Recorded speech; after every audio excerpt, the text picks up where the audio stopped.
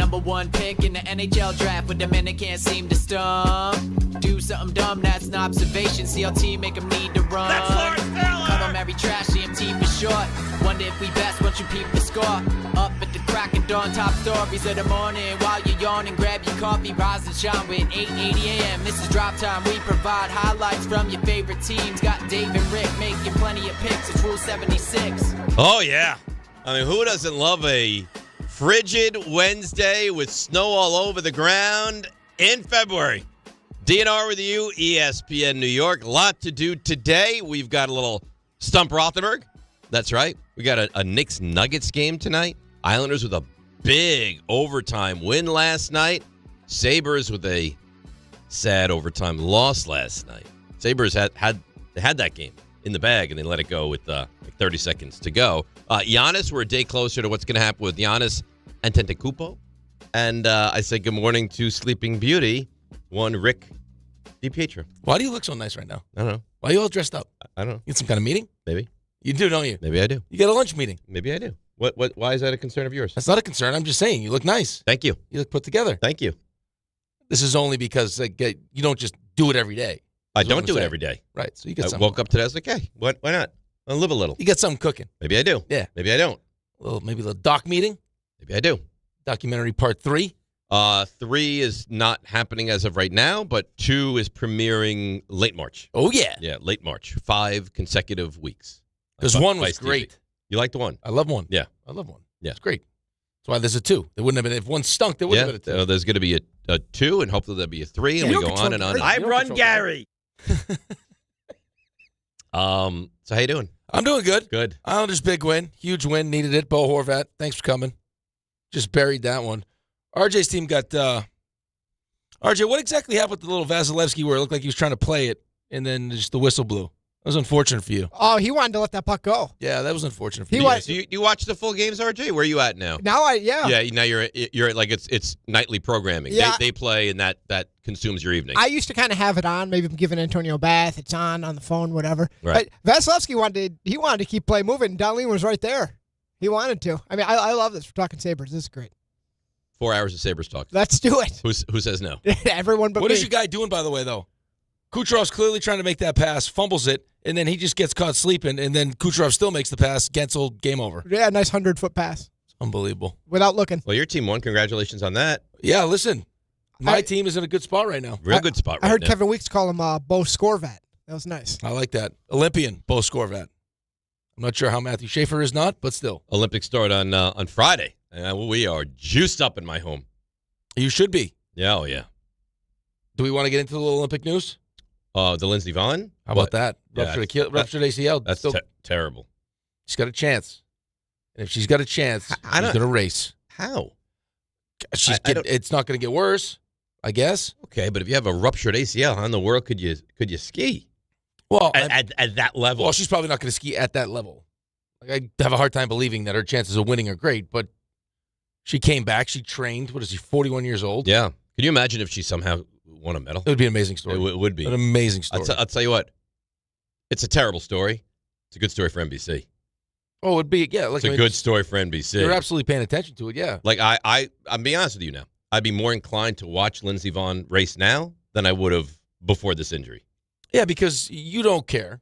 I don't. Disgusting, really. Well, you know what? Why do you have to judge? You know, I don't really judge. I don't really care. I get judgy, and then this is really speaks to just your whole American Idol mentality now. When it becomes a story, Right? I don't care that you can sing. Right. I want to know what happened. Right. I mean, were you abandoned as a child? Right. Were you left on the side of the road where you had to fight for food? Right. Yep. That's if you have that. Now it's more of an attractive Right. story. Now we're intrigued. Give me more of that. I totally agree. Now we're intrigued. So we are a day closer to the Giannis end, at least for this time period, right? I mean, by 3:00 Eastern tomorrow, we're going to know whether he's going to be dealt now or whether he's going to be dealt in the offseason. I think we would all agree he's going to be dealt. The question is, when is he going to be dealt? And then we have the Giants news, and the Jets are talking to Frank Reich. I guess Frank Reich is back in the mix. He's back. He came to town last night Yeah, or yesterday. you never know when you come for a face-to-face. It could be the end. Yeah, I don't understand how things work at the Jets. Most people believe once you've gone past the initial phone call, Zoom, and then you get the, hey, let's fly in for the face-to-face. Right. Like, this is getting close. But that's when the Jets could just tell you, like, listen, we're not interested. This is usually when the Jets Right. are like, you know what? Sorry to drag you here, but we're good. Right. We're really not all that interested. Yesterday was the first day. Now, I don't have a strong opinion on this, but yesterday was the first day that John Harbaugh got kind of some negativity. I felt like there was a lot of negativity surrounding the Matt Nagy hiring for offensive coordinator.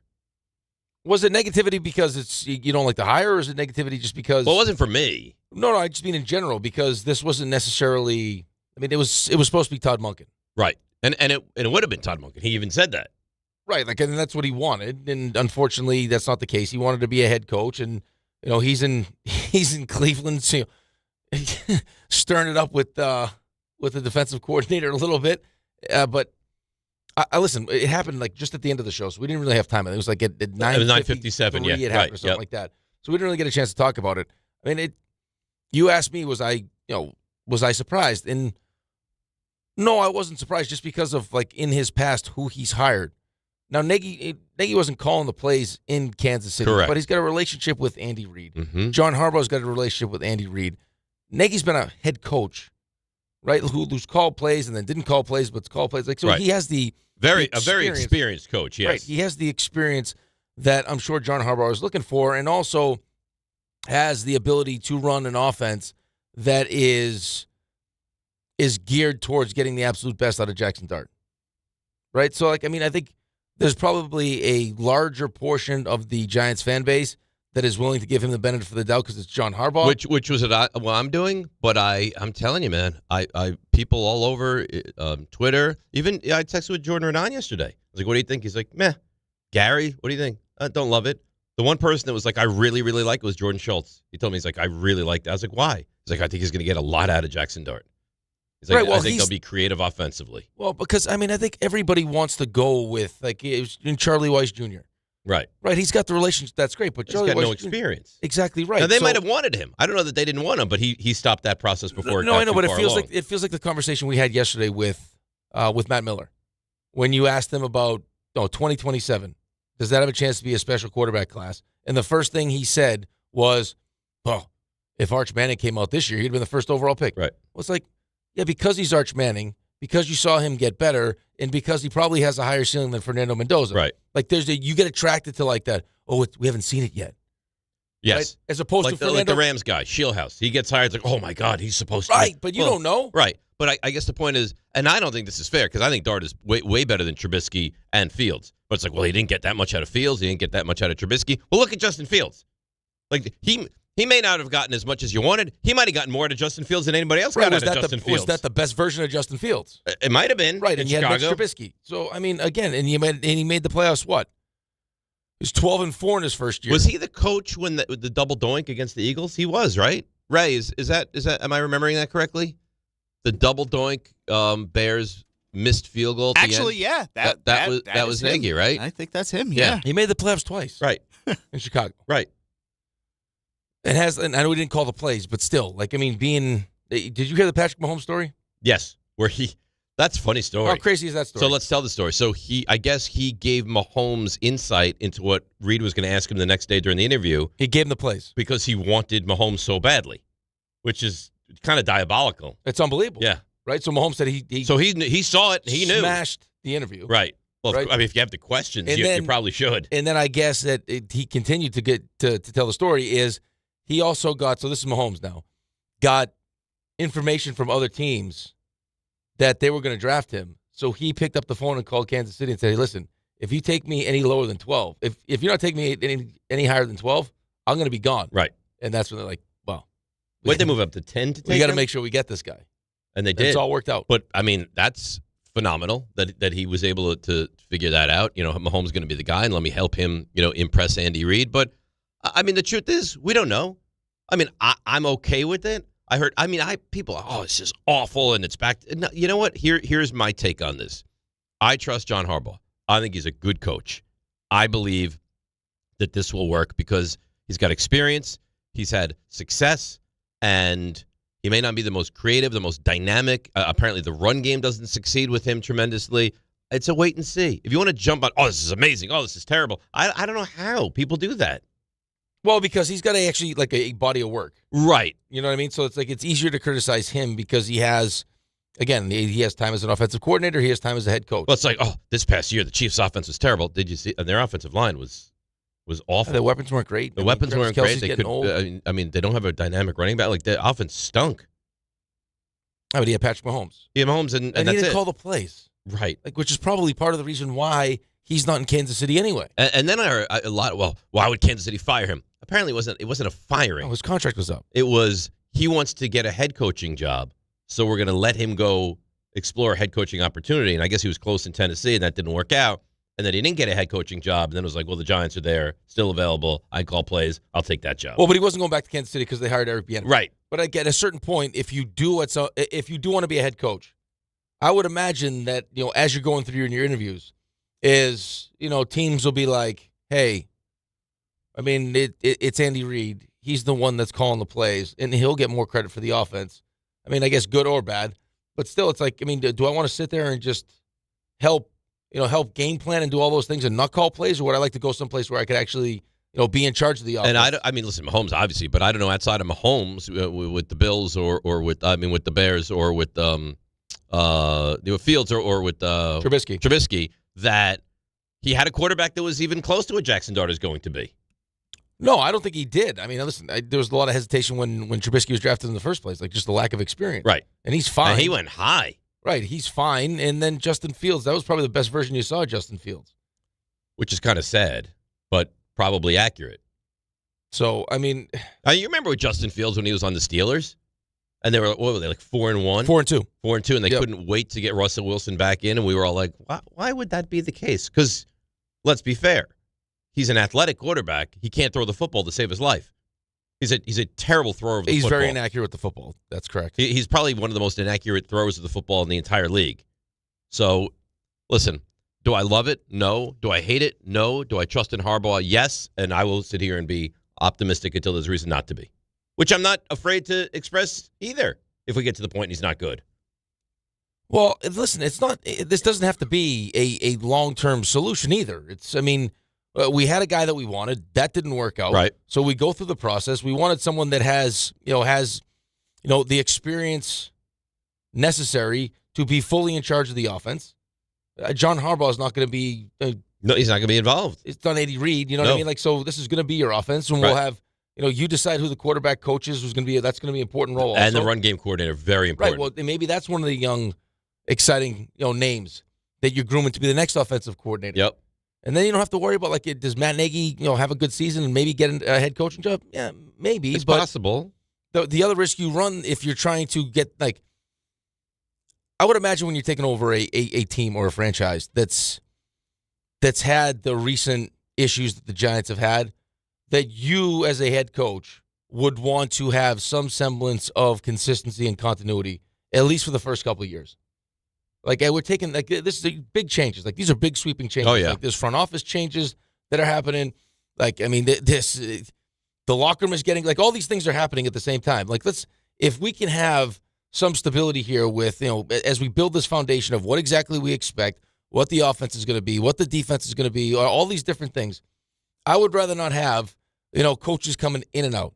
If you hire one of these up-and-coming, guys who hasn't had, if he does well in what looks like it would probably be a pretty good situation, he could be gone after 1 year. Right, and then now we're doing this again. Now we're bringing someone else, and as you're trying to set the foundation, I don't know if that's necessarily... Well, it's not ideal. If the quarterback's that good, it could work. But no, of course you wouldn't. Yeah, but script it like could that. work. But you're also I just had my quarterback go through two people. Right, it was Dable, who he was tied at the hip to Kafka, to now whoever this is, and again that guy. So you're talking 4 different people in 2 years. That's a lot. Right. And it's not ideal. It's not what you would want to have happen. So we'll see. I don't understand why people are so dramatic. It happened. And how many people could tell you really a lot about Matt Nagy? Well, I don't think a lot of people, but it's because he has a resume that you can pick apart. It's like when a quarterback... Right, if it's Charlie Weiss Jr., you go, oh, look what he did with Ole Miss. Well, but it's like a college quarterback, right? He's the greatest thing since sliced bread. Then he goes back for another year, and you start... The longer you see him, the more you pick him apart. Well, he doesn't do this right. He didn't do this right. He didn't do that right. It's going to happen to Dante Moore. Of course it will. Like, he's going to go back, and it's going to start, like, I don't know. It happens to all of these kids. Look, Arch Manning. Arch Manning was supposed to be great. He had a rough start to last year. Now, he had a rough start to last year against Ohio State, too. Right? It's not like he had a rough start against Bowling Green. Rough start to the season. Got considerably better as the year went along. But there's some people are like, I don't know. It's like we're so quick to judge either way. This guy will never be good. He'll always be good. He can't be, defeated. He can't win. It's amazing how like quick to make a decision we are now. Yeah, well, I don't know if I heard as much of, like, definitive negativity. Oh, right. Didn't you hear a lot of negativity about Nagy yesterday? I was getting a lot of negative feedback from Giants fans that I know. Like, people were incensed. To the point where I actually was, like, turning around and was like, well, wait a minute. Didn't you tell me it was in Harbaugh we trust? Like, no matter what decision he made, you were going to be fine with this? Like, why is there an issue with this? I think it's a good hire. I actually think it's a good hire by them. I didn't think it was negativity. I didn't feel negativity. I felt more like uninspired. I felt like more of a lack of excitement than negativity. But I would say, like, if you put the line in the middle, I'd say uninspired was a lot. Negativity was some. Any level of positivity was much less. But again, yeah, there wasn't the positivity. But again, like Dave said it all the time leading up to when the Giants were first making hires. It was in Harbaugh we trust. No matter what move he makes, That's right. we're going to believe it. Now, so why doesn't that apply here? Could I change that when we get to the end of the season and I think this guy's not good? Absolutely. But right now, on February 4th, why in the world would I change that? Happy birthday, Lawrence Taylor, by the way. You beat me to it. February 4th, 1959. I heard it mentioned on SportsCenter. Was that right? Yeah. I can't believe you beat me to that. How about that? Why would you do that? Like, I could see if we get to 9:30 and I didn't make mention, but at 6:15? I figured it was now or never. I figured you'd get to it eventually. But what you jumped me. That's my guy. You threw the date out. How could I not? You knew that? Or I did know that. You knew that. it? Yes. When's Phil Simms' birthday? I don't know Phil November Simms' 3rd. Eli Manning. No idea. January 3rd. Okay. All right, so don't play that game just because you happen to hear Lawrence Taylor's birthday. It's Lawrence Taylor, though. The GOAT, right? Do you admit, Yes. Is he worthy of a Hall of Fame vote for you, Ray? First ballot. Okay. I don't know. Unanimous. Who knows with you? How you doing? Me, I'm doing great. I'm doing fantastic. I'm excited for you. For what? I really am. For Nagy? Oh, you got an offensive coordinator. I'm still looking for mine. You can get yours. Sounded like we had a defensive coordinator, but then Woody wasn't necessarily on board with that. So we got a lot of issues. We got our own issues. Yes, I think it's fair to say you guys have a lot of I can issues. imagine, too, though. Like, I mean, one of the reasons why John Harbaugh, outside of 18 years of success, and I was reading articles yesterday about some of the negativity coming out of there. Lamar Jackson falling asleep during meetings, and maybe that relationship was starting to go south a little bit. Which, again, it's 18 years. The fact that you can keep that's it a together long for that, relationship. Yeah, I mean Yes. that's a long time. Is the amount of coaches that he's been involved with. Did you hear Mike McDonald talk about him? Loves him. Couldn't speak Right. highly enough about John Right, loves Harbaugh. him. But it's just like people are so hell bent on like who the coach is, which is fine. That's important because he's the one that's going to set the tone. He's the CEO. But like right behind that is, well, how is this coach's relationships around the league to build a coaching staff? Like how is Mike LaFleur building a coaching staff, especially with that haircut? Ray, it was jarring, the haircut. But you wonder why he went to Arizona. Like it all makes sense. It all makes sense, but right? I'm saying but that is so important, and people take that for granted, like how important that actually is. Especially when it's like you're looking for a CEO kind of coach. It's like, okay, well he needs someone that's qualified on the defense. He needs someone that knows how to run the offense. You don't think that Andy Reid was a big part of John Harbaugh feeling good about this hire? Like, you take Andy Reid in a minute. Of course. Right, like Andy Reid, you take in a second. And apparently Andy Reid went to bat for Nagy. He's like, he'd be terrific for you. Right, He'll be so terrific with you Dart. got to remember that's part of it. Like, Charlie Weiss Jr. is sexy. It's definitely a sexy hire because it's like, we haven't seen what he could do. It's the unknown. It's the unknown, and he had success, and he knows It's the backup quarterback. He's going to be great. Why? We haven't seen him. He's the backup quarterback. But in actuality, he's just a guy. Maybe Weiss will be great. I don't know. Right, but you don't always have to. You already hit a home run. John Harbaugh's the home run. Right? So you don't have to hit. Like, I don't need another home run hire. Would I like that? That would be great, yeah. But if you hit a home run, you also run the risk of, hey, that guy could be gone in a year. He could. And now we're trying to go through this whole process again. This is a good, solid double. I agree. This is a good hire. And we'll reserve judgment until we see what it looks like this season. And guess what? If he stinks, they'll you move on. find someone else because John Harbaugh's not going anywhere. He's not going anywhere, and he's got connections all over the place. You're not going to be desperate for an OC, especially if Dart is what we think he probably is. Did you see this redraft yesterday? And let's face it, how long is Todd Monken going to last in Cleveland? I mean, you got to figure a couple of years. Well, hey, you could always get him back in a couple. I liked his press conference, though. He's feisty. When he talked about Schwartz. That's what I'm saying. He's mixing it up with Schwartz. It's like when we game plan for Cleveland, never once did I game plan for Schwartz coming off the edge? Yeah, dealing with it was all Garrett. Did you see they had this redraft? I did. So Tyler Shuck, too. Mm-hmm. I was very surprised. I got Abdul Carter. Congratulations. Yeah, thank you. Membo went ahead of where you would have taken him, right? At 7? I think you went at Abdul 6. Carter was not late for any meetings on my team. Oh, yeah. No. Abdul Carter would be eating tuna sandwiches while getting rubbed down during all the meetings if he was on the Jets. What do you think Woody would call him? He wouldn't even know his name. Amir. Abdullah, just jump in your car. Abdullah, head north, south, wherever. Find your way to Florham Park. Please. Hassam. You and Hassam, maybe you room together. But you did well with Membu. Yeah, Membu's fine. Yeah. I mean, our offensive line's good. Good. One of the things you would point to. That's a big piece to a team. Yeah, it's having a big pretty piece. good young offensive line. I mean, coach is also important. Offensive coordinator is kind of all important. Of them means something. All right, so we lead with the Giants, 800-919-3776, and then we'll get into the Knicks. We got Stump Rothenberg. We got your calls. We got Twitter at Rothenberg, ESPN. We got it all happening on a Hump Day Wednesday. DNR with you, ESPN New York. Guys, quick PSA. Forgetting Valentine's Day flowers is not the move. Trust me. This is why I go to the Books Company every time. Books delivers modern bouquets fresh to her door. Plus, with my code CANTY, you get 25% off. Books flowers are cut fresh from the best farms in the world, so you get bigger, brighter blooms that last way longer. They've got incredible flowers, even roses grown on the side of a volcano. And the best part? Books makes it easy. Pick the bouquet, the delivery date, and you're done. No last-minute panic. That's why Books has over 50,000 five-star reviews. And listen, even if she says, don't get me anything, that doesn't mean no flowers. Flowers still score every time. Valentine's Day is February 14th, right after the big game, so don't fumble this. Order now. Go to Books.com, use my promo code CANTY for 25% off. That's BOUQS.com, promo code CANTY. Books, promo code CANTY. Hi, I'm John D'Agostino from D'Agostino & Associates, the injury firm. You know what's interesting about the words personal injury? The first word is person. And at D'Agostino & Associates, that word means everything. That's because I handpick every person in our firm, from the pleasant professional person who answers your call to the experienced person litigating your case in court. Because every person in my firm is an extension of me, and the only way to exceed our clients' expectations is to deliver the highest level of personal service every single time. And that starts with hiring the right people. You see, we know that every client is a person too, someone going through the toughest time in their lives and deserves to be more than just a file number. At D'Agostino & Associates, we put the person back in personal injury. So call 1-800-BITE-BACK. That's 1-800-248-3222 and ask for me, John D'Agostino. And let's talk about your case, person to person. D'Agostino, law, bite back. Benjamin Franklin, sir, I've just received news. Speak. They're multiplying you. Multiplying me? Yes, many times. Multiple Benjamins? Shall I stop it? No.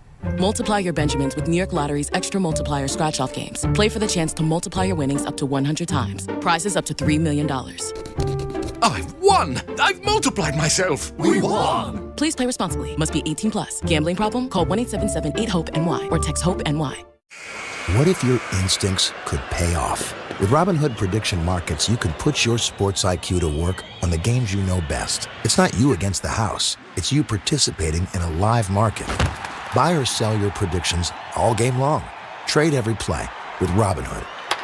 Visit Robinhood.com/predict. That's Robinhood.com/predict. Futures and cleared swaps trading involves significant risk and is not appropriate for everyone. Event contracts are offered by Robinhood Derivatives LLC, a registered futures commission merchant and swap firm.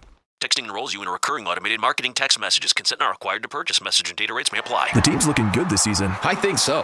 Man, I miss playing football. Ever since I turned 40, I just can't find that fire I used to have. Think it could be lower testosterone? What do you mean? I was feeling the same way. After 40, the body has less testosterone, and men lose their edge. That's why I take Nugenix Total T2. That's the testosterone booster, right? Yes, but Total T2 is their brand new formula that skyrockets nitric oxide levels in as little as 3 hours. Since I started taking it, I've been lifting like when we played for Coach Carter. My energy is way up, and it even spiced up things between me and the missus. Are they still giving out complimentary bottles? Yep, just send a text. Text HAWK to 321-321 for your complimentary bottle of Nugenix Total T2, the next generation testosterone booster. Text now and we'll include a bottle of Nugenix Thermo X, our newest, most powerful fat burner ever, absolutely free. Text HAWK to 321-321. That's HAWK to 321-321. These statements have not been evaluated by the FDA. This product is not intended to diagnose, treat, cure, or prevent any disease.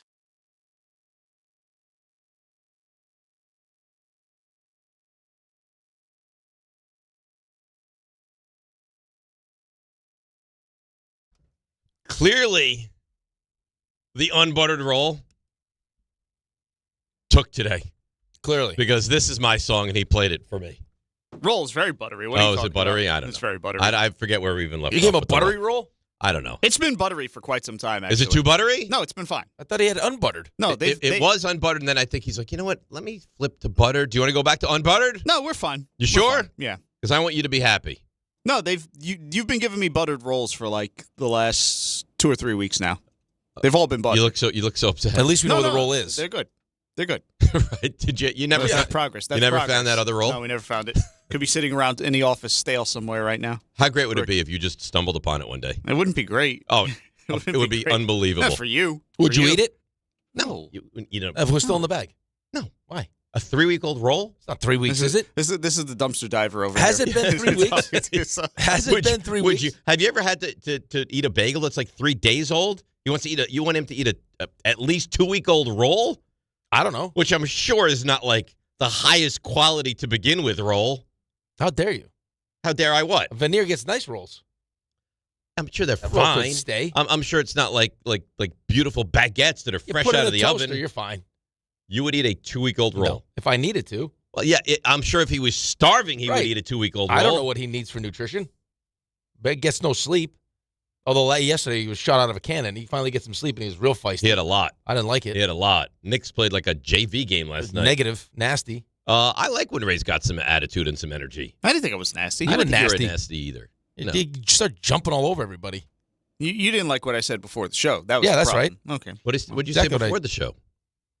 I can't see you. Maybe it wasn't so much I can't what see I you. said, but like just the context because Yeah. because I didn't hear RJ had tell just him, said it. like and he thought I was talking to You're him like very a child. sensitive. Yeah, he is.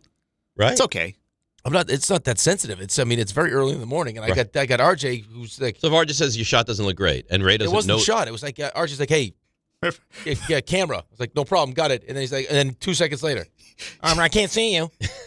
Where are you? Do you remember that old Sprite commercial? Don't talk to me like a child. Yeah, What the that's hell? how- What the that's hell what it is sounded Old Sprite? Sprite. No, the It was an Sprite old commercial. Oh, Sprite the old. was I thought wrong. you were trying to say With- Old with- Spice, but you said Old Sprite. No, there was a Sprite commercial where the guy's trying to come off as a basketball player. That they yell cut, and then he speaks with an accent. Oh, yeah. Don't talk to me like a child. That Right. was Rick. That was Rick. Like I was an infant. Mm-hmm. Do you like- agree you were talking to him like Yeah. he was? I didn't think so. Yeah, I it was still- like I the still tone don't was like, think hey, dummy, Mm. turn your camera on. That's look at his. He's smiling. He knows what he's doing. And Rick's no dummy. I think we've established that. Yeah. I just got Went to another 100. Harvard. I just got another 100 Oh, on look my at assignment. you. You're just rolling along. My huh? pregame meal brochure. With the what? My pregame meal brochure that I would pass out to my team. You pass out a brochure? No, if I were to give a handout, like the guys on the team for like what you should eat for pregame meal and why it's so Oh, important, oh. I had to make one. And you couldn't just tell them, hey, That's what I thought. some protein. You have to make a brochure. They wanted me to make a brochure, so I had to like put pictures on there. Let's have fun, he said. So I put like an old gas pump, and then I put a picture of a Lamborghini, and I was like, "Would you put this in that?" Oh, that's good. Of course. Now not. you say you're not doing this. You're telling someone. I did it. You did it. I did it. You're like cutting and pasting it Yeah, all. no, that? I'm dragging and Really? saving. Oh yeah, uploading. How do you know how to do that? I just was learning on the fly. Really? Yeah. That's really impressive. Very impressive. Yeah. Oh yeah, pictures, No wonder you're the star of all these meetings here today. recipes. Oh, do you need electrolytes? I have a easy at-home electrolyte recipe. How about that? Yeah. How about that? And then I had pictures of food, Food. like a whole little Like protein, like garbanzo beans. no, like delicious full meals. Oh. Like, let's go with this grilled chicken. How about some rice and some veggies? You know what else is very healthy for you? Some avocado. Avocado, Yeah. nice healthy fat. Maybe some hummus. Which you're supposed to limit during a pregame meal because you want to promote digestion. Oh. More carbs More is where we're carbs. leaning. So yes. some pasta. Pasta, So rice. nice grilled chicken with pasta. Complex carbohydrates is what we'd like. Mm-hmm. Yep. So, and they'll know this from the brochure. 100, right. Right. Another 100. Thanks for coming. Really? And I had 2 quizzes yesterday, also hundreds. You're dominating college, huh? Dominating college. This is. I'll be a doctor soon. I think so. Yeah. It's weird that I'm getting my postgraduate before actually graduating, but it's interesting how that works. But you know what? I'm doing it. Whatever. Whatever. You're doing it, and we're proud of you. Thank you. They offer it, I'll take it. Yeah. That's really just terrific stuff. Let's get to some of the calls. 800-919-3776. A brochure of how to eat properly before the game. Joe in Ocean Gate. Joe, good morning. You're on ESPN New York. Good morning, guys. Great start to the week as always. Your shows are awesome. Hey, Rick, you ever eat at the Chicken and Pickle? You ever go there before? A chicken like and a Midwest thing. Pickle? No, I don't believe I have. All right. So yeah, pickleball and courts everywhere, and then sports bar kind of stuff. But I was kind of talk about the Matt Nagy hire. Dave, kind of like you, I just was kind of like, all right, I'm just going to trust Harbaugh, and know that he's going to make the right decisions. And I mean, if I know that like he was good the first year. He was the head coach of the Bears. The offense was really good, and it kind of took a step down. And then obviously with the Chiefs offense wasn't as great, but we know Andy Reid, I guess, calls most of the play calling. Right. Yeah. Well, exactly. So yeah. But I actually do love the I guess the wide receiver coach that they retained that Dable brought in last year, and supposedly like Stephon Diggs was that was one of the reasons why he was so pissed and wanted to leave the Bills because they didn't keep him. And if you see the stats, like with the Jaguars receiver, when he was the coach there a couple of years ago, like every place this wide receiver coach has been, the wide receivers, like even the young ones, have like done really well. So I'm actually really excited about him. But I have all the faith in Harbaugh, so I'm not going to, I'm like, all right, good. I trust him, and I think we're going to be all right. It feels.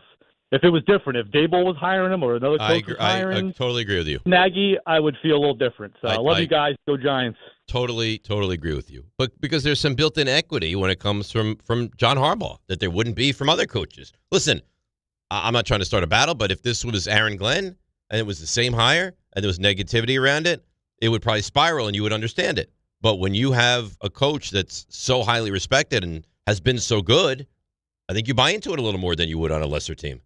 I got to tell you, I'm looking at his year one in Chicago with Trubisky. Trubisky played 14 games, 3,200 yards, completed 67% of his passes, 24 touchdowns, 12 interceptions. They averaged 26 points a game. Mm-hmm. And it wasn't like, I mean, you look at the names. In Chicago, but it's like, I mean, Jordan Howard was running back, Tariq Cohen was running back, the leading receiver was, I mean, you had Allen Robinson, you had Taylor Gabriel. Like, it wasn't a Trey Burton, and you're averaging 26 points a game. So, I mean, that's very impressive. That's pretty good. But here, John M. emails, and you can spin this Nagy thing all you want. Nobody was chomping at the bit to hire this guy in any shape, way, or form. There's just a lot of what does that negativity. Matter, and that doesn't matter, but it's just Monday morning quarterback, and we could talk about it. It's fine. I mean, it's fine. You'll get your first feel when the Giants get rolling to start the season. Right, and you can be underwhelmed with it. I just don't know how you can be just hate it. Well, welcome to Sports Talk Radio. People have an opinion. No, I don't even think it's Sports Talk Radio. You just say you were hearing yesterday that there was like a lot of negativity. A lot of negativity. And again, I just don't know how you can be that negative about it. I mean, he has had some success in the league. I mean, he's as a head coach, he's had success as an offensive coordinator. He has experience. He's highly recommended from Andy Reid. I don't necessarily know if you want to go into this situation year two of a quarterback in a dumpster fire of an organization with someone that doesn't have some kind of track record of success in the NFL. Well, he didn't. He's never had an OC that hasn't had experience. So it's not his way. We knew that. We talked about this for days. Right. That they're going to hire someone that has experience. Right, that he knows he'll be able to work with. Like, because that's the other thing, too, like how important that relationship is. Right? Like, I mean, and the tie to Andy Reid is an important piece of this. And how Andy Reid has worked with Matt Nagy is an important piece of this thing. Like, all of it. Like, I mean, I was also reading an article about him the other day. Like, he's not like one of these guys, too, that it's like, hey, this is how This is my system, and this is what I do. No, you have to fit the players into. And he's more than happy to listen to like suggestions from his coaching staff. That's another important piece of this thing. And maybe I'm wrong. I feel like if it was Cliff Kingsbury, people would be a lot more excited than it being. Well, what the hell happened with Cliff Kingsbury though? Why is he gone? Explain that to me. I don't know. Right, like so. I mean, clearly he might not be that easy to work with, right? Like he was in the NFC Championship game with Jaden Daniels, talking about the greatest rookie season the quarterback's ever had. Right. In year 3, and gone. And by the way, they met with Kingsbury and still hired Nagy. Right. So I mean, but that's another part of this thing too. Is like why is he out of Washington? Yeah, I don't have the answer to that. Alan Berry emails in. You're going to just trust Harbaugh, huh? How did the complete trust of David Stearns go last year? LOL, loser. Okay. I mean, it's fine. You're not wrong. It didn't go well for the Mets. Did they pivot and rebound? Does it look a lot better now? It feels like it's going to be better this year. It better be better this year. But it feels like it's going to be better this year. And I feel a lot of the reason they had to do what they did going into last year is because the year prior was so successful. I think he would have made changes after 2 years ago, but couldn't because they were so good and went on such a run. Right. You went to the NLCS. Right. In a year that you didn't have any real expectations. So how do you break up a team after having that level of success? Well, you're not going to break it up because then you turn around and spend what you spent on Juan Soto. Like, you're not going to break it up. Like, You're going to just add to it. But I don't think he wanted Alonso. Whatever. Point is, I was wrong. I've been wrong. I'll be wrong. It sounds like they wanted Alonso if he was just going to be a DH. Then he would have taken 4 years. Right. Primarily as a DH. But he didn't want to be. And then he got an extra year from Baltimore with the ability to play more first base. By the way, it sounds like Framber Valdez is going to be choosing between maybe Baltimore and Toronto, I'm hearing. So Yankees fans paying attention. It's because he's still going to end up in the AL East, it sounds like. Right. Yeah. Sounds it. So let's break, come back. A lot of phone lines ready to go. Whoa. What? Can't break yet. I could break whenever I want. I got stuff to talk about. Well, all right. Why don't you tell me about what you'd like to talk about? Look at all this. Look at all this reading. Oh, you're going to do great, though. I'm going to do fantastic. No, I know it. Sunday is your last call for football, and all week long, FanDuel is giving you a daily profit boost every single day leading up to the big game. Today's 30% profit boost is on the receiving market. Oh, this is nice. Like receiving yards, over and unders, alternate lines on receiving yards, and most receiving yards in the game. JSN's yard total is really high at 93.5 yards. What if you took an alternate line at 80-plus yards and have the odds boosted? You can get involved with JSN for the most receiving yards in this game and so many other things. All you have to do is opt in each day and place an eligible bet to use that day's profit boost. So whether you're locking in early lines, riding your favorite props, or taking one last swing before the final whistle, FanDuel is giving everyone something extra to cheer for during football's final week. Play your game with FanDuel, official sportsbook partner of Super Bowl 60. Must be 21 and older and physically present in New York. Often required. Bonus issued as non-withdrawable profit boost tokens. Restrictions do apply, including any token expiration and max wager amount. See terms at sportsbook.fanduel.com. For help with a gambling problem, call 1-877-8-HOPE-NY or text HOPE-NY at 467-369. That's nice. Well done. All right. 800-919-3776. A little more on the Giants and the NFL. We'll switch over to the Knicks. We got Stump Rothenberg, stuff you missed. All of it. DNR with you right here on ESPN New York. Guys, quick PSA. Forgetting Valentine's Day flowers is not the move. Trust me. This is why I go to the Books Company every time. Books delivers modern bouquets fresh to her door. Plus, with my code CANTY, you get 25% off. Books flowers are cut fresh from the best farms in the world, so you get bigger, brighter blooms that last way longer. They've got incredible flowers, even roses grown on the side of a volcano. And the best part? Books makes it easy. Pick the bouquet, the delivery date, and you're done. No last-minute panic. That's why Books has over 50,000 five-star reviews. And listen, even if she says, don't get me anything, that doesn't mean no flowers. Flowers still score every time. Valentine's Day is February 14th, right after the big game, so don't fumble this. Order now. Go to Books.com, use my promo code CANTY for 25% off. That's BOUQS.com, promo code CANTY. Books, promo code CANTY. Good Karma Brands is proud to be an equal opportunity employer, providing equal employment, development, and advancement opportunities to all teammates and applicants. To learn more about careers with us, please send an email to talentacquisition@goodkarmabrands.com. That's talentacquisition@goodkarmabrands.com. 1 in every 6 men is likely to be diagnosed with prostate cancer in his lifetime. That's why New York Presbyterian wants to remind men over 50 to book a prostate cancer screening. A simple blood test is all it takes. It could save your life. Screenings are available across New York City and Westchester at locations near you. Schedule your annual prostate cancer screening today at nyp.org/cancer screening. Stay amazing. New York Presbyterian.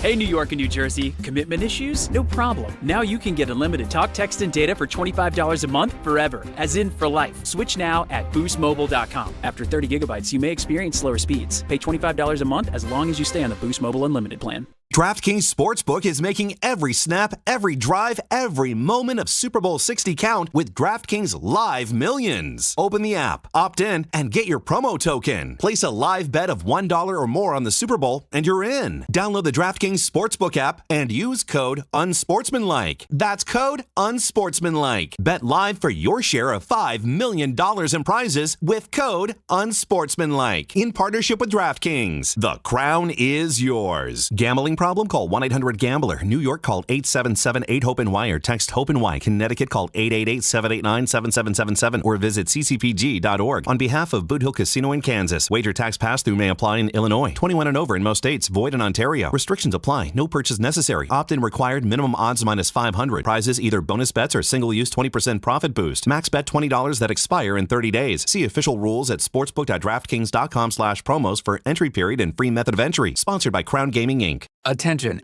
have you racked up $10,000 or more in credit card debt?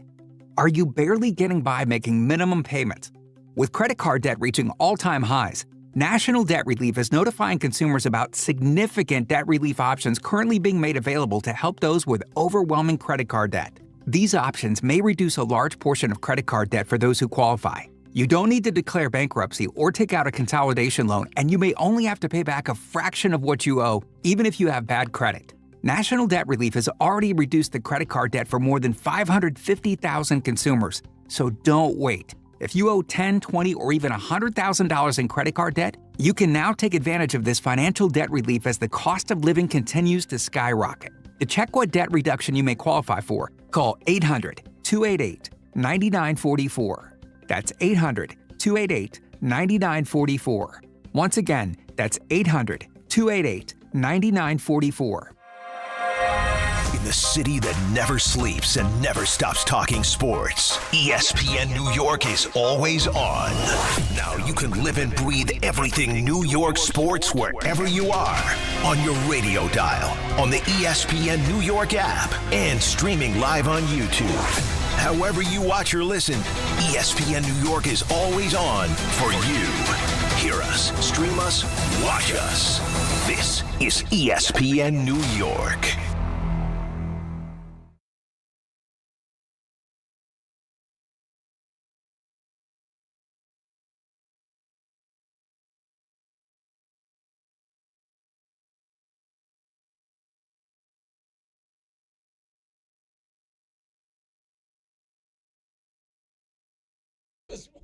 All right, DNR with you.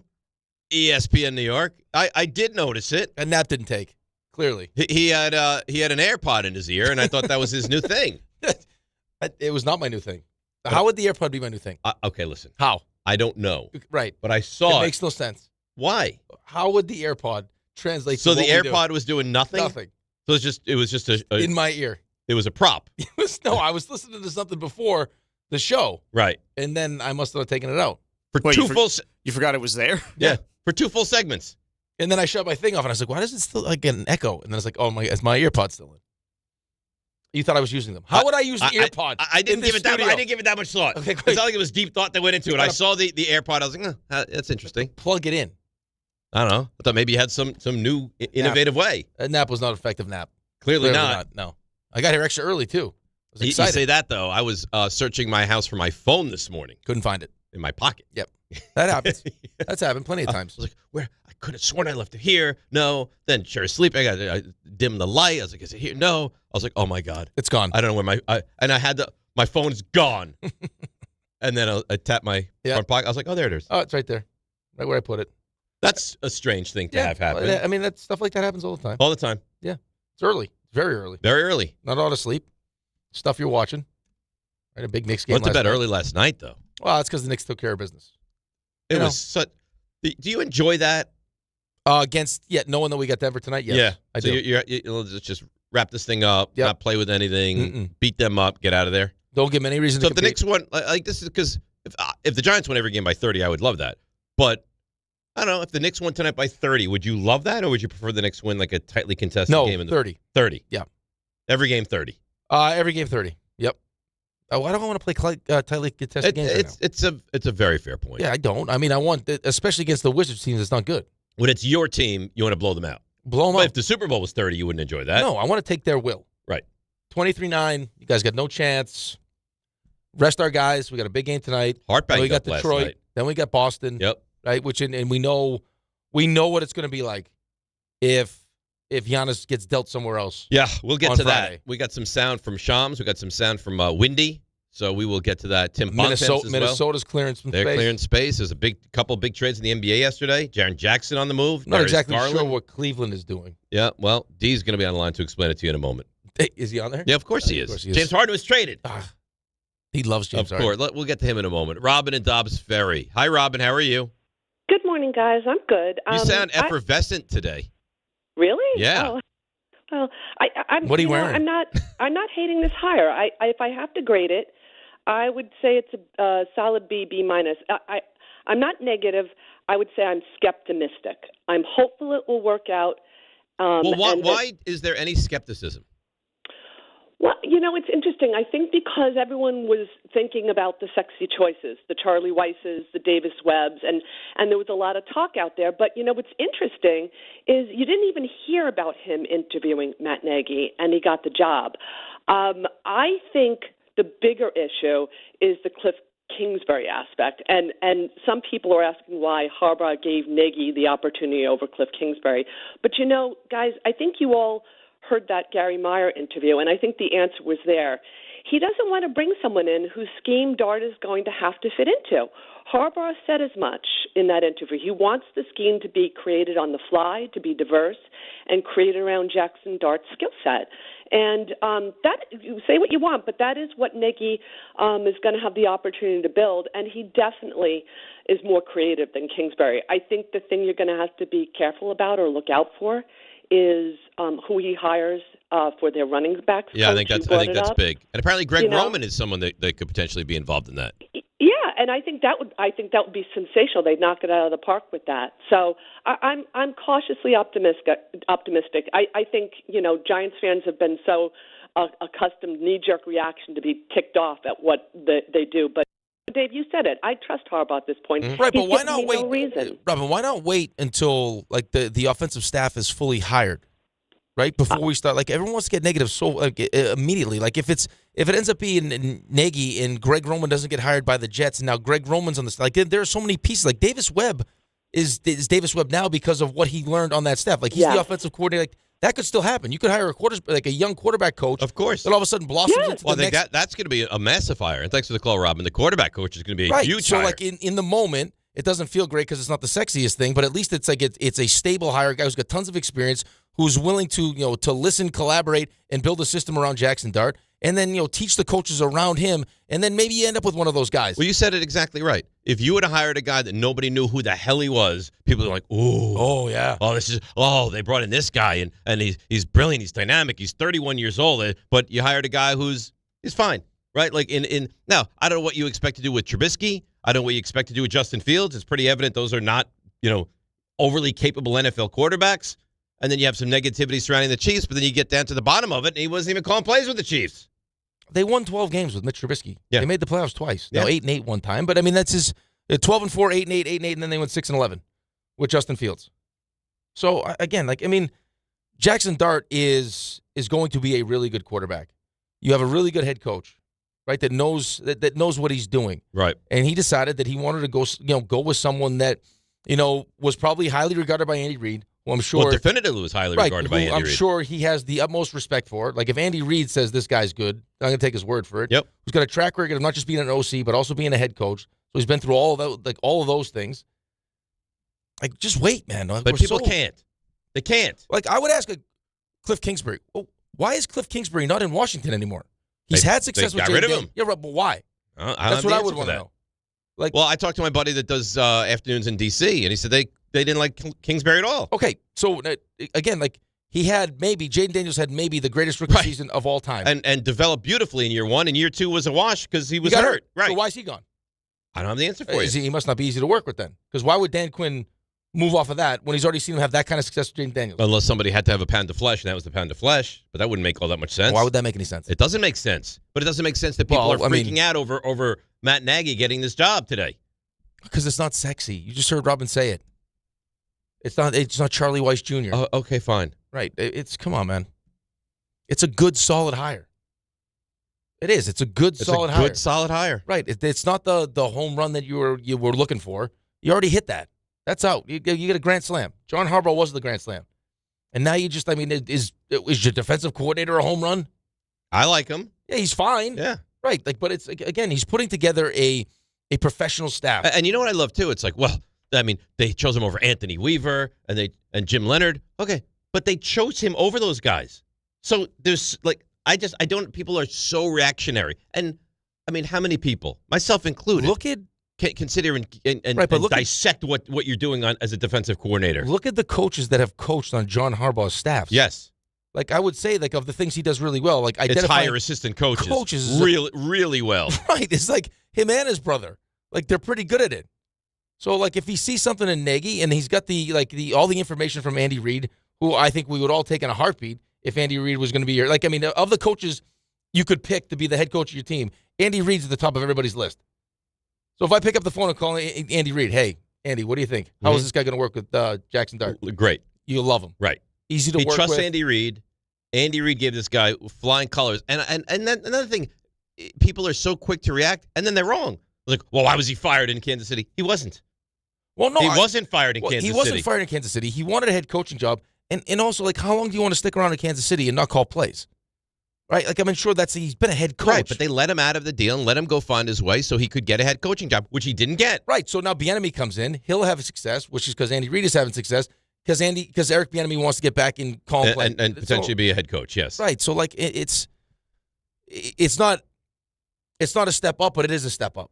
Because now actually you're in charge of the offense as opposed to Andy Reid. You're game planning. It's your offense. You're putting an offense together for Andy Reid to call the plays, as opposed to when Sean, I told you, Sean Payton at the Super Bowl was during the week I'm doing all these different things. The offensive staff puts together all these a game plan. We sit down and then I get to pick and choose what I want. Right. So now he's in charge of that.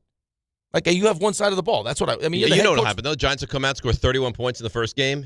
Dart will look great. Be the guy's unbelievable. Love Matt Nagy.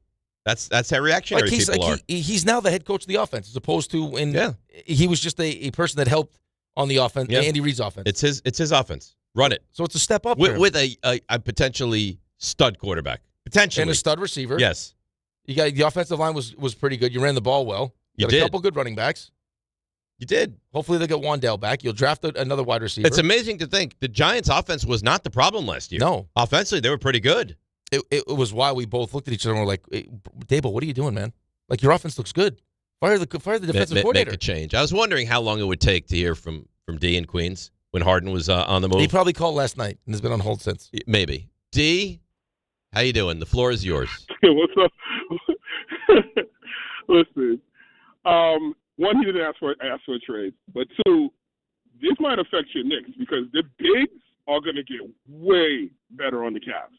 And if you're frustrated with Cat now, you might get real frustrated soon. I'm just giving you a heads up of what's coming. The big men on the Cavs are going to get way better. So just be prepared to you be love more this. frustrated. You love this Harden. That is the truth. Cleveland, huh? I can't disagree with D on that one. Well, no, he's not wrong with that. The only interesting thing is that he's 36 and I guess to me the question would be, what's the dynamic with Donovan Mitchell and James Harden? Because there's only one basketball. And he'll be fine. Yeah, he'll be fine. All right. No, they just the only reason this happened. The only reason this happened is Clippers didn't want to pay James Harden. That's the only reason this happened. He didn't want to get traded. Kawhi said the same thing. He's like, "Yo, this is not coming from James. This is the Clippers who did this." I don't agree with it, but hey, well, because they wanted to get younger. They got a decade younger with this I Garland get move. it. Yeah, but Garland is injury prone like crazy. Understand. So and he's small. Well, and the Clippers are playing good basketball right now. So are you a Cleveland guy now? Yeah. Is that who you're rooting for? Listen, man. You guys have a worst case scenario coming up sooner than you think. Who does? What are you talking about? A fake James Harden beard on right now. Tell me your worst case scenario, please. I love it. You're the doomsday guy. Tell me why are my Knicks in trouble? Because the Cleveland was below you guys. Harden makes it so now you guys are back even. So I can see you guys in the second round. Cleveland is softy. Have you seen James Harden in the postseason, D? Have you seen what Mitchell Robinson does to that front line? Okay. Where James Harden looks like he's just not even interested in playing? I got to go, guys. Oh, okay. Right? Sorry to keep you, Dave. Now you got to go. Yeah. That phone call was the best news as a Knicks fan I've heard in months. Well, the D thinks the Knicks are in That's big the best trouble. news I've heard in Mitchell months. Robinson urinates all over that Cleveland front line. Goodness. What's wrong with you? What do you mean? Putting it mildly. Why do you need to say it like that? Like what? He's not wrong. What do you mean? He urinates on people. What's wrong with you? On the He doesn't Cleveland actually front line. urinate on well, them, Rick. not figuratively. He's not dropping his drawers and urinating. Obviously. But you save that for the figurative shower. urinating. You want to play a fun game? I'm going to pee on you. Yes. He's going up against Mobley. He's like, hey, you want to play a fun game? Yeah. No, like you're not wrong, but to D's point, I mean, that is one of the things that James Harden does really well. Yes. Which will help. They will get better, but I'm just surprised. It's 10-year difference. I don't like that trade at all. Garland's 26. Harden's 36. Right. And you've also seen Harden, depending on his mood, like just be completely. He's not. I'm sorry, and you might disagree, and that's fine. In my mind, he's not a winning basketball player. There was a time. How's he eating in Cleveland? There was a time on the Sixers. Remember when Doc Rivers thought he was like purposely trying to get him fired? Yeah, and he said so. he's like James Harden was trying to get me fired. Like he was just not interested in playing. Right. So what happens if he's not happy with whatever? They're gonna have to pay him. It's part of the reason why he wanted. He's like the Kodai Senga of the NBA. That's part of the reason why he wanted out. If it's not perfectly exactly the way he wants it to be, then it's not going to be great. Well, writing was on the wall. Yes, he wasn't going to get. And Clippers moved on from him. Well, they weren't going to pay him. Right. That's what he wants. That's what he always wants. And listen, I mean, Kawhi hasn't really stayed healthy, but when he's healthy, we know how good Kawhi is. I think what are they like? I think 17-5 or something. I read this morning. In their last 22 games, so they're playing better basketball. And Garland is always hurt. I think they're in the ninth. I still think they're in the ninth spot in the West. The West is, nasty, filthy. And then you could have Giannis winding up on Minnesota. Maybe. Yeah, they're doing everything it seems like they can do to get. And that it sounds done. like John Morant's going to be out of Memphis soon. Yeah, he's interesting because the potential there is through the roof. Yeah, if he right, but he doesn't seem to figure it out. If it all aligns. Hey, you can't do the gun celebration. How about a grenade? Let's just use that. Look at every but weapon. Have any weapponry. Just let's not do it. It'd be perfect for the Olympic sledding and shooting thing. The biathlon. Yeah, it'd be great. I don't know if he can cross country ski though. It's a minor detail. Okay. Let's take a break. Come back. We'll get into the NBA and Giannis specifically. DNR with you right here on ESPN New York.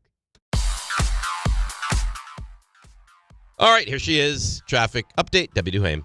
Hi, Dave. Hi, Rick. Good morning, company. Alternate side parking rules remain suspended with ongoing snow removal. Metered parking rules in effect. Hey, make the sexy choice. Try 22 here through Scotch Plains and getting out towards Summit. 78 eastbound, bumper to bumper, getting into exit 45 in Summit. It's a jackknife tractor trailer, so avoid 78. Lots of volume. Staten Island Expressway eastbound out through the Verrazano. Watch for delays. Van Wyck North getting up toward Kew Gardens. Westbound, Bruckner, bumper to bumper, right at the RFK Bridge with a crash. Sponsored by Positive Coaching Alliance. If you have questions about youth or high school sports, Positive Coaching Alliance can help. PCA develops better athletes and better people through youth and high school sports. Info at positivecoach.org. I'm Debbie Duhame, 880 ESPN, New York. Don't miss Mets manager Carlos Mendoza as he joins the Michael Kay Show live today at 1:30 on ESPN New York and streaming live on YouTube. Sunday is your last call for football, and all week long, FanDuel is giving you a daily profit boost every single day leading up to the big game. Today's 30% profit boost is on the receiving markets, like receiving yards over-unders, alternate lines on receiving yards, and most receiving yards in the game. JSN's yard total is really high at 93.5 yards. What if you took an alternate line at 80-plus yards and have the odds boosted? You can get involved with JSN for the most receiving yards in this game and so many other things. All you have to do is opt in each day and place an eligible bet to use that day's profit boost. So whether you're locking in early lines, riding your favorite props, or taking one last swing before the final whistle, FanDuel is giving everyone something extra to cheer for during football's final week. Play your game with FanDuel, official sportsbook partner of Super Bowl 60. Must be 21 and older and physically present in New York. Opt-in required. Bonus issued as non-withdrawable profit boost tokens. Restrictions do apply, including any token expiration and max wager amount. See terms at sportsbook.fanduel.com. For help with a gambling problem, call 1-877-8-HOPE-NY or text HOPE-NY at 467369. Knicks fans, it's time for basketball. The action starts tonight at Pig Beach with Team ESPN New York and Ultra. Whether you need a pregame spot or you're looking for the right Knicks bar to watch the game versus the Nuggets, Pig Beach is your destination. The party tips off at 7 p.m. Team ESPN will be giving away plenty of ESPN, Ultra, and Knicks prizes. Join fellow Knicks fans tonight at 3537 36th Street, ground floor in Astoria. Cheer on your Knicks, enjoy Ultra draft and bottle specials, and cool prizes all game long at Pig Beach in Astoria. Okay, guys, quick PSA. Forgetting Valentine's Day flowers is not the move. Get it right this year. Send farm fresh flowers from the Books Company. And right now, get 25% off with code CANTY. Books flowers are cut fresh, so you get bigger, brighter blooms that last way longer. And it's easy. Pick the bouquet, the delivery date, and you're done. Valentine's Day is February 14th, right after the big game, so order now. Go to Books.com and use code CANTY for 25% off. That's BOUQS.com. This is the story of the one. As the purchasing manager at a manufacturing plant, she knows the only thing more important than having the right safety gear is having it there when you need it. That's why she partners with Grainger for auto reordering, so her team members can count on her to have cut-resistant gloves on hand, and each shift can run safely and efficiently. Call 1-800-GRAINGER, click Grainger.com, or just stop by. Grainger, for the ones who get it done. Hey, this is Mika Zibanejad. Hey, this is Adam Fox. Catch every Rangers game right here on 880 ESPN. WHSQ and WCBS-FM HD2, New York. This is DiPietro and Rothenberg. You've been giving me buttered rolls for like 2 or 3 weeks now. Do you want to go back to unbuttered? No, we're fine. You look so upset. At least we know what the roll is. They're good. You never found that other roll? No, we never found it. Could be sitting around in the office stale somewhere right now. How great would it be if you just stumbled upon it one day? Would you eat it? No. A 3-week-old roll? This is a dumpster diver. Has it been 3 weeks? This is DiPietro and Rothenberg. Not what I did or said. On ESPN New York. And streaming live on YouTube. I didn't do that today, did I? That was yesterday. Yesterday, okay. What was I saying? I don't think anyone knows what you were saying. Yeah. You were saying Wasn't what really, you didn't say. I was criticizing you about getting no guests, and then you decided to just do that. But it didn't even, it sounded like makes it was no sense. It was real like words. It was like your gremlin voice. Right. Yeah. Right. Gremlin voice, I understand, but you can't even make out the words that I was saying. I think it was like you were just disgusted with me. Right. And that's what came out of because your you were being mean to me. Not what I did or said. I'll promise. And then you do whatever you want. Yeah. Whatever you want. I turned into like the coffee clutch woman. Whatever you want. Linda Richmond here. You actually sound like a skit from a Jerky Boys tape. That's what you sound like. You say that every time we talk like that. It's like like, Saul it's Rosenberg. that's it. my shoes and my glasses. So I have. Speaking of coffee, you know what that Animal Carlin did yesterday? No. Dumped coffee all over the console. What? Oh, yeah. Can't have been as bad as my tea episode. Hey, here's the best. Kay just opens the show. Right? So, Kay, I mean, he's only got 2 hours. So no, was the tea incident. That was wild. The computer drank the tea. The best part of that whole thing, I'll let you tell your Carlin story in a second. Let me guess. They thought I did it on purpose. No, right.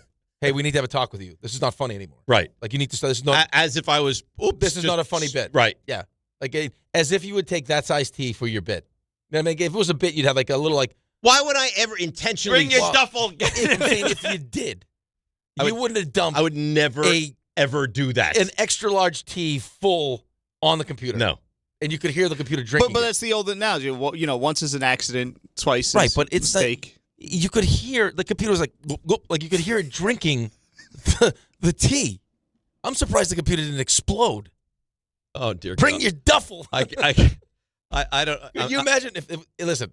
I will like. Raymond took the shirt off. He was gone. Then he showed up. RJ, you weren't here for that. That was Bauer. But that's what I'm saying. Bauer. Bring your duffel. Duffel. Could you imagine if that was RJ? He would have been a wreck. I think he would have been cool under pressure. A wreck. You think? Yes. RJ, I look at you as cool under pressure. Yeah, I think I've demonstrated I can handle these things. Probably would have done. Start picking stuff up, just hiding it, throw it in the garbage, gone. It was under terrible. the desk, unplugging things, throwing things away. This keyboard's gone. To see you later. I mean, it was like a falls. Like the water was dripping from the back. Yeah, at the time we weren't in a great place with our engineering department. Really, one person. Poor Rodney. Yeah, we were in a But the dark funny thing space. about that is Rodney and I are very close. Yeah, but we were in a dark time. Rodney's the one who said you were doing it on purpose. I know. And I confronted him. I was like, how could you think that? He's like, well, it keeps happening. I was like, so because something happened twice I'm doing it on purpose. So what happened? So no, anyway, so the K opens the show and he mentions that Carlin just dumped like the whole studio smells like coffee. Okay. And rather than just like let it be, like, hey, when he's done with his opening segment, maybe we come in and we clean this thing up. Who do you think just comes barging right in with wet naps? Carlin. Right. And as Kay was doing his show, the man can't get enough. He's only after 3 hours. He needs more time. I mean, he could do the 10 o'clock hour for the 9 o'clock hour for us if he wants. They go 9 to 1, but Bart wouldn't be here by 9. That's fine. It's not easy for Bart to get here by 10. Do a solo. Solo hour? Solo hour. He love it. Talk about his love for candles, all sorts of stuff. Yeah. Maybe it's a 9 to 10 solo hour for Carlin. Yeah.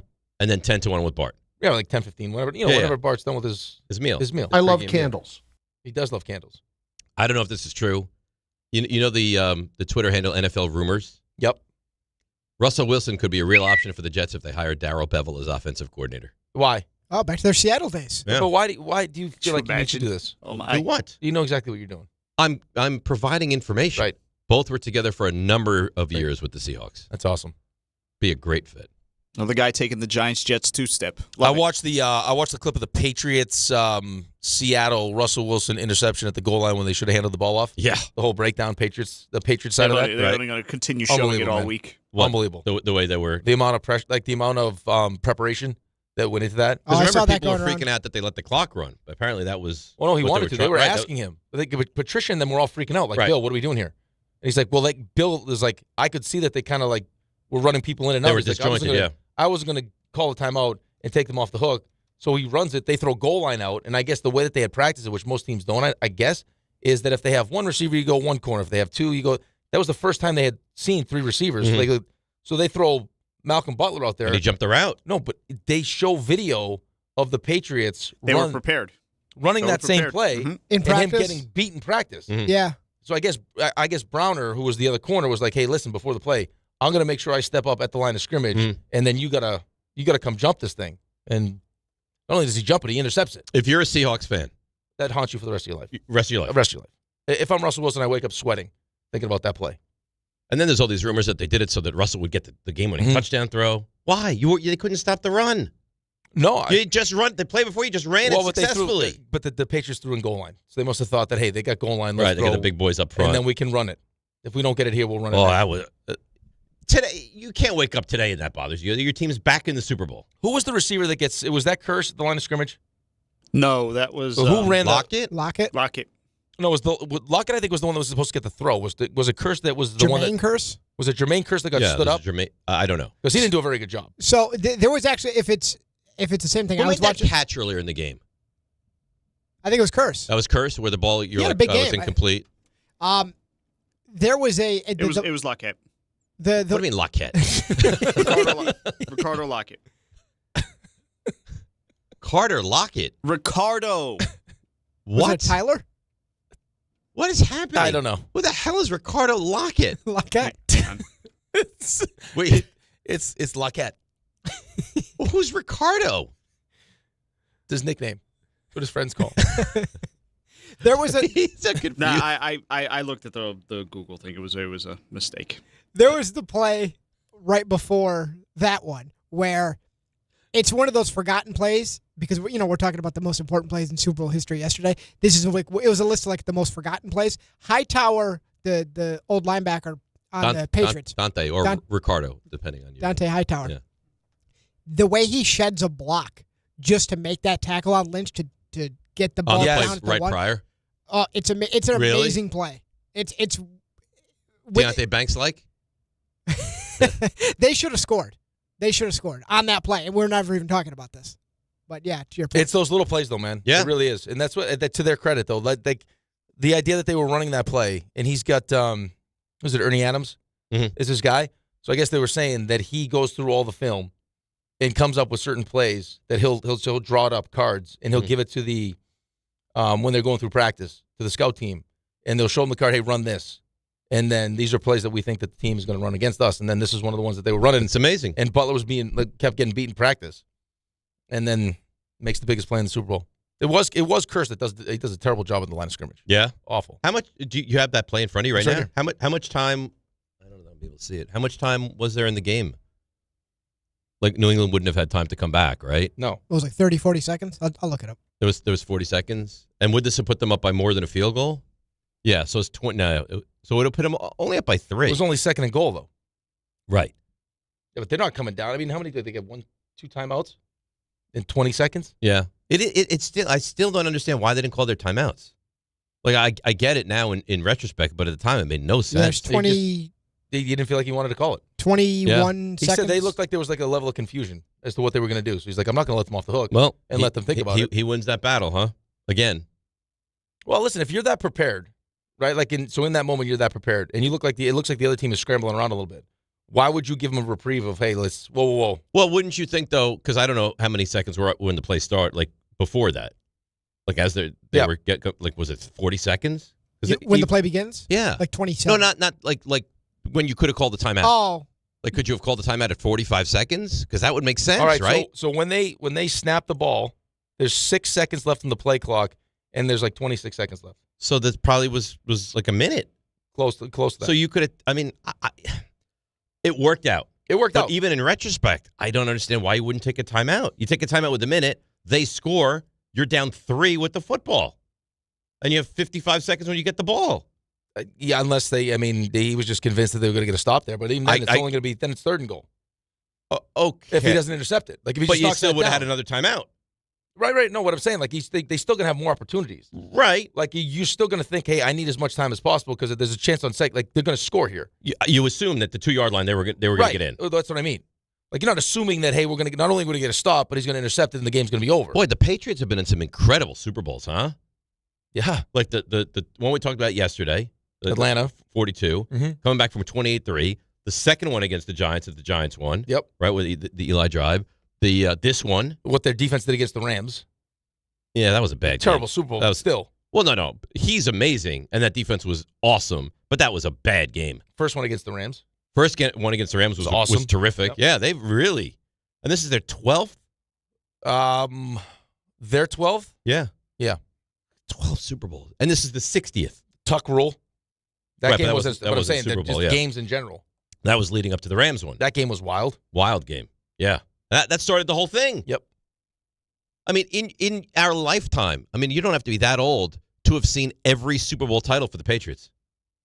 Yeah. Think of how much winning they've done in the last 30 years. And they're back. Again, with a different coach and a different quarterback now. Right, but think about, you also think about the symmetry between what Kansas City did and what Tom Brady did, and now potentially what Mahomes could do, even with the knee injury, like the knee injury on top of that.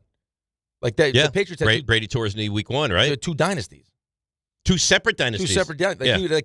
He'd be a Hall of Famer in both those different dynasties. He won 3. They took off a decade. Yep. They won another 3. Yep. And then he goes to Tampa and wins. Right. It's pretty incredible, man. It's more than pretty 45 incredible. years old. They've won 6 championships. 6. Since when? Since 2000. So in the last 26 years, they've won 6 and maybe 7? Well, think about, just talk about an embarrassment of riches. If you just took Brady and Mahomes during that time span, how many times they've been in the Super Bowl? In the Super Bowl. I mean, oh my God. How many times Brady's they've won what? represented? He's won 7, and then there was the 2 Giants.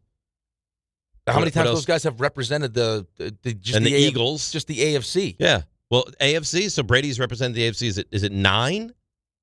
Because I think 9 that he's represented the AFC. And then Mahomes has been in what?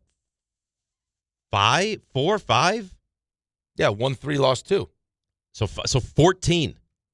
Yeah. Isn't it amazing? And they make it so easy. Like, you go to the Super Bowl, it's like, yeah, we go to the Super Bowl. You have other teams go to the Super Bowl, and there's like a parade just for going to the Super Bowl. Like, if the Jets win, if the Browns win. I mean, it's amazing how much disparity there is between the haves and the have-nots in the NFL. It's unbelievable. It really is. Yeah, I mean, that was what, 2002 was the Patriots-Rams Super Bowl. 2002. Yeah, it was right after 9/11, yes. And then you went on a run where it was Tom, then you had the Tampa-Oakland, where Tampa beat Oakland. That was Gruden. And then you went Patriots again. There's 3. Right. Then you had the Steelers, Seahawks, Colts, Bears. And then you had the Giants, Patriots. That's the Brady again. Right. And then you go on the run where it's... But you mentioned the Bears. The Bears have been to 2 Super Bowls since 1985. Right? So in the last 40 years, they've been to 2. New England's at 12. I mean, it really. And then you got the Rams again, 13-3, and then you got Mahomes. That might be the worst game I've ever seen. Then you got Mahomes. Then you got Mahomes, Brady. It's just Kansas City again, Kansas City again, Kansas City again. The one thing I will say is, if you're a Patriots fan, Chiefs fan, it's awesome. You enjoy it. You love it. You can't get enough. I stand by this. When it's eventually going to be your team, it's going to be more special.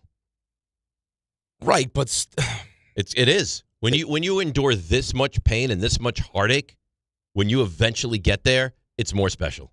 No, I know, but I mean, you were talking about this yesterday, though, because the whole Robert Kraft thing, or whenever we were talking about it, like, Patriots were not good. They were a joke. Right, so I mean, they were the Jets. They enjoyed it, and then they really enjoyed it, and then they had 10 years off, and then they enjoyed it again, and then now they're again. I'll tell you what, they are a spoiled fan base. It's just Boston in general. I mean, the Bruins have won. The Celtics have won. Red Sox have won. Yeah. Boston is, I mean, the shame of it is you didn't dive into Boston sports as a child. It was gone. I left at 15. I know, but had you had that person that led you to Boston sports, think of how happy you'd be right now. You wouldn't know what to do with all your championships. I would just have, I guess that room would just be all championships is what it would be. Forget goalie mask. It would just be. Now you have nothing. I got no championships. You have nothing. I got a gold medal for pickleball. That's it. So you have seen not one of your teams win a title. Jets, no. Knicks, no. Islanders closest. Islanders. No, not really. I wouldn't say the closest. They never made the finals. Mets made the World Series. Yes. That was the most devastating run for me, emotionally. 15? Yeah. That whole thing. Yeah. But and how many would you have if you were a Boston fan? 6, 10, 17? Yeah. Well, what's amazing is I spent most of my time in Boston. It wasn't a lot of time, but most of my time. And still, my first real sports memory of being a fan of anybody was Walter Payton. Mm-hmm. That was my first full get-up. And disgustingly, they didn't give him a touchdown in the Super Bowl, which is grotesque. It's grotesque, but I used to love him, man. I was so good. We used to set up the ottoman, and I used to jump over. I used to jump over into the end zone. I used to put my brother right there. And you jump over him? Dive over him. Touchdown. Great. Walter Payton. Yep.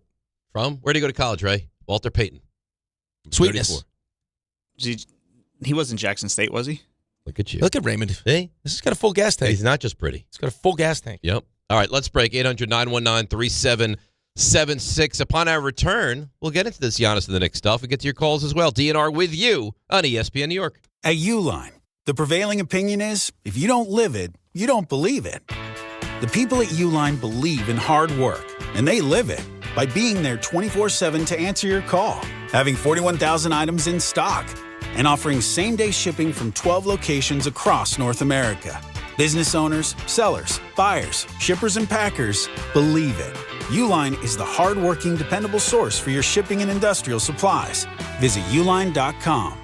DraftKings Sportsbook, the #1 sportsbook for live betting, is making every moment of Super Bowl 60 count with DraftKings Live Millions, featuring over $5 million in prizes. Here's how it works. Open the DraftKings Sportsbook app, opt in, and get your promo token. Place a live bet of $1 or more on the Super Bowl, and you're in. And every live bet means another shot to win. Download the DraftKings Sportsbook app and use code WHSQ. That's code WHSQ. Bet live for your share of $5 million in prizes with code WHSQ. In partnership with DraftKings. The crown is yours. Gambling problem? Call 877-8-HOPE-NY or text HOPE-NY and 467-369. 21 and over. New York only. Eligibility and restrictions apply. No purchase necessary. Opt-in required. Minimum odds minus 500. Prizes either bonus bets or single use 20% profit boost. Max bet $20 that expire in 30 days. See official rules at sportsbook.draftkings.com/promos for entry period and free method of entry. Sponsored by Crown Gaming Inc.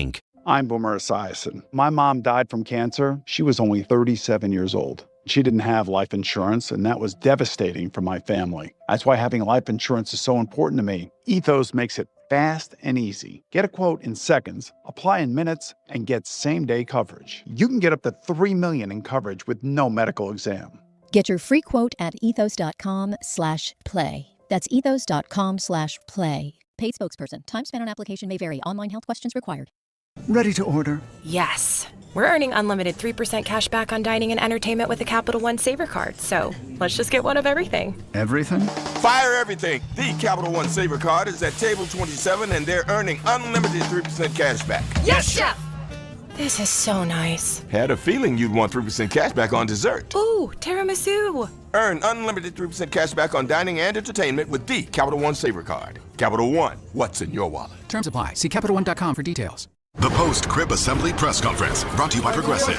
Michael, you had some trouble putting the crib together today. What went wrong? You know, those instructions can be tough, and, well, you saw the outcome. Were you upset when your wife pulled you and called in the backup? No, I mean, the baby needs a crib to sleep in, so whatever it takes. You've got a changing table to put together next. It's got a lot of drawers. What's your comment? You know what? We're done here.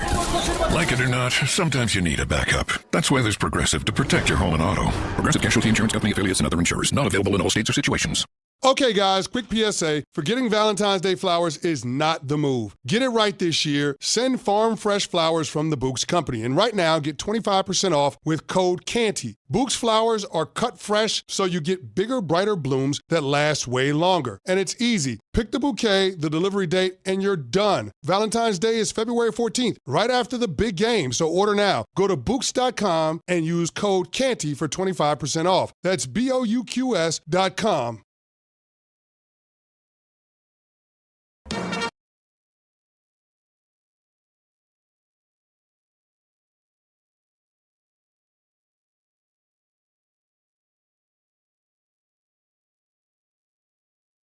This is the American Gladiators, right?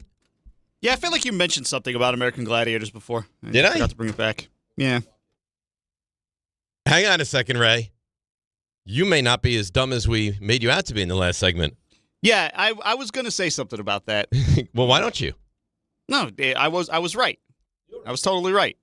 So I just mispronounced Ricardo Lockett's name because it looks like Lockette, but I remember that they had two guys whose last name, receivers, whose last name was pronounced Lockett, was spelled differently. But it was Ricardo Lockette. That's right. Apology accepted. Well, I didn't officially apologize. I'm just saying maybe you deserve an apology. In fairness to us, okay? In fairness to us, is when you ask your dad something, and your dad definitively gives you the answer and feels good about it. Yeah. And you're like, it's got to be right. Like just how he said it. Right. He knows. And you feel good about it. Probably not. Sometimes it's not right. Mm-hmm. But you believe it. The way he said, there was such hesitation. Like, it was like, come on, what are we doing? Because his last name, I forgot how his last name was. I know, but you didn't say it with any, it was. So he was the receiver involved in that? And then you accused me the ball was going to him. And then you it was going to Ricardo Lockette? And then you accused me of making the name up, like you never heard of the guy. I didn't know who he is. He played significant snaps for the Seahawks. Like he was a known player. Ricardo Lockette was known as like a big-time NFL receiver. Not big-time NFL receiver, but he was receiving significant snaps for them. But then you win. You made me doubt everything about myself in that second. Hang on a second. Terrible. In his NFL career, he got 22 passes. He was on the field. In his NFL career, he got 22 passes. He was on the field a bunch. I specifically remember him. He had a high of 11. Me not knowing Ricardo Lockette does not make me not know football. You should have conviction. Where'd he go to school? In that game, I don't know who he is. In that game, he had he went to Fort Valley. In that game, he had 3 for 59. That was as big a game as he's ever had. Yeah. It was in the Super Bowl. You would think you'd remember that.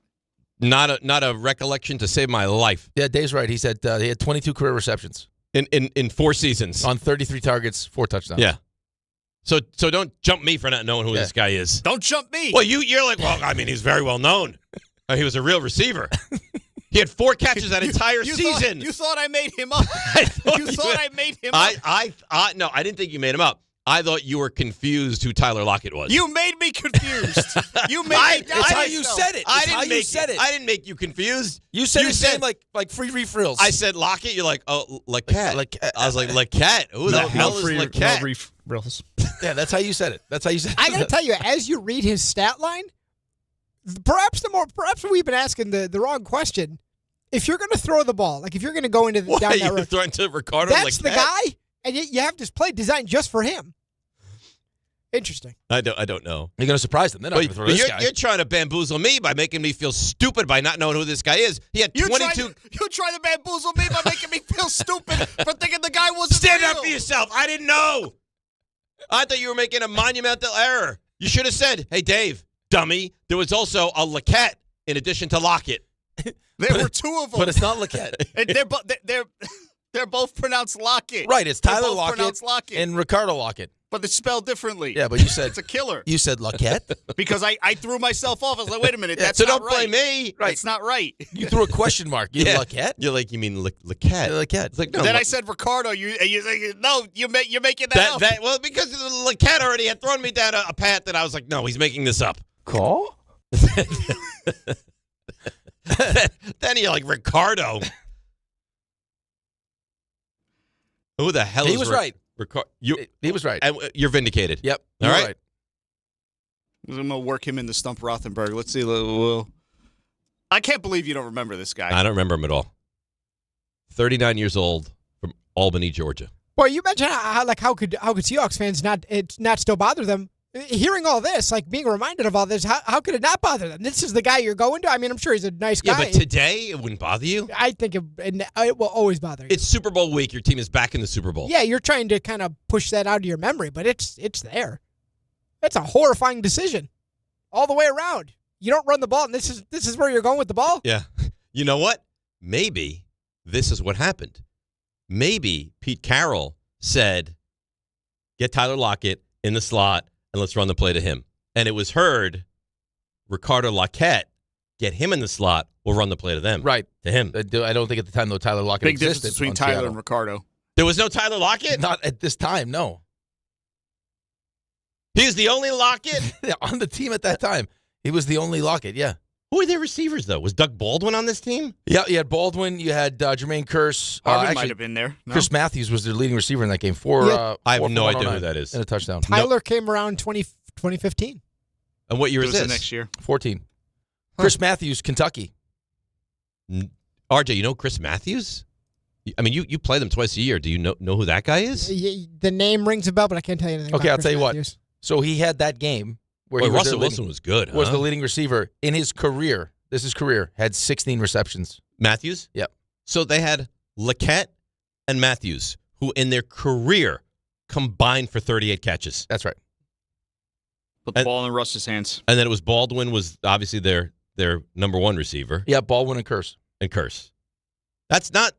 And you had Marshawn. That's not flush with talent on the outside, though. It's their defense, though. It was their defense flush with and talent. And their quarterback was awesome. Was great, yeah. Yeah. But that was the early stages of him, though.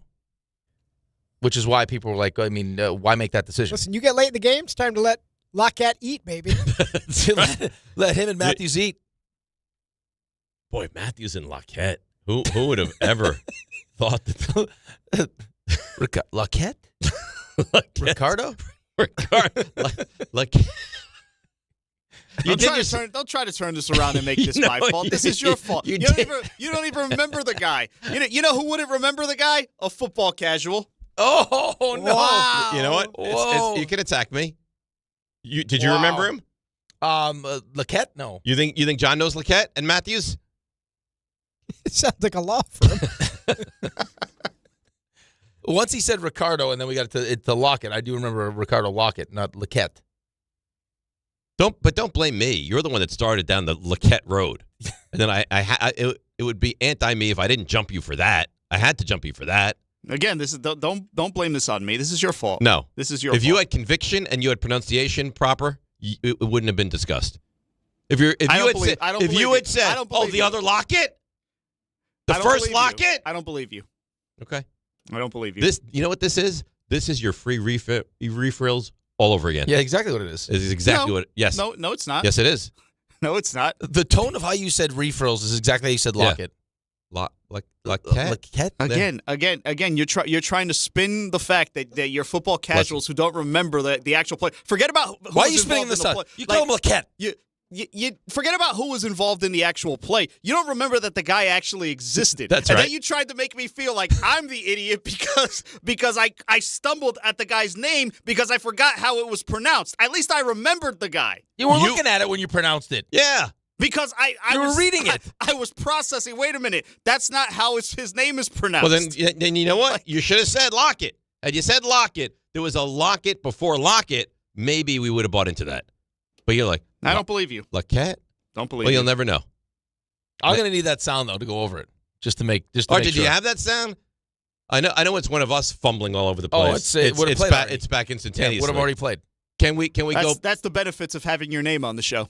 So, put my name on the show and start giving me the Rothenberg DiPietro salaries. We could start having those discussions. Wow. This guy's unbelievable. You're nasty today, I don't like huh? you asleep. Why are you being mean? I'm just defending myself, that's all. But it was Lockette. Just being honest.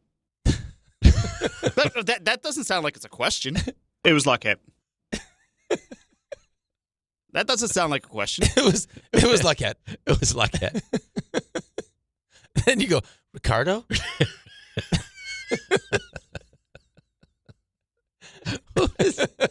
I mean, how would were you looking something up? How did reading? Yeah, I was reading it. Okay, I was reading it.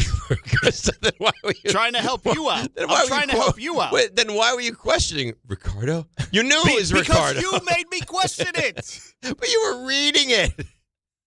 This can't be right. Lockette? Ricardo? Let's go to Danny in Long Island. Danny, good morning. How are you? Ricardo Lockette. Danny? Hello, am I here? You're here. Fascinating conversation, but nothing better than Rick saying as I was driving my car drinking coffee, you don't urinate on the court. You save that for the shower if you want to play some fun games. Somehow that slipped in and nobody noticed it. Thanks for that. We noticed it. Thanks for bringing it back. Yeah, Danny. we got you. Really Thanks, appreciate Danny. it. A little peek into Rick DiPietro's life.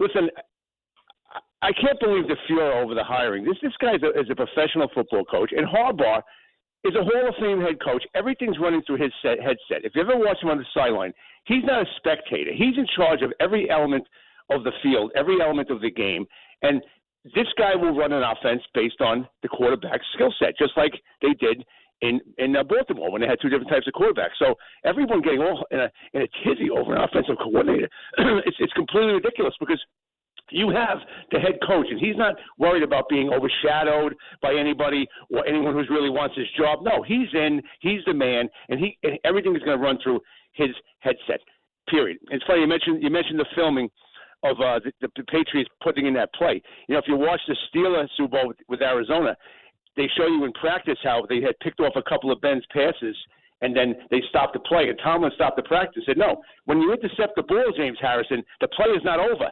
We rally to the blocks, and we're going to get a touchdown. And they actually show that in the NFL films, that he put that thought into their head, that you just, you now become a blocker. And you look at, we had probably one of the most exciting plays in NFL history.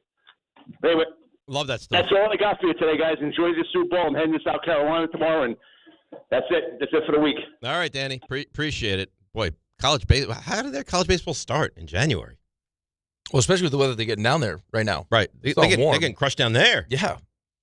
And then when they get snow down there, in South Carolina. but then it shuts down everything. Yeah. It's a big mess. They can't even leave the house. Complete mess. Yeah. Because they don't have the equipment to properly dig out. No. I mean, you saw what happened in Nashville. It shuts down the whole city. Brutal. Shuts down the entire city because they're not equipped for that. I have one of the guys at school whose brother's down there. And he's like, yeah, he's at a hotel. I was like, oh, wait, all the trees, just as soon as they iced over, just falling right in his house. Really? Jesse James Decker had a video of it. It's just like trees just falling. That's dangerous. Super dangerous. Yeah, weird weather, man. Yeah, it really is. All right, let's take a break. Come back. We'll get into the Giannis stuff, and then, of course, Stump Rothenberg, 800-919-3776, and more Ricardo Lockette conversation, possibly. DNR with you, ESPN New York.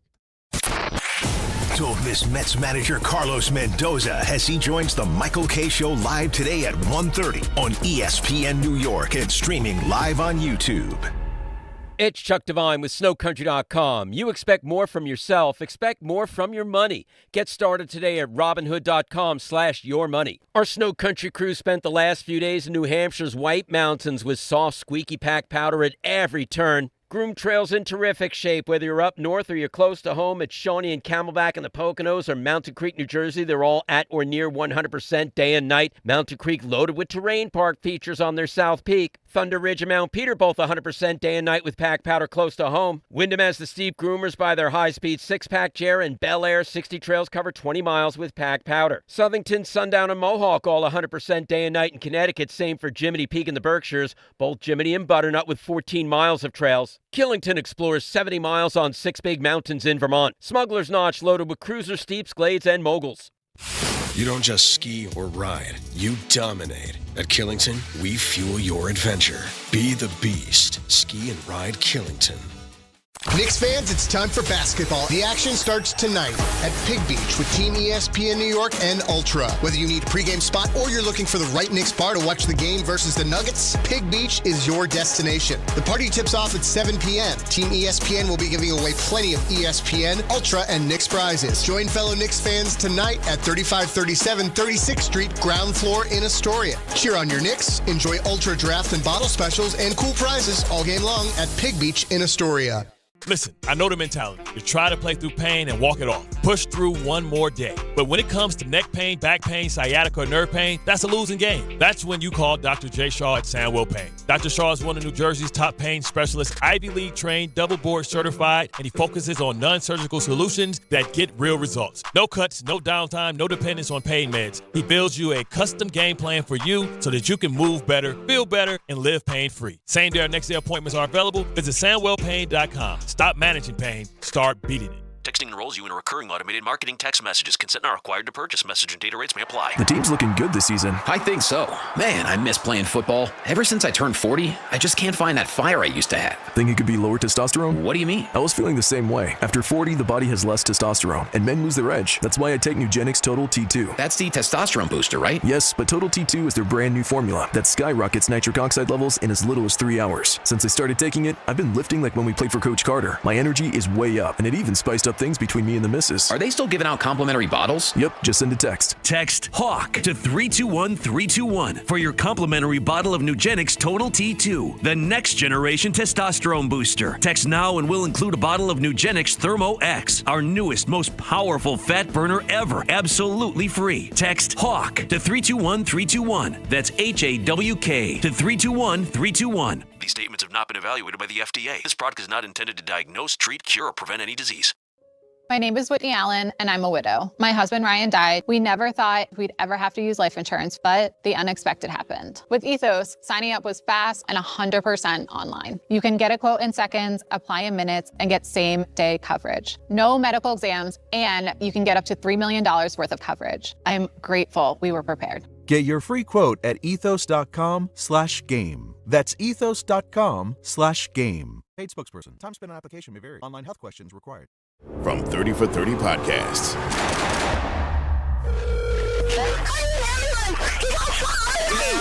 Did you say someone got shot?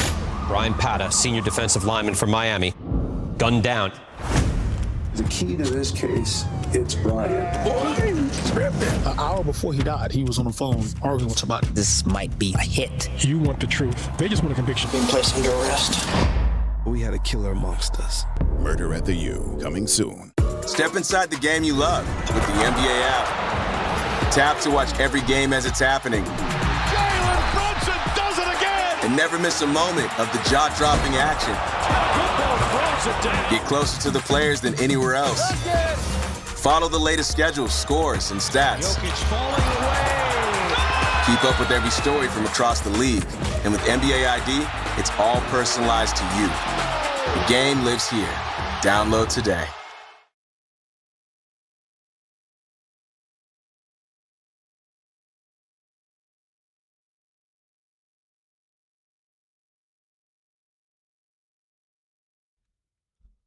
All right, DNR with you, ESPN New York. So Knicks, I mean, you talk about an easy win. That game was over in the first quarter.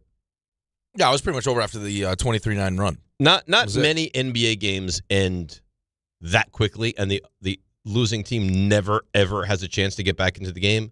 That's what the game was last night. Right. A non-competitive game. It was Which beautiful. is exactly what you wanted. Yeah, it was great. Going into a back-to-back against Denver. I mean, you couldn't have asked for more. Outside of Josh Hart hurting his ankle. And he hobbled off, and hopefully that's not serious. And by the way, defensive player of the game, Jalen Brunson. How much of that is the opposition? It doesn't matter. Right. Listen, fine. But let's see how they play tonight. Yeah, right. They've been playing good basketball, though. Yeah, they played a good game last night. When they take care of their business, it's 7 in a row now. They should be applauded for it. And play with their food. They didn't mess around. Hey, we got another one tonight. Right. Let's make sure we just go out there, set the tone early. Don't let this team believe they have any chance. They've done well against Denver, though. Yeah, they have. But, I mean, you're going up against maybe the best player in the NBA. Yeah, he's back, unfortunately. So, is it unfortunate or fortunate? Would you rather play them without him or with him? I would rather play them without him. Yeah, because then you have a better chance to win. I don't play those games. A lot of people do, though. I want to beat them when they're full health. So I'm focused on one thing and one thing only. All you want is to win. That's it. I love it. I love that attitude. I don't need all the pomp and circumstance. Well, that goes around that's the conversation. I beat them at full strength. Well, did you really win a championship if it was, during COVID and there was Yeah. We're all playing the same. It's the same circumstances for everybody. Right. Did the Dodgers really win that championship in 2020 because it was COVID and there was no? Yeah, you won a championship. We did. See this ring? It says champion. Yeah, that's right. All right, so let's get back to the Giannis conversation. Shams, our very own here at ESPN, gives his update. Listen, the entire league is waiting on Giannis, whether he's going to be traded at this deadline or whether it's going to be in the offseason. Giannis, my understanding is he's prepared either way it goes, whether it's now or in the summer. He is ready for an exit from Milwaukee. And so it's really on Bucks officials, ownership, sifting through the offers that they're going to get between now and Thursday. All right, so there we go. So that's positive. That Giannis might be willing to deal with not getting traded until the that's positive for us. Yeah, that's what I'm saying. Well, I think we're all preferring. But I that's how I look at it. I'm not looking at this big picture. I'm looking at this through the Knicks glasses of what's the best thing. Of course. Why would I look at? I don't care about Minnesota or Golden State or Miami or any of these other teams. I mean, I want to have the option to revisit this. Like if we're not hell bent on doing it now because they like this team and they want to give this team a legitimate chance to try to get to a championship and win it. And we can reevaluate after the season is over, then I want to have the ability to go make that move. Right, then that's the best of both worlds. You have the chance to go after the run now, and then if it doesn't work now and you feel dissatisfied with this team, you can go all in on Giannis and start the season next year with Giannis. That's the perfect situation. Yes. My concern is that he gets dealt before Thursday, but the more people you hear from, and we'll hear from Windhorst now, they don't think he's going to get traded by Thursday. I have been on the side of him not getting traded. I know that you can make a strong case for why Milwaukee can get closure and can pivot, and there's a lot of reasons why you would. I just don't think that the best deal that the Bucks can make is now. I think teams can make better offers in the summer for various reasons, and unless they get an offer, and it's very possible they have offers that we're not aware of in the media. We have general feels of who's in there, but could always be a surprise. Unless they get an offer that I'm not aware of, I think it makes more sense to do it in the summer. All right, so that again, it's another insider that you love to hear what he has to say. It's going to happen in the summer. And it does make more sense for Milwaukee. Yeah, but I think we've said this, though. I mean, this is not – we didn't need an insider to tell us that. But the fact that – it's more – Milwaukee doesn't want to trade Giannis. Right, and Milwaukee doesn't want to take a bad deal to trade Giannis. Well, that's what they don't want. Right, so, I mean... I think they've resigned the fact that they're going to have to trade him. It's going to all depend on how much Giannis wants to work with them or how much he's trying to push himself out. Right, like this flirtation happened in the offseason. And they should have traded him last offseason. But he didn't want to be the bad guy.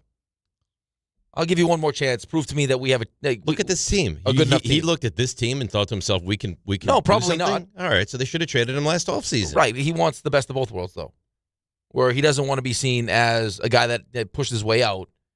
He just wanted to. What other choice would I have? Look at this. I can't. I mean, come on. He's not wrong. This is not a team that a 31-year-old aging superstar right, but should now be he's on. put himself in a situation where he probably looked at this team and was like, I don't love it, but because of all the other stuff that goes along with making this decision, I'm going to live with it. And now he ends up burning in a year.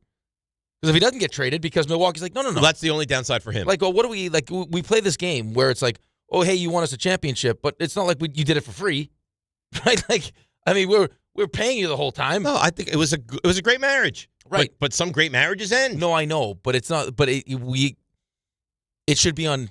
If I'm the owner of the team, it should be on equal terms, as opposed to me bending over backwards and now purposely taking a bad deal just to appease you. Well, I don't think you would take. You certainly wouldn't want to take a bad deal just to appease him. Well, but I'm not even saying a bad deal. If I get a better deal in the summer. But you don't. You're sitting here. Well, how desperate are you if you're Milwaukee to get this done with, or are you just content and let's wait and let's wait till the Knicks get more picks and then we can make that trade over the summer? It's probably better for us to. We'll have a better idea of, and maybe there's more teams interested this offseason. It's not going to be less.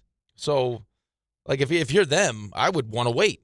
But Hahn of DHR fame said not so fast. He thinks on the other side of this thing, the Wolves are going to make a run right now. There was one that was interesting, but it felt like just moving deck chairs around, right? Detroit sent Jaden Ivey, and Minnesota sent Mike Conley to the Bulls. Kevin Herter and Dario Saric went to the Pistons in this deal. Jaden Ivey's from the Detroit. They had a 3-team deal. Minnesota traded away Conley, got nothing back. What they got out of it was not only just savings under the tax, right, because they're close to the second neighbor, but not close enough. Now they're more space and a roster spot. Now, why do you think that, not to do the windy thing, but why do you think they just did that? We know that they are one of the teams that has been the most aggressive in pursuing Giannis Antetokounmpo. And a move like this suggests they're willing to put the chips in the middle of the table and go all in and get them. And they've been aggressive. They're not afraid to be aggressive. And it does make sense. If you read the tea leaves, like, why would you unload a guy that's a player that you would like to have now, unless you're going to go all in to get Giannis right now? That's right. Or you had some kind of inkling that the deal was close enough where you would do it. You could push it over the top. Yeah, otherwise, if it doesn't happen, I'm sure they have, you would think, right? These are supposed to be smart people making these decisions, something else lined up to fill that spot. Right. You would think so. Yeah, but I just don't know. Again, I mean, it was New Yorkers where he wanted to be, and now is playing with Anthony Edwards in a loaded West enough to make you want to go to Minnesota? I mean, only he would know what he'd be willing to accept. I don't know, right? Because you got to be willing to sign the extension. If I'm going all in, I'm putting all my chips in the table. You have to. It's the whole school conversation. Yeah, we're not playing this. Hey, I got 1 year and then an option. Let me see how it goes, how much I like it. No, you got to guarantee me that you're going to want to stay here. Because adding him now, I don't know where that puts him in the West, but that doesn't make him better than OKC. I don't think any team can get better on paper than OKC. San Antonio is a monster. Houston is really, really good when they're healthy. Denver is an NBA champion with the best player in the world. I think I would say the same thing about them as I would say about the Knicks, potentially, is in order to make that move, in the long term, if he signs an extension with you, yeah, you like your chances over the next couple of years to compete for a championship. But in the present moment, right now, I don't know like what that turns Minnesota in. Just like I don't know how long it would take for him to get adjusted to, his new role here on this team and what that would look like. You know what I mean? That's the thing. That's the wild card in this whole thing. Man, the West really is loaded, huh? It's loaded. Oklahoma City's 40-11. Mm-hmm. Spurs are 33-16. Nuggets, who have gone quite a bit of time without Jokic, are 33-18. Rockets are 31-17. Lakers, who I don't look at as a legitimate threat to come out of the West, but they're good. Well, they got Reeves back now. I get it, but you don't think they're coming out of the West. No, I don't think so either. But they're 30-19. Phoenix in the 6th spot is 31-20. 31-20 in the 6th, and in the 7 is Minnesota. They're also 31-20. It would make them better, right? But it's also like, again, you're making this move not necessarily for right now. Right. You're making it for what it does for you in the next couple of years. Like just kind of what we've explained with why the Knicks would do it. Well, it makes you better. You have probably a 3-year window to get a championship in there. Right. I don't know I don't know definitively if it makes you better now, just because it's a new situation, it's a new system, it's trying to figure how these pieces fit and everything else, and plus what you would lose. Like that's the hard part when you're making these deals, especially mid-season. It's like, well, you don't know how you're going to react to it, right? How are you going to react to it, but what you're like, how much of your team you're gutting to bring that player in. Like if Giannis really wanted to maximize his chances to win a championship, he would suck it up, play one more year in Milwaukee, and then just sign with the Knicks if that's where he wanted to go. Pick his team, right? But he's at an age now. Carmelo, same thing, right? But he's in an age now where it's like, well, I can't keep wasting years. And the Knicks bit the bullet back in the day, and they said we'll trade head over heels to get Carmelo. Now, is there a team right now that's willing to do that for Giannis? It sounds like Minnesota might be. All right. Well, is Giannis willing to sign an extension with Minnesota? That's the question. Because if you're Minnesota, you cannot make this trade if you're not going to get him for an extended period of time. No, because you're not a Giannis away right now from being this year. He could also make this untenable. Now, you talk about being a bad guy. He could say, I'm only going to the Knicks. I'm only signing an extension with you. You can trade me anywhere. But but then Milwaukee could turn around and say, well, wait then. Okay. We'll trade you to the Knicks in the summer. Okay. So you just waste this year. Okay. Yeah. Well, maybe that's what happens. It'd be fine for me. No, it'd be great for us. I wouldn't mind it. It'd be great for us, but I'm just saying, if I'm, again, going back to the other side of this, the ownership side of this, it's like, okay, we want to help you out. Thank you for this, thank you for the championship and all these great things, but we have been paying you a substantial amount of money. So, we'd also like to get, some pieces to build this thing moving forward. Of course. So we'll wait, and you can wait. Yeah, he may not want to wait. Well, that's fine. Okay. We're still paying you. It may be come a little contest here. That's fine. The 11th hour, see who blinks first. Heal up your calf. We'll trade you in the offseason. All right? Well, I want you to trade me now. Otherwise, you go to Minnesota and sign your extension. It's going to be interesting. It's going to be interesting to see the way it plays out. And what are we? 8 o'clock, 4, 7, 20, 31 hours away. Yeah, but on our side of this thing, too, is Celtics just made a move. They did? I like that move. I like that move a lot. A lot. I don't necessarily know what's going on in Cleveland with this. I mean, you lose DeAndre Hunter in that defense. You bring in Harden, I don't know what Cleveland older. is doing. Okay, and then Detroit. I mean, right now that's the team. That's the scary. That's team. the team. That definitively. That's the one team that you're scared of in the Eastern Conference. I think you're starting to get a little bit nervous with Boston too.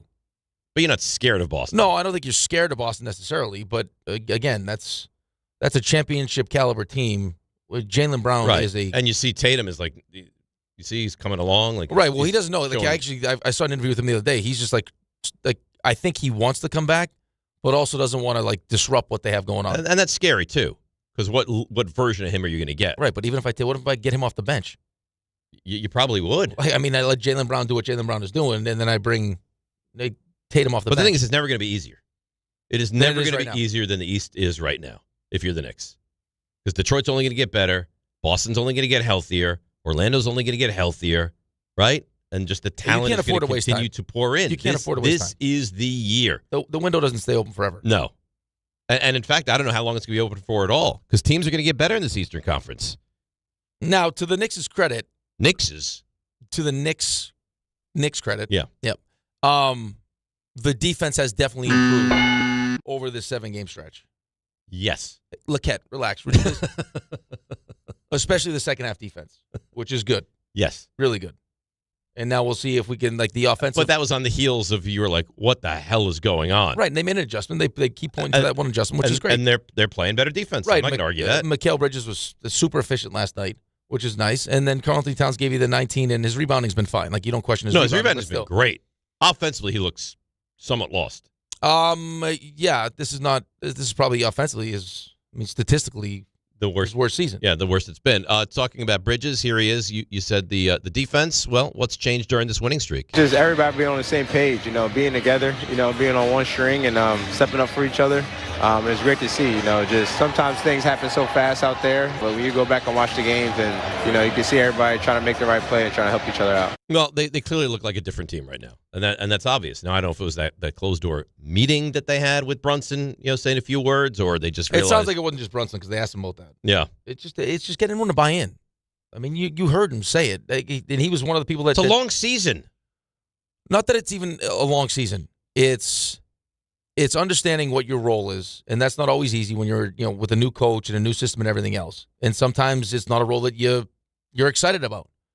But if the goal is to win a championship, and you believe in what the coaching staff is selling to you, you got to buy into that role and be the best version of yourself in that role. It may mean less opportunities offensively, but if you're not given the requisite effort on the defensive side of the ball. Because every time you hear a good defensive team talk about it, it's all five guys on the string. Right. Well, if I only got 4 because the other guy's not getting back or the other guy's not working hard, then the whole defense falls apart. But if you had Brunson play mediocre defense, average defense, that'd be fine.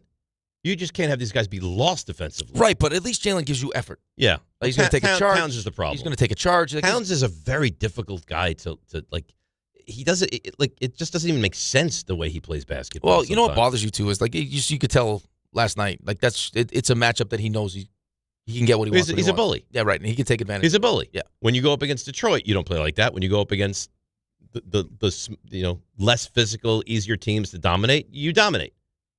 And then Landry Shamet's been great too. He has been great. He's been really and good. He's taken Clarkson completely out of the rotation now. So, but that was, that's exactly what last night should have looked like. You think there's a move for the Knicks if it's not Giannis? Or could you see them standing pat here? I would like to see them add. I mean, how do you feel about Kolek as your backup point guard? Yabaselli's gone. Yeah, well, if they can trade him, he's gone, yes. Yeah, well, I even heard it wasn't – Ray, you tell me because you're the Knicks guy. There's some talk about him if he gets released, right, that he's going to go overseas?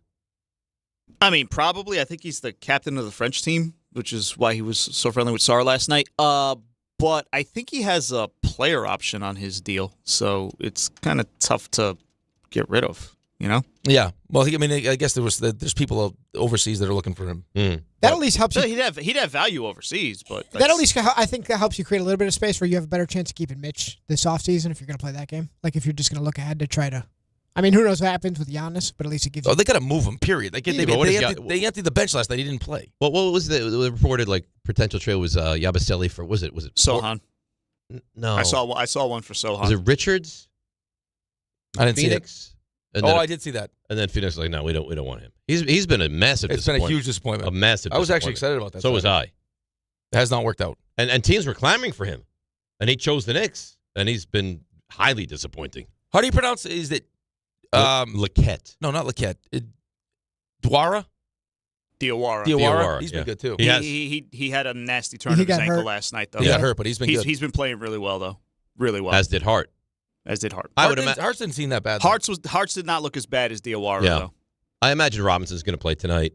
Yes. Right? You would think last he's night not play back to back. Yeah. Right. Take the maintenance day and take it against Washington, and then Deuce got to get back in healthy. And you managed the minutes last night. They're being very careful with Deuce. I understand. They should be careful with everybody. I mean, they have made it perfectly known, and I understand why, and it's true. They're in this for the playoffs. They want to get everyone. Well, that's how they're going to be judged. But it wasn't like that 3 years ago. No, of course not. Because we're trying to build this thing to where we're at now. But still, it would be nice to get home court. Of course, it would be nice. Well, right now they will have home court against everybody not named Detroit. Right. So they're in pretty good shape, and I find it very difficult to believe they're going to catch Detroit. So I think the best case scenario you're looking at is the Knicks will have the 2 seed, which is good. Yeah, it's fine. It's good. No, I mean, would I prefer if we're playing Detroit in the Eastern Conference Finals to have 4 home games? Yeah, but of course you would. But it's not like you didn't win games in Detroit last year. No, but this is a different version of the Detroit Detroit they're team. very good. Yeah, and they're very good. So, you clearly are better at home than you are on the road. Of course. Game time brought to you by Tullamore Dew Irish Whiskey. When it's game time, it's Tully time. 7 o'clock tonight, Knicks host the Nuggets at the world's most famous arena, Madison Square Garden. That's game time brought to you by Tullamore Dew, the original triple distilled, triple blended, triple cask matured Irish whiskey. Be sure to grab a Tullamore Dew or try the new Tullamore Dew Honey during today's action. Glass up to enjoying Tullamore Dew responsibly. How you feeling? You feeling ready? You feeling excited? For Stump Rothenberg? Yeah, I'm excited. I mean, the first couple weeks have been tremendous. Red hot, right? Yeah, red hot. You get 2 wrong? That's it. I think. That's it? I think that's RJ, it. where are we standing here with the record? 39-2. I was right. It's impressive. That's Domination. too much pressure. Impressive isn't even the word. Yeah, you've almost set the bar too high. It's 39-2. You're a juggernaut. That's what you are. Maybe you're better off just kind of being average for a week and. I think we go No, 5-5 this week. No, and expectations back. then like the pickleball. See, you have the wrong attitude. You just be great today. Yeah, Don't now worry we about- pour. don't worry about Just the- win the day. Just be Just great win- today. win this day, yeah. Win the next one and move It's on. one shift. That's it. So I tell my guys, one shift. One at a time. shift. One That's it. shift. Win the shift. Just win that shift. What if you lose it? Yeah, then what do you do? Well, Then then you win you the win- next shift. then you win the next one. Right. What if you lose that one? Well, then you win the next one. Well, then you go home. if you can't win a shift, then you pack up and you go home. If you lose a third shift, then you're a loser. Yeah. then back you're it up. probably going to be the grocery stick that separates the defenseman from the forwards. Wow. And you just sit there on the bench. Then you get, as you're on the bench, you get a beautiful brochure. They actually that call says it the grocery how to properly stick. eat before the game. That's messed up. Yeah. You sit right here. You separate the D from the forwards. Some chickpeas. I'm done chickpeas now. No. You can if you want. Peanut butter. Snack. Snack. Peanut butter. Yeah. Sidney Crosby's favorite little snack, little peanut butter sandwich. Peanut butter and honey. Peanut butter jelly, peanut butter honey. I see a lot Peanut of guys butter go. banana. People go. I love that. Peanut butter, banana, and honey. Delicious. Or back in the day with us, you had to buy your own snack because they wouldn't provide it. Really? Yeah. Stop it. Wherever. They wouldn't give you a snack? No. All the other teams, beautiful snacks. They give you soda. No. So nobody gives soda. Nobody gives soda. I don't think. No. We had soda. Yeah. They give we had soda. ice cream too. Ice cream. Yeah. And soda. A little sundae, little ice cream and a root beer float. You could make a root beer float if you wanted. I love the root beer float. What we once did one time was we had a guy on the team that loved his ice cream, loved it. Mm-hmm. And then who doesn't like ice cream? Everyone loves ice cream, but some guys choose to eat it and some guys don't. Like a pregame meal, are you going to eat ice cream? And some guys do, some guys don't. Okay. A little sweet tooth. Guy loved his ice cream. Every meal, ice cream. For whatever reason, the place we were at, the hotel, had butter that looked like it was scooped with an ice cream scoop. He ate. So butter? what we did, we took the ice cream, we put the butter in the That's ice been nasty. and then he ate. He ate he had like a big thing of the butter. whole bowl was butter. Was this a moron? No, he ate a whole bowl of butter. Not a whole bowl. He put chocolate syrup on it, and he was like, "This is it. This is a really buttery ice cream, isn't it?" A lot. I was like, "Oh yeah, really." He smashed it. It's a fun little game. I have to question the intelligence of this guy. How many bites of a butter sundae would you have to take before you realize I'm not eating this? He probably ate like close to a full scoop, probably. Yeah, it was like that is 100% Russian dressing soup, right there. 3 solid bites, right there. And I'm sure you guys were dying, beside yourselves. We loved it. So the intelligence factor for this guy was not through the roof. It was more the how many bites of a butter sundae would you have to take before you realize this is butter? One? I don't know. I've never eaten a butter sundae, so I don't know. Like I didn't eat the butter anyway, so I don't know what the butter tasted like. And he chocolate syrup decided to continue. It's butter. Well, it was probably he was more naive than anything. Like these guys, like it can't be butter. It's probably just the taste of the ice cream. Little did he realize that we're all bad guys, and it was butter. Mm-hmm. Yeah. So his IQ was very low. I don't think it was an IQ thing. I think it was I just trust my teammates thing. You know? I don't. Which you probably shouldn't. Right. Yeah. Because everyone's up for a fun prank. That's a good prank. So it was funny. Yeah. It wasn't the best one, but that was a funny one. That's nice. Yeah. Yeah. Too much time on our hands is the problem. Too much free time. Too much free time is bad. It's a bad thing. Very dangerous. Yes. You're listening to DiPietro and Rothenberg on WHSQ, WCBS FM HD2 in New York. Maybe this is why you're so busy now. Because you can't be trusted with free I can't time. be trusted. Right. You should see, guys used to purposely go, like when we check in a hotel, we had roommates, the guys would purposely get up to the room quick so the other guy was late coming into the room, and then they would hide. And then they would scare them? And they would pop out of the closet, or they would, guys would, it's crazy. I get that. That's funny. We did that with one of my roommates once. We all hid in different closets under his bed and stuff. Yeah, we got there before him. It was funny. But how many times can you do that before? Just once. So one time. Yeah. But it sounds like this was their thing. Well, then you'd mess with the sheets, you tuck the bottom of the sheets in so the guy couldn't get into the bed. They can't get my feet in the bed. There's always things. We almost got kicked out of the hotel once. You clearly find a target, though. They're like a rock band. That's the guy, though. This is the guy we... Was it one guy that took all of the... Was it the butter guy that you jumped out and scared? No. There were certain guys that you could mess with because you knew the retaliation wasn't going to be Was crazy. there any one guy that you're we can't mess with him because he Snowy. will kill us? Snowy would, whatever you did, Snowy would do, way worse. So here's the thing, because for Snowy to get that rep, he had to have done something. Yes. Well, because when he was younger, they messed with him, and then he got his retaliation. Right. So what did I do? I just took your expensive dress shoes, sawed them in half, and then nailed them to the ground. It's just well, games are over. You know who you could not mess with at all? Go right after you. Who? Lockette.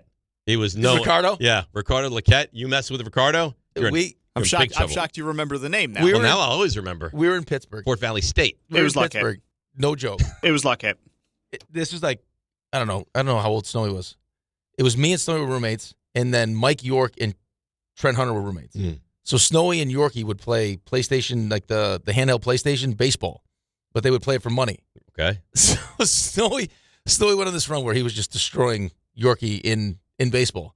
So we went to dinner, we came back, they got room service, and we knock on the door. You want to play? So Snowy plays him, smashes him. Now Yorkie gets all bent out of shape. So Yorkie thinks it's going to be a funny idea to give us a leaner on our door. You know what a leaner is? No. So you fill up the trash can with water, and then you knock on the door. So when the door you open the door, the trash can full of water just comes flying through your door. All right. Little does Yorkie realize that Snowy's way smarter than he is. So he knows the second Yorkie knocks on the door that there's something going on. So he slowly opens the door, realizes that there's a leaner there, and picks it up. So no damage done. Okay. So now Snowy's it's on. Snowy takes the shampoo, the little shampoo bottles. Oh, no. And Yorkie was just telling us that his wife bought him all these pajama sets. There was a sleeveless basketball pajama set that he was so proud of. So Snowy knocks on his door, and Yorkie opens the door, and Snowy takes the shampoo and just throws the shampoo all over his new little pajama jumpsuit. And Yorkie, a pajama jumpsuit, lost his mind. So now Yorkie wants to retaliate. So now Yorkie comes into our room and tries to start throwing shampoo on our. This went back and forth. Did it ever? Was anyone ever get to the point where I'm done? Well, so they called security. Now security knocks on our door, and so we're we got to get in bed, so we don't get in trouble. The guy comes in. They're like campers, and he starts screaming at us. It's always I'm 40 years old. I got 3 kids. Do you think I'd be messing around? the guy leaves. We walk onto the bus the next day, and the coach stops us as we're walking onto the bus. He's like, you guys were 2 minutes away from being kicked out of the hotel, and there's no other hotel room. Like, where would you have stayed? You would have to sleep on the bus. If you idiots, like grown men, got kicked out of the hotel room. And we were like, you're right, coach. That wasn't the smartest thing to do. And I'm sure it didn't end there. No, of course not. Yeah. Of course it didn't end there. He ruined his suit. Is this every team? Yeah. Like Fleury's infamous for doing stuff like this. Like crazy stuff like this. And then you had the one the other day where I was telling you the Kachuk story where he sawed up Giroux's sticks, thinking they were practice sticks, Right. and he used them in the game. Yeah, but now it's detrimental. Right. Right. Now you're really causing trouble. All right, 39-2 is where we stand. Raymond? He's confident. If I go 10 for 10, you have to reward me in some way. Like sexually? He's humble. Mike Trout is a pitbull on my ass. He's well-informed. We'll continue to update you on the Mets and the Yankees, both having today off. He's Dave Rothenberg, and this... Oh, God almighty. Now I dropped my phone. ...is Stump Rothenberg. All right. Let's start out as we always do with Andy and Merrick. Good morning, Andrew. How are you? Oh, I am doing great, guys. How are you? Great. What do you got? Well, before I go to you, Dave, 2 words for Ricky. Bean pot. What Let's do you think go. of that, Ricky? I love the bean pot. When is that? We just had it. Monday. Oh, it just ended? Well, no, we just had the first two Monday. games. Final. BUBC. So we're locked in. BC beat Harvard. BU beat Northeastern. Mm-hmm. Yep. All right. All right. Super Bowl question, David. Yes. I'm surprised those were the 2 words, Andy, after a huge overtime win last night. We got lucky. Skinner just stinks as a goalie. But you won. We did. I'll take it every time. Yeah. Tying goal is not a great goal. So, if Mike Vrabel wins, he'll become the 5th person to win a Super Bowl ring as a player and a head coach. Today's question is, who was the first to achieve that? Ricardo Lockette. Yes. First player to win as a player and a head coach. All right. Well, you think so? Lombardi did not win as a player, right? You have to go back to the original Super Bowls. Weeb Eubank, I don't think won as a player. That was probably a tough name as a kid. Weeb. I would agree. Like, hey, Weeb the dweeb. All right. Don't you think? Well, definitively. You look like a weeb. Why are you being mean to me? I'm Dave. I don't look like a weeb.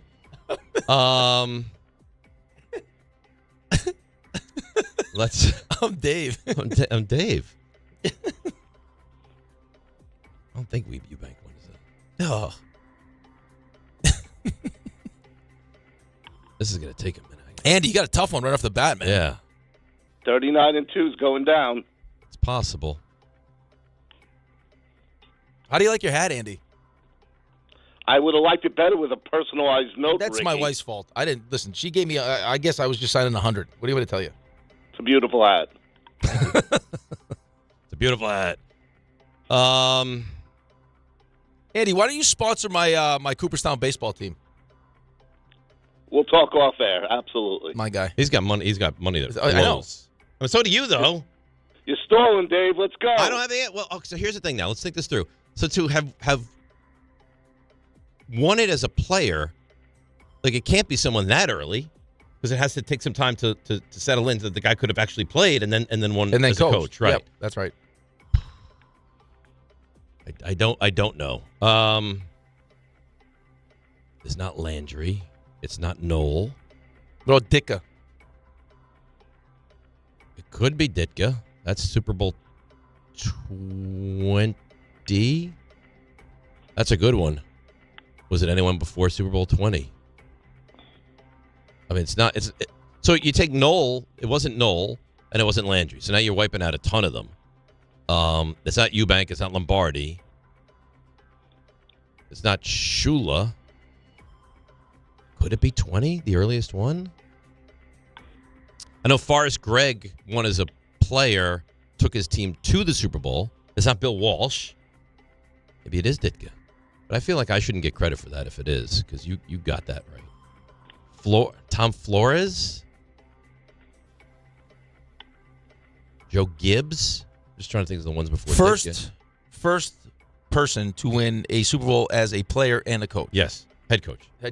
I think you've said the name. Ditka? Yeah. All right. I'm trying to think of someone else because I don't want it to be Ditka just because Why? I feel let me shine. Let me shine once in a while. Well, you shine, but I don't want it on my ledger. Why? Because I didn't get it. What do you mean? You said, "Are you excited? Are we ready?" It's a team effort. Ditka, final answer. Tom Flores was the third-string quarterback on Super Bowl IV's Kansas City Chiefs. Thanks a lot. You got it wrong. That's why I was immediately saying you said the name. You said the name. You know what? Bye, guys. Bye. I didn't know that. I didn't know it.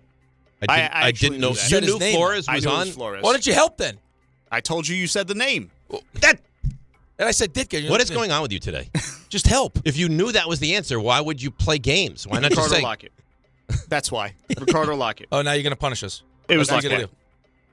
This guy. It was Lockette. You're in one today, huh? People think he's a good guy. You know what? You know what it is about him? He's obstinate. People think you're a good guy. I don't know if I agree. I think you're a good guy. I think this is a bad guy tendency, though. I want you to hold it. How so? You knew the answer. I told you. You said the name. You want me to spoon feed it to you? Say when we say, "Well, Ditka." No, guys, you're looking in the wrong direction. Say something. Don't say you said the name. Say who it is. I enjoyed it. Leary, Bergenfield, Leary, Stump Rothenberg, go. Hey, what's going on, fellas? How you doing? Hey, Dave.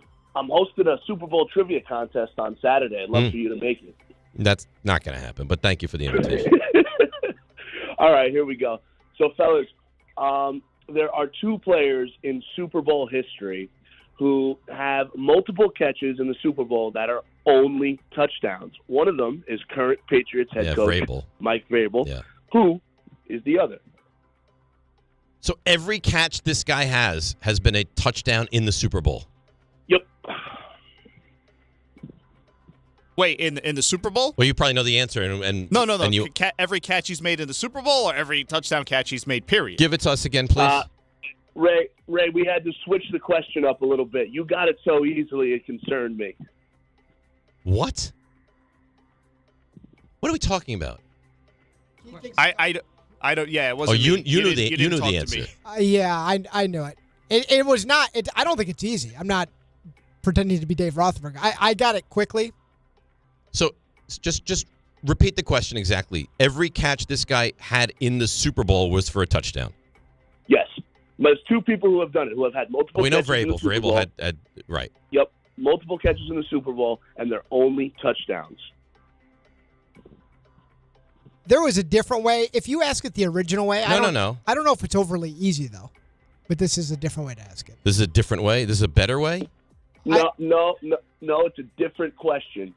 Whoever the producer is got it so fast it concerned me that Dave was going to get it. So I pivoted to a different question. So this question I have not screened. This is an off-the-cuff question. I mean, it's got to be an offensive lineman. Or it's just a very bad receiver who did very little. I don't know.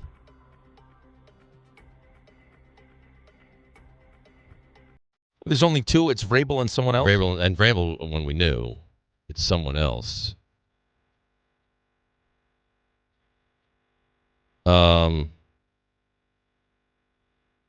Ray, you don't know it, right? I don't think we know it, Leary. We could waste time, but that would be just a waste of time. I don't know. I will say offensive lineman.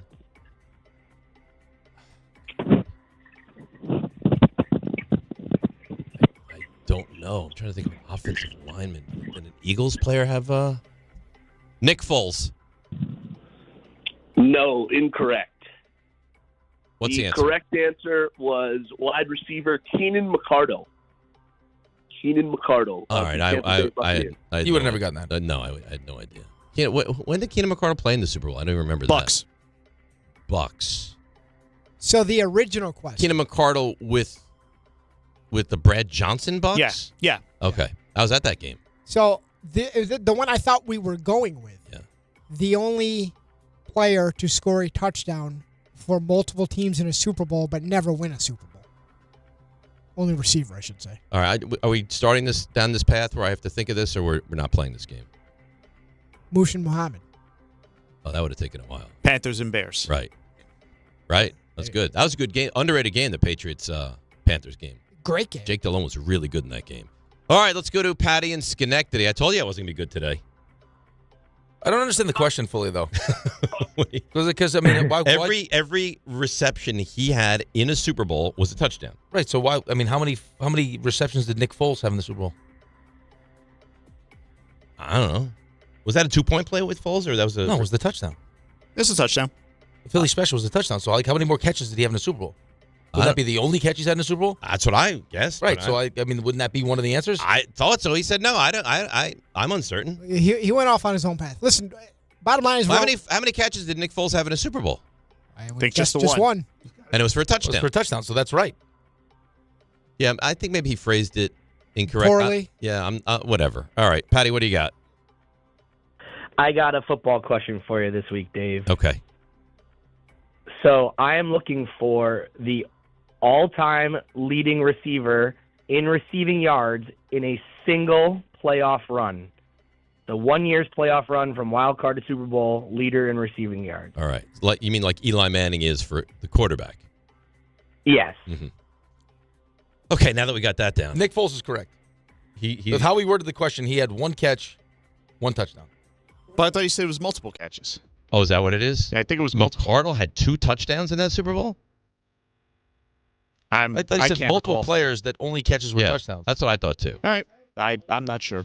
I think I know who the answer to this question might be. You let me know if you want that. What? Hang on, Patty. Can you repeat the question, please? Sure.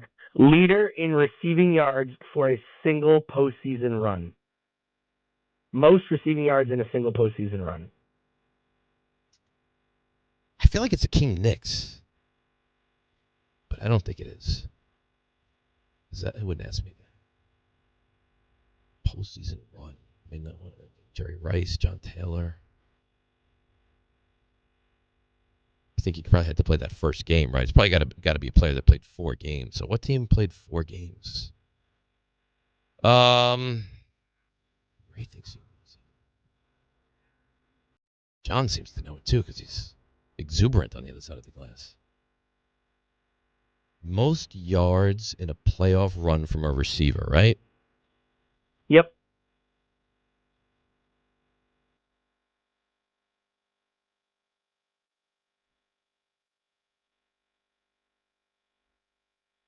It's a tough start. So what team played? I don't want to blame you, but you did put it out there. That's fine. He did put it right out there. I'm okay. It's got to be somebody. It has to be within the last 20 years, would be my guess. Because they just didn't throw the ball the same way. Is Patty in a hospital or something? Patty, you okay? Oh, it's my school radio going off. Okay. How about? It's not an eagle. Radio? Like a 2-way radio? A lot of debauchery going it's around not here. Deion Branch? Larry Fitzgerald? John is mocking you because he knows. Okay, that's fine. But I think Branch just had the big Super Bowl. I think Fitzgerald had a bigger postseason. It wouldn't be a Cowboy. I will tell you this Been in a again. long time. You have said the name. I'm not going to say it. You've said the name.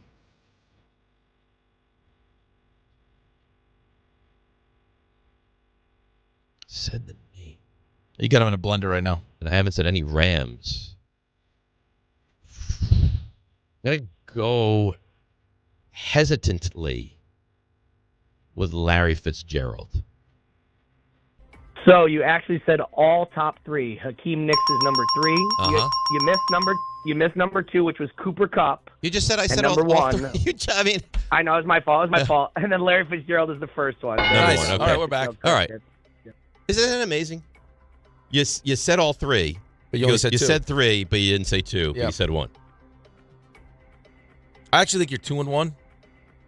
Because I think Nick Foles is right. Okay. Let's continue along. Let's go to, I love this guy, Chris and Bethpage. Chris, you're on Stump Rothenberg. Hey, Dave. Love you, too. And the guy did say, sorry to correct you, Rick, the guy did say multiple catches because I was trying to think of it. All right. So, yeah, so Nick Foles wasn't an answer. I was trying to think of it, too. Anyhow, but I'm surprised McCardle had 2 touchdown catches, and that was it. I'm surprised. But anyhow. Well, I mean, he never went to a Super Bowl other than that game. And I guess he had multiple catches, and they were both for touchdowns. That was a terrible football game. Go ahead, Chris, what do you got? Okay, so in the history of the NFL championship games, the game getting into the Super Bowl, championship games, 60 years, NFL championship games, there's been one quarterback who's thrown for 390 yards plus twice. Only one has done it. 390 yards in individual NFL championship games. Conference championships or? Yes, conference championship. Yep, in 60 years. Well, it's not Warren Moon because he never went to a conference championship. It was a shot at Ray, right? Mm-hmm. Yep. At least it didn't go unnoticed. Thought about that. 390. 390 plus? How he about did it twice. Kurt Warner. Um, 390. That's a big number. I mean, Brady seems so easy, but I mean, did he ever get to 390?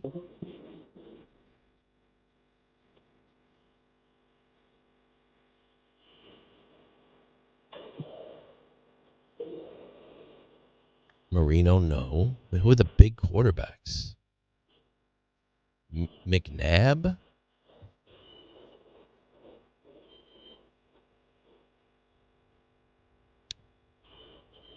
What? I guess I shouldn't ask for help. I was going to say, was it you need a hand, Jay? No, I was going to say, is it the same team? But I don't need that yet. Where? I was going to. Dan Marino might have 1, but 2.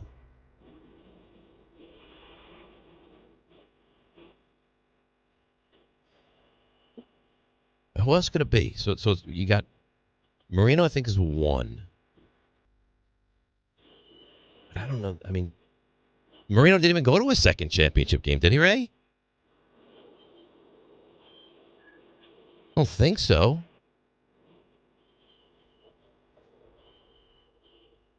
Right? He only went to 1. Brady, I mean, 390. Could be Elway?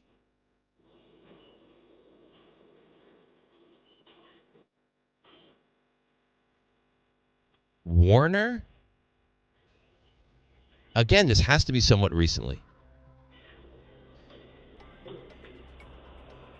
It's got to be someone recently. Twice over 390. How about Matt Ryan? Matt Ryan? No? I can't hear you, Ray, unless you talk into the mic. Twice? Yeah. Maybe.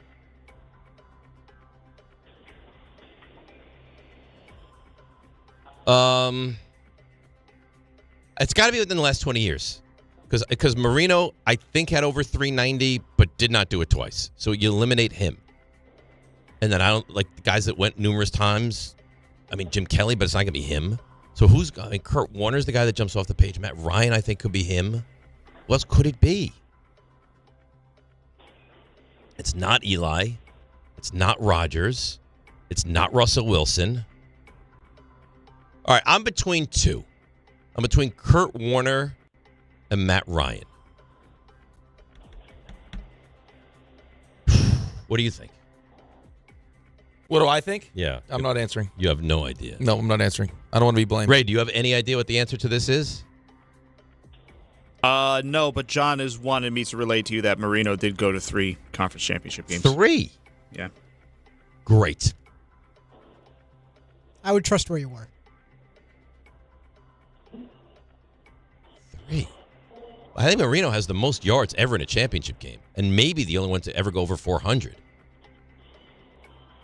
Now I'm in a pickle. I got Marino, Ryan, and Warner. But one of those championship was the 52-7 game. Was that a championship game or that was a divisional game against the Jaguars? That was not a championship game.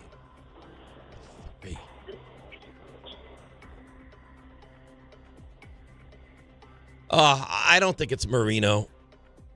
I'd take him off the list. Matt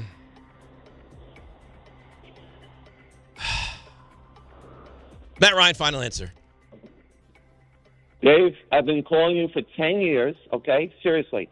That was by far the greatest job you ever did on one of my questions. That was the greatest job. That was the greatest job I ever did on one of his questions. That was.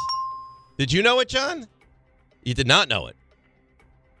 That was a name we bandied about in here, but you threw Matt Ryan around because when I but said Matt Ryan, the look on your face was like, I wasn't sure if he had been to 2 conference championships. Oh yeah. So. All right. Whew. If it was Ricardo Ryan, yes, or Ricardo Ryan, then look out. RJ, what do you want to do? Do you want to get the 5-pack? Do you want to take another call or two? You tell me. John's standing behind you, and he will get angry with the clock situation at some point. So I'll let you. I've hit 3 and 1. Why don't we just to get to 10? Because I have a 5-pack. Why don't we do one more? One more. Do you care who we take? I do not. You do not. Let's go to Rich in Monroe. Rich, you're on Stump Rothenberg. Hi, how's it going? My question is, when Eli got benched and lost his starting streak, who did he get benched for? Geno Smith. Yep. What? Really? Why would you take that from me? Really? Why? Well, that was so easy. I want to participate. I was going to let him. Okay, well, good for you. We'll take that on the ledger. You don't always have to finish. Yeah. I like to be the finisher. All right, I like to give the final answer, but that's fine. All right. So I guess we have 4 and 1 because we moved over the Foles question to a win. Is that right? No. Apparently it was. Oh, no, it was wrong because he said multiple. Yeah, so 3 and 2. receptions. So yeah, 3 and 2 going into the 5. Very average. All righty. Which he actually said before the segment started. Yeah. I tell you what, though, next week you take Dave laying the points. He's going to play angry. You think I'm going to be back in? Well, let's finish strong next week. And That was a painful rendition today. Why? It was just a lot of thinking. Sorry that it takes thought. Oh, right, but I mean, just for radio purposes, like the level of silence and thinking is just it can be overwhelming. No. Well, then let's not do the segment. Oh, here we go. I'm serious. He touched the money before the segment. He touched it. I didn't touch anything. He was bathing in it. Let's carry the momentum like Scrooge McDuck into next week.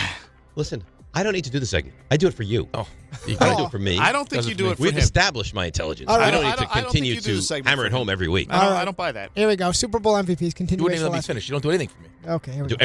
Everything I do is for you. We've established. Yes. John Riggins. Friday Night Lights. No. Not. No. His name's not John Riggins. Oh, it's Ricardo. It's not Ricardo. What is Riggins' first name? It's called Riggins. I don't know. have they ever referred to him as anything more than Riggins? He's like Cher. Do we know anything about him? I gotta look. John Riggins? No, what about John Riggins, a football player? The 4th and 1 fame against the Dolphins in 1983. Friday Night Lights heartthrob. Manhattan, Kansas. There you go. University. Good job. Didn't we just do this? I was doing it to mock you. It's in Lawrence, Kansas. He went to the University of Kansas. Steve Young. A BYU. From Greenwich High School. You mentioned his name earlier. Kurt Warner. Which one? K.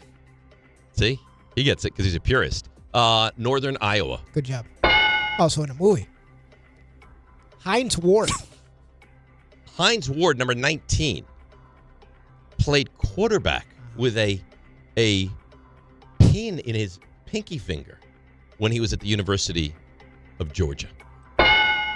Go Dogs. And finally, I love that commercial. There's a good commercial. Julian Edelman. Oh, he's a MAC guy. I think he's Kent State. You think correctly. Also a quarterback. Yes. That's also a quarterback. That's a good rally. You feel better about that? Was that quick enough for you? Yes. 8 and 2. That's not terrible. No, it's fine. It took a long time. So where are we now? 47 and 4? Yep. All right, that's nothing to complain about. Yeah, but I mean, you kind of set the table for what this was going to be. All right, listen, I'm sorry. I'm 39 and 2. Here we go. I hope I go 5 and 5. You want to start voices? No, I don't want to start voices.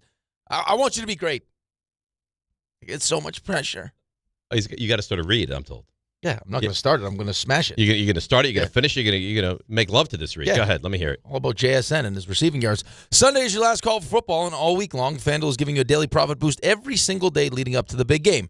Today's 30% profit boost is on the receiving markets, like receiving yard over-unders, alternate lines on receiving yards, and most receiving yards in the game.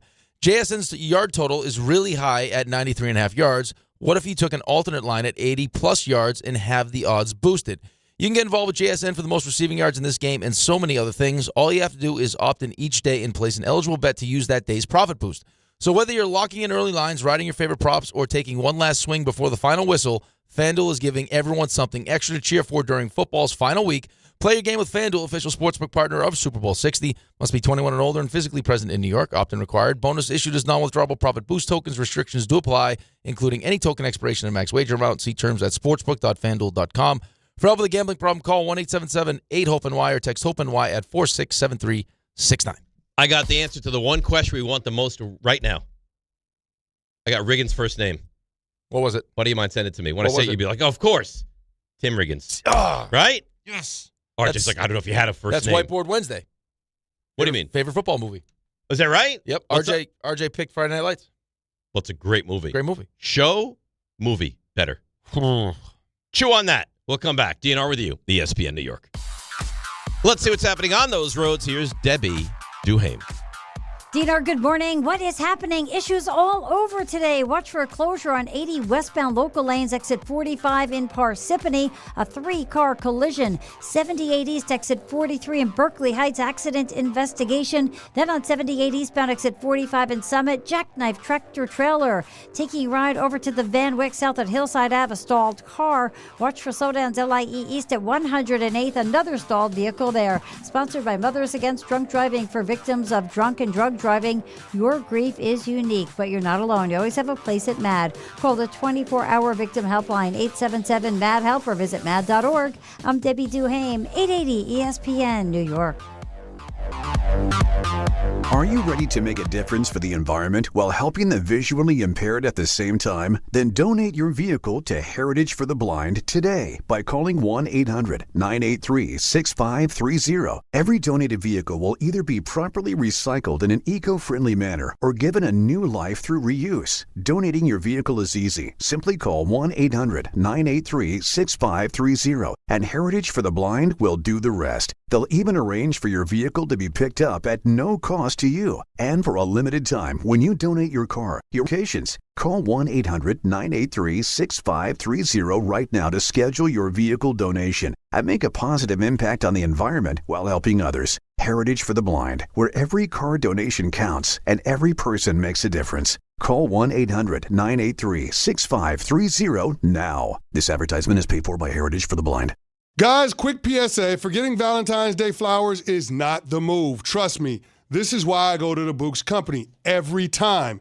Bouqs delivers modern bouquets fresh to her door. Plus, with my code CANTY, you get 25% off. Bouqs flowers are cut fresh from the best farms in the world, so you get bigger, brighter blooms that last way longer. They've got incredible flowers, even roses grown on the side of a volcano. And the best part? Bouqs makes it easy. Pick the bouquet, the delivery date, and you're done. No last-minute panic. That's why Bouqs has over 50,000 five-star reviews. And listen, even if she says, don't get me anything, that doesn't mean no flowers. Flowers still score every time. Valentine's Day is February 14th, right after the big game, so don't fumble this. Order now. Go to Bouqs.com, use my promo code CANTY for 25% off. That's BOUQS.com, promo code CANTY. Bouqs, promo code CANTY. Knicks fans, it's time for basketball. The action starts tonight at Pig Beach with Team ESPN New York and Ultra. Whether you need a pregame spot or you're looking for the right Knicks bar to watch the game versus the Nuggets, Pig Beach is your destination. The party tips off at 7 p.m. Team ESPN will be giving away plenty of ESPN, Ultra, and Knicks prizes. Join fellow Knicks fans tonight at 3537 36th Street, ground floor in Astoria. Cheer on your Knicks, enjoy Ultra draft and bottle specials and cool prizes all game long at Pig Beach in Astoria. DraftKings Sportsbook is making every snap, every drive, every moment of Super Bowl 60 count with DraftKings Live Millions. Open the app, opt in, and get your promo token. Place a live bet of $1 or more on the Super Bowl, and you're in. Download the DraftKings Sportsbook app and use code UNSPORTSMANLIKE. That's code UNSPORTSMANLIKE. Bet live for your share of $5 million in prizes with code UNSPORTSMANLIKE. In partnership with DraftKings, the crown is yours. Gambling problem? Call 1-800-GAMBLER. New York, call 877-8-HOPE-NY or text HOPE-NY. Connecticut, call 888-789-7777 or visit ccpg.org. On behalf of Boot Hill Casino in Kansas, wager tax pass-through may apply in Illinois. 21 and over in most states. Void in Ontario. Restrictions apply. No purchase necessary. Opt-in required. Minimum odds minus 500. Prizes either bonus bets or single-use 20% profit boost. Max bet $20 that expire in 30 days. See official rules at sportsbook.draftkings.com/promos for entry period and free method of entry. Sponsored by Crown Gaming, Inc.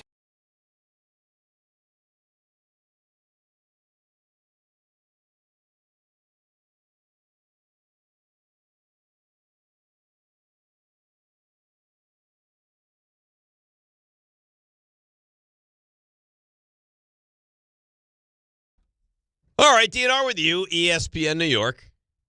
So I asked you the question. Show. Friday Night Lights, the show or the movie? Show. I love the show. The show is great. Love the movie, also great. How about this now? Okay. As a question. Okie doke. You're like Wendy. I'll give you the pointer fingers. out there. The best movie into a show ever. What was it? What are my options?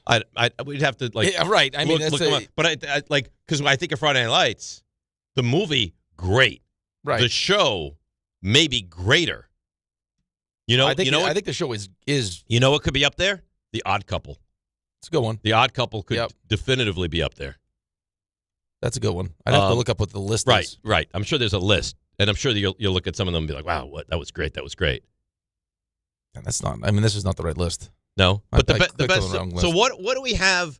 So John walks in, and I guess Whiteboard Wednesday is the best football movies of all time. That's right. And I said, well, North Dallas 40. He's like, no. Like, he's so dismissive. Ray, you've seen North Dallas 40, right? Yeah, I have. Nick Nolte? That's really way back there, but yeah, I have. I think it's 79-ish, maybe. And he's like, no. So he's like, but you know what's great? Draft Day. Draft Well, yeah, Day? that stood out to me. I saw John had Draft Day as his Draft Day was an awful movie. I couldn't agree with you more. It was a bad movie.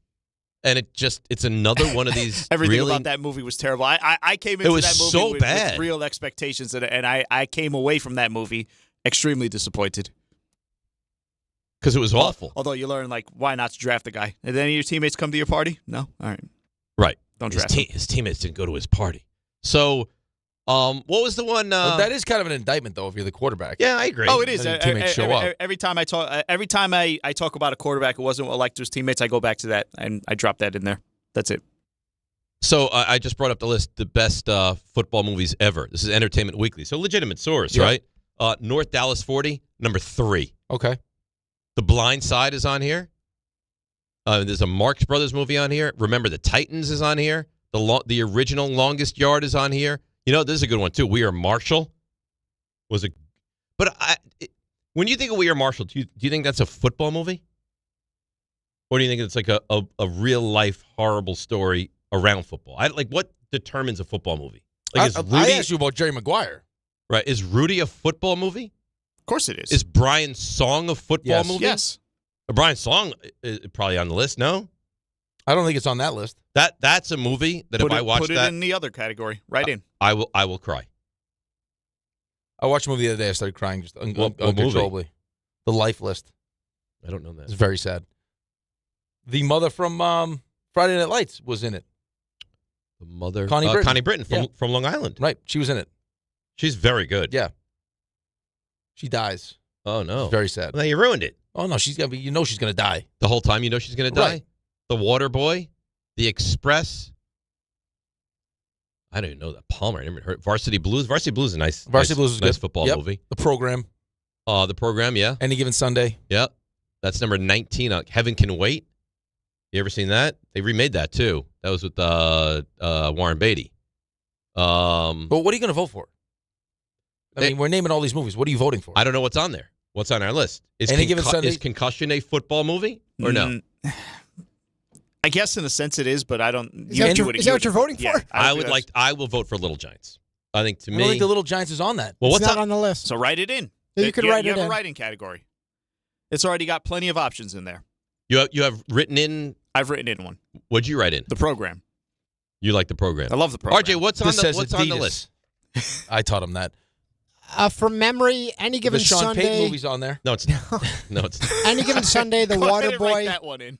Friday Night Lights, Varsity Blues. Okay, good. There's a writing Remember category. Is Rudy on there? Remember the Titans, Rudy's on Rudy. And I'm missing a couple more. I think Friday Night Lights, Rudy. You definitely said any given Sunday. Remember the Titans. Where's he going? He's going to go check on the board. It's right. I mean, it's right there. Remember the Titans is a somebody could be movie. helpful and just turn the board around. Then you could just look at it. You wouldn't have to leave your seat. Remember the Titans has a lot of momentum right now. That might be the leader in the clubhouse at the moment. Remember the Titans is a terrific. It was on the other movie. day. Friday Night Lights. Oh, here we go. So we got Any Given Sunday, The Blind Side, Friday Night Lights. I don't know what that is.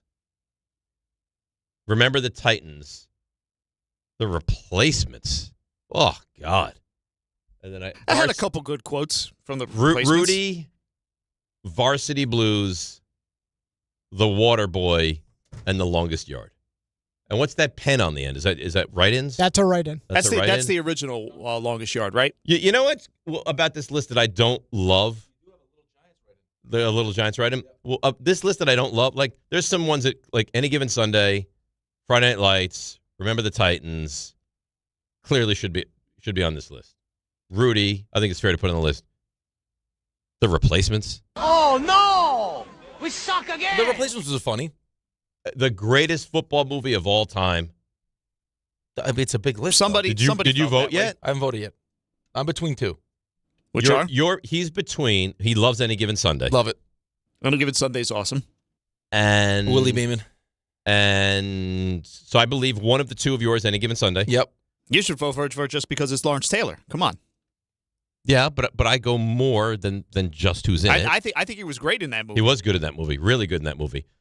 And I'm between Rudy. Nope. Friday Night Lights. Yep. Yeah. Those are my two. I know you. I used to listen to the Pacino speech all the time on the way to games. Inch by inch? Oh. Yeah. I don't know what to say, I really. love that speech, man. Oh, how good is that? Oh, my goodness. Yeah. You got to fight for those He inches. used to give me chills. The inches we need are everywhere around us. I loved it. We got to fight for those inches. You wouldn't fight for a couple inches? Of course you would. Who would not? Everybody would. Everybody would fight for inches. Did you see what Vrabel said the other day? I can imagine what he said. The Bussin' with the Boys. They revisited the whole, because he said on Bussin' with the Boys is what the original, yep. He cut off his whatever. And they're like, do we want to revisit this? Like, what, I mean, are we going to be true to our first statement? And the answer is no, he's not. He's like, maybe I'd come off, I'd leave it with 6. I'd cut off half of it and leave it with. Is that what he said? Yeah. All right. Been married 20 years. Then he started dying laughing. Yeah, probably. You've got 3. I would love to be a Play player for on him? that team, yeah. Well, look what he's done with that He team. seems like, he seems like the perfect kind of mix. Look what he's done with that team. Look, you have any? Well, you do, right? You have juice about this game now. Yeah, I've always had juice. You always had juice, right? Yeah. Any juice for this game for you? Because I got. You want honesty? Yeah, you got no juice. I got none. Really? None. None? None. But why? It doesn't intrigue me right now. Because he's a casual, right? He knows that's not. He knows that's not true. If I was a casual, I would be excited. The casuals are the ones that get excited about the Super Bowl. I'll tell you what. You're going to watch. You're going to be tuned in. 100%. And I think your hype for the game will grow as it goes along. I think agree with you more. I think you'll be pulled into it. By the time we get to 4:00 on Sunday, and they start to do the introductions, I will. Because I'm not going to sit here and tell you, oh, I'm hyped for this game. I can't wait. That's what you just said. But it is the Super Bowl, Dave. Like it's the last game of the year. We will get there, and I will have a legitimate level of excitement. At this moment, that does not exist. Also that emotion of it being the last game, and that just upsets me though. For me, it'll be 30 plus years that my team has been in the damn game. Dave's gonna be the first one though if the game stinks. Told you, no juice. Game stinks. No. Yeah. Oh yeah. No. Absolutely. I will be into the game once the game starts. No, but if it gets out of hand and early, I don't think this will stink. I think it'll probably be a pretty good game. I agree. There's nothing like sexy to me with these teams. I'm not saying it won't be a good game. There's just nothing sexy to me. You got 2 sexy coaches.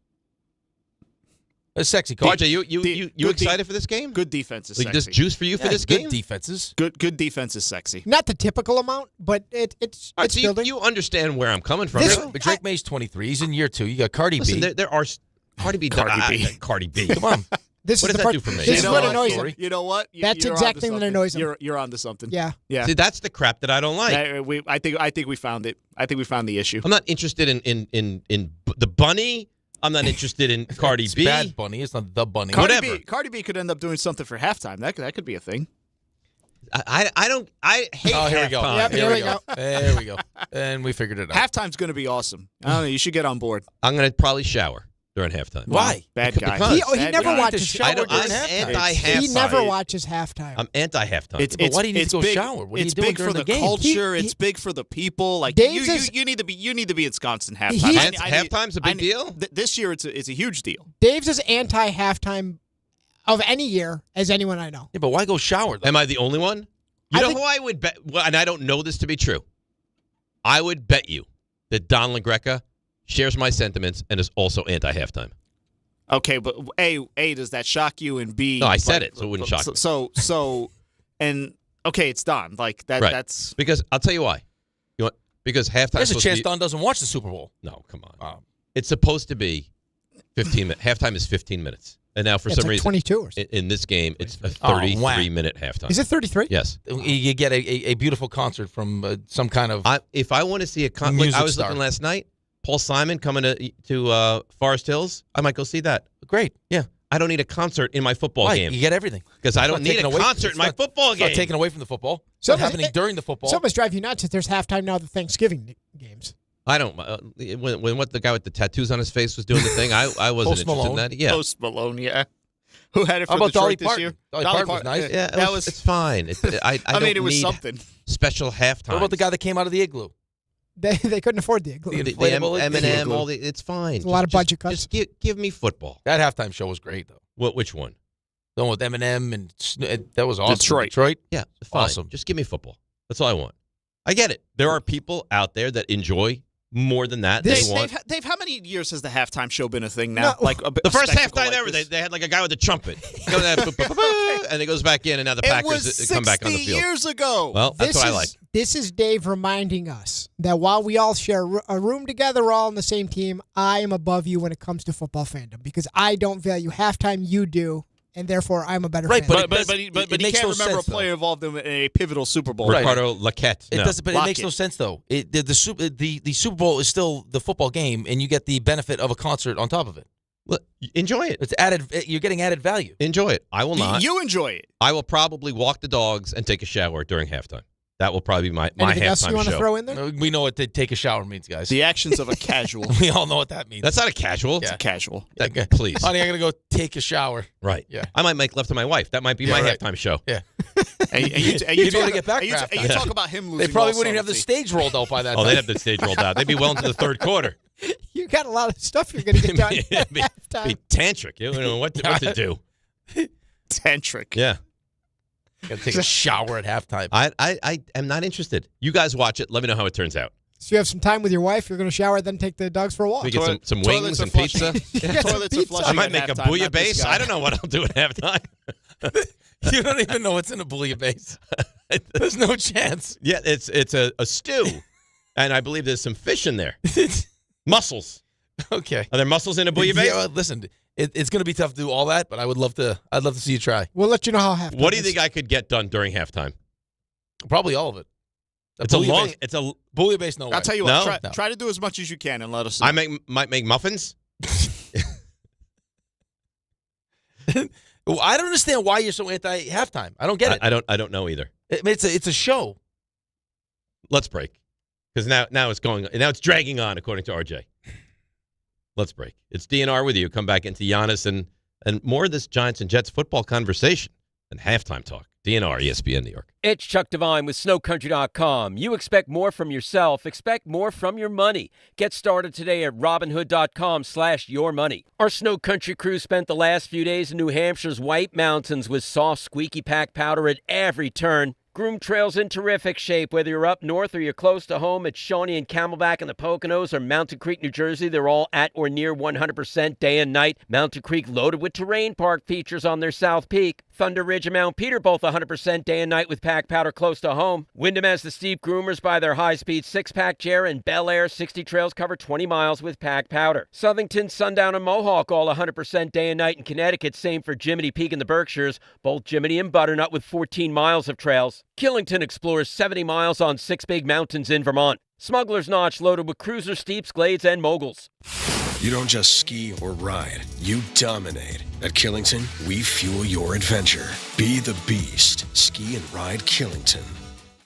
If you've been injured in an accident that wasn't your fault, then you need a lawyer who knows New York's unique personal injury and workers' compensation laws. At the Parisman Firm, they have decades of experience handling all types of accident cases and a proven track record of delivering huge results. Their team has already recovered nearly $1 billion for injured New Yorkers. From construction to car accidents and slips and falls, they've got you covered. Call the Parisman Firm now at 718-WORKERS, where your case is their cause. Get the justice you deserve today.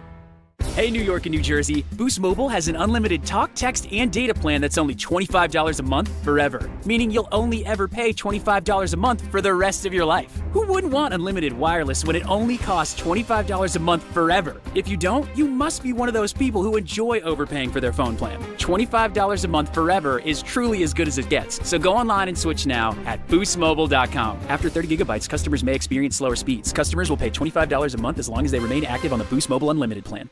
Knicks fans, it's time for basketball. The action starts tonight at Pig Beach with Team ESPN New York and Ultra. Whether you need a pregame spot or you're looking for the right Knicks bar to watch the game versus the Nuggets, Pig Beach is your destination. The party tips off at 7 p.m. Team ESPN will be giving away plenty of ESPN, Ultra, and Knicks prizes. Join fellow Knicks fans tonight at 3537 36th Street, ground floor in Astoria. Cheer on your Knicks, enjoy Ultra draft and bottle specials and cool prizes all game long at Pig Beach in Astoria.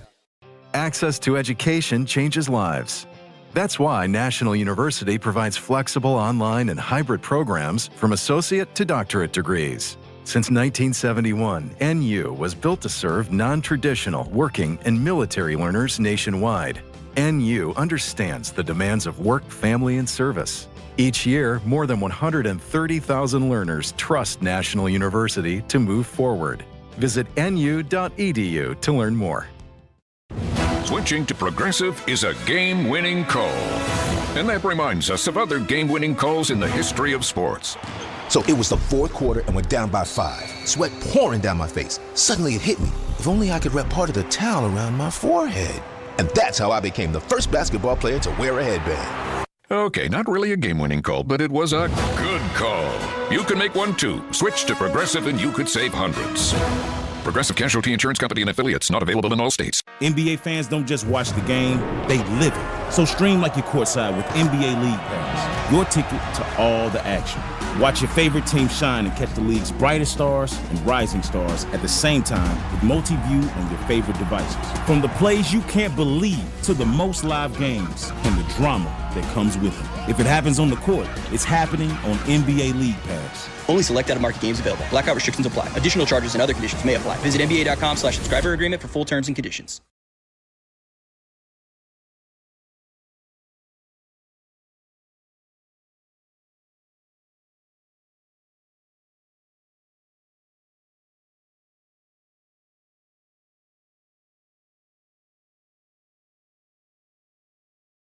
All right, DNR with you, ESPN New York. So, Giannis, tomorrow is the day. Gut feeling right now, he remains on Milwaukee. That's mine.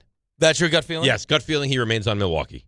If he was going to go anywhere, Minnesota right now, gut feeling? So I think Minnesota makes the most sense of who can bring him in and who has the commodity to trade for him. He wants to go to the Knicks. So I would say my finalists would be Minnesota and the Knicks, with Minnesota winning out. I don't think he's going to go to Miami because I think Miami's in a position where they look maybe a little better, but similar to Milwaukee. Like if they trade pieces and he winds up on Miami, how are they going to win? They're not going to win. No, I mean that's the hardest part of this thing is I mean, you're all trading for Giannis because you want to compete to win a championship, but by the time you get done trading the pieces it's going to take to get Giannis, what do you have left? Right? Again, man, I would say the same thing with what the Knicks are trying to do. Right. So Golden State, they're not going to compete for anything. I know it would be a great story, Giannis and Steph Curry, but they lost Jimmy Butler, and they're not going to win a championship. They're not going to go to the finals. So it doesn't make sense to me. Minnesota becomes better and a threat in the West, although the West is a bear. You understand why Golden State would do it, though. Right, we're getting towards the end with Steph. It's like, okay, let's try to make one final, more massive run, one final push, but to try to make this thing happen. They're talking about trading Draymond Green now in Golden State. Okay, yeah, I mean, you don't even think he's a Hall of Famer. Well, that's irrelevant to that. I mean, like, why would you trade Draymond Green if the plan is to try to win now? Like, he's a guy that could help you win now. Right, but you're getting towards the end of Draymond Green. I mean, you're just the focus would be like, we just got to get Giannis, and then we'll figure it out. Get Giannis. Okay, but Giannis, a Giannis-Steph-led team, that's not going to be the best team in the West. This year, no. No, but it's a step towards getting okay. there. Well, I guess Giannis might have to hear like the full plan. Like if it's Pat Riley, hey, Pat Riley is an NFL, an NBA Hall of Famer. The guy's a genius. So what will be the plan? You bring me in there. What's step 2, 3, 4, 5? Like, what do you plan to do? Right. I mean, he knows the teams that are involved. Right, so they've had aggressive offers, is how it's being characterized, and then Milwaukee has gone back with counters to the aggressive offers. It doesn't sound like, I mean, over the last couple of days, depending on who you listen to, like Wendy didn't make it sound like the Knicks were very aggressive, and then Shams came on and was like, no, the Knicks were one of the teams that's still involved. Right. So I don't know where it sits, but I mean, in a perfect world, and I'll keep saying this, and I think you agree with me, in a perfect world, he doesn't get traded. Deal doesn't get worked out. The perfect scenario for the Knicks is that he doesn't get traded now. The Knicks stand pat-ish. We get to the offseason, and the Knicks make a trade for Giannis. Although, I mean, the perfect scenario is they don't make a trade for him now. They win a championship, and then it doesn't matter. But the perfect realistic scenario is he doesn't get dealt, and then the Knicks acquire him this offseason. Yes. Yeah. How willing is Milwaukee to make a deal when you played Wendy earlier? The thought is that there's a better deal to be had during the summer, and how much of that could just be because Giannis in the background of this is like, I don't want to waste I don't want to waste this year. Mm-hmm. Like, I don't want to just sit out as we tank here. I want to go to a team that's at the very least in the playoffs competing this year. But if you're Milwaukee, from the flip side of it, are you supposed to trade him just to do him a solid? No, that's the point. It's like, I mean, there's a two-way street. This can't be a one-way street. Right. Like, hey, we love the fact that you've been the face of the franchise and all the championship and all the money that we've made because of you, but you didn't do it for free. Like, we've done our best. We bent over backwards. We brought in Dame Lillard. We didn't think that was a good idea. Like, we've done everything within our power to try to get you another championship. We're trying to get our own picks back so we can do this tank the right way. Right. But, yeah, it'll be interesting. I mean, that's the scary part for me, though, is this is what we were begging for so many years. And like LeBron, and you name the big time, NBA superstar, and they never wanted to come to the Knicks. And now there's one of the best players in the league that it feels like, just going off of what happened last offseason, the Knicks is where he wanted to be. And now we're sitting here a day away from the deadline with other teams involved, and us maybe not as willing to pull the trigger on this thing. Well, because I think there's still a belief that this team is really good. Right, whether they're NBA championship level or not, they're a really good team, and they were a really good team last year, and they made it to the Eastern Conference Finals, and they beat who everyone thought was the best team in basketball, or at least the best team in the East in Boston. So I think people feel like there's some unfinished business with this team. Although the more you watch Karl Anthony Towns, I think the less you believe that this is a realistic NBA championship team right now. Right. The problem, though, is it's not as simple as just Karl Anthony Towns for Giannis. Right. I don't even think we're having a conversation right now. No. Right. You'd have to do that. You're doing it. So I think you're just trying to figure out. I think you're trying to figure out how doing that deal and what that looks like affects your chance this year. Like when you feel like the East is wide open, and now maybe that's not the case. Maybe the East isn't wide open. Maybe it's it's Detroit is the team. I think it's Detroit and the Knicks. I think Boston's in there too. I don't think so. Okay. Well, regardless, so like you have a wide open East in your opinion. Yes. Right. So like, do I run the risk now of affecting my chances to take advantage of this year, just to be better next year and the year after? Yes. So what happens if you don't, and he goes somewhere else, and you don't get to the NBA Finals, and you recognize like as you're running through the playoffs, like, ooh, this isn't good enough. Right. Now how do you get better? Then you have to. Now that Giannis then is you gone. have to deviate. Then where do you go, though? I don't know. That's Leon Rose got to Giannis is no figure that longer out. available. I understand. Well, then Leon Rose is going to have to get back to the drawing board and say what piece or pieces, defensively will bring me there. This is such a tough. It's an interesting puzzle here. It ends up being like a real pivotal. It's a soap opera, but it's like a real pivotal, just as far as like the future of the Knicks right now. This is a huge 6-month span, right? Because you're going to know what this team does and what happens with Giannis, right? All in the next 6 months. Huge. I agree. All right, let's break. Come back. Giants, Jets, Giannis, stuff you missed.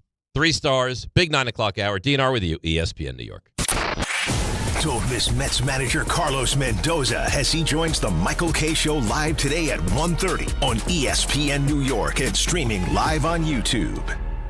Prizes, flyaways, even cash money. You want it? We've got it. Find a list of all contests and official rules by visiting ESPNNewYorkContests.com. That's ESPNNewYorkContests.com. DraftKings Sportsbook, the #1 sportsbook for live betting, is making every moment of Super Bowl 60 count with DraftKings Live Millions, featuring over $5 million in prizes. Here's how it works. Open the DraftKings Sportsbook app, opt in, and get your promo token. Place a live bet of $1 or more on the Super Bowl, and you're in. And every live bet means another shot to win. Download the DraftKings Sportsbook app and use code WHSQ. That's code WHSQ. Bet live for your share of $5 million in prizes with code WHSQ. In partnership with DraftKings. The crown is yours. Gambling problem? Call 877-8-HOPE-NY or text HOPE-NY and 467-369. 21 and over. New York only. Eligibility and restrictions apply. No purchase necessary. Opt-in required. Minimum odds minus 500. Prizes either bonus bets or single use 20% profit boost. Max bet $20 that expire in 30 days. See official rules at sportsbook.draftkings.com/promos for entry period and free method of entry. Sponsored by Crown Gaming Inc. Knicks fans, it's time for basketball. The action starts tonight at Pig Beach with Team ESPN New York and Ultra. Whether you need a pregame spot or you're looking for the right Knicks bar to watch the game versus the Nuggets, Pig Beach is your destination. The party tips off at 7 p.m. Team ESPN will be giving away plenty of ESPN, Ultra, and Knicks prizes. Join fellow Knicks fans tonight at 3537 36th Street, ground floor in Astoria. Cheer on your Knicks, enjoy Ultra draft and bottle specials, and cool prizes all game long at Pig Beach in Astoria. Texting enrolls you in a recurring automated marketing text messages. Consent not required to purchase. Message and data rates may apply. The team's looking good this season. I think so. Man, I miss playing football. Ever since I turned 40, I just can't find that fire I used to have. Think it could be lower testosterone? What do you mean? I was feeling the same way. After 40, the body has less testosterone, and men lose their edge. That's why I take Nugenix Total T2. That's the testosterone booster, right? Yes, but Total T2 is their brand new formula that skyrockets nitric oxide levels in as little as 3 hours. Since I started taking it, I've been lifting like when we played for Coach Carter. My energy is way up, and it even spiced up things between me and the missus. Are they still giving out complimentary bottles? Yep, just send a text. Text HAWK to 321-321 for your complimentary bottle of Nugenix Total T2, the next generation testosterone booster. Text now and we'll include a bottle of Nugenix Thermo X, our newest, most powerful fat burner ever, absolutely free. Text HAWK to 321-321. That's HAWK to 321-321. These statements have not been evaluated by the FDA. This product is not intended to diagnose, treat, cure, or prevent any disease. ESPN New York, now streaming live on YouTube. Subscribe today and watch the show. WHSQ and WCBS FM HD2, New York. Individuals and businesses with tax problems, listen carefully. If you owe over $10,000 in back taxes or have unfiled tax returns, U.S. Tax Shield can help you take back control. The IRS can seize your bank accounts, garnish your paycheck, close your business, and file criminal charges. Our team of tax attorneys can stop collections and get you protected. U.S. Tax Shield offers a price protection guaranteed quote to get you protected today. U.S. Tax Shield is A+ rated with the BBB, so call 800-494-6139. U.S. Tax Shield, 800-494-6139. I'm Boomer Esiason. My mom died from cancer. She was only 37 years old. She didn't have life insurance, and that was devastating for my family. That's why having life insurance is so important to me. Ethos makes it fast and easy. Get a quote in seconds, apply in minutes, and get same-day coverage. You can get up to $3 million in coverage with no medical exam. Get your free quote at ethos.com/play. That's ethos.com/play. Paid spokesperson. Time spent on application may vary. Online health questions required. This is DiPietro and Rothenberg. If it's the same thing, I was watching. Catch earlier in the game. It was Lockette. What do you mean Lockette? Ricardo Lockette. What the hell is Ricardo Lockette? It's Lockette. Well, who's Ricardo? Hang on a second, Ray. You may not be as dumb as we made you out to be in the last segment. I was totally right. I just mispronounced Ricardo Lockett's name because it looks like Lockette, but it was Ricardo Lockette. That's right. Apology accepted. This is DiPietro and Rothenberg. Carter Lockett. Ricardo. On ESPN New York. And streaming live on YouTube.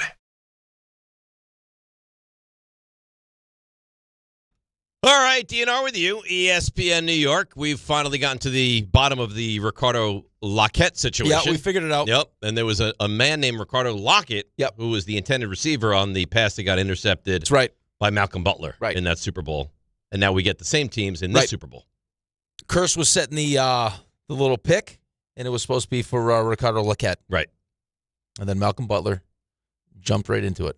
And interception. Changed everything. Night. Yeah. Who do you blame for that? You blame Pete Carroll for that? You blame Russell Wilson for that? Like, who do you... Well, no. I mean... Because you should have run the football. Yeah, you should have run the football. I mean, second and goal. I guess because of... I mean, I guess on third and goal, if that play doesn't work and doesn't get intercepted, they're going to run it. You got two chances to run it, right? So, I mean, that's what you're going to end up doing. Or do you not place I think blame? you got to give some blame and then a lot of credit, especially when you kind of get the backstory of how, that whole thing happened. Yeah, like that was like last second too, like throwing Malcolm Butler in there. It's like, Malcolm, get on the field, and he goes running out. So like just the whole thing. There's not calling timeout. I mean the play to stop Marshawn Lynch from getting to the end zone to get to that play. Right. I still can't believe they didn't call timeout.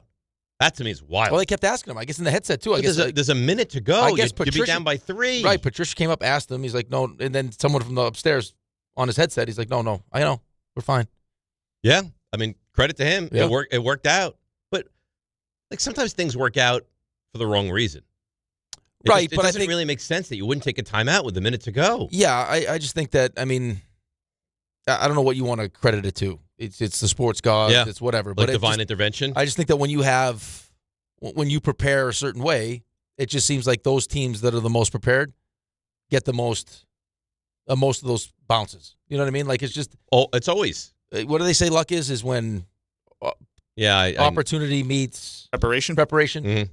Like the amount of preparation that went into that, the fact that they're practicing those plays with Malcolm Butler and Bill Belichick's like the coaching point on this play is that we got to do better. We got to do a better job at the line of scrimmage, and then Malcolm, you can't go underneath that. You got to come up on top of that. Mm-hmm. And he recognized it because they practiced it. Amazing. And that becomes one of your habits. What do you think happens if they run it again with 20 seconds left, score the touchdown, and this guy's sitting there with 2 timeouts?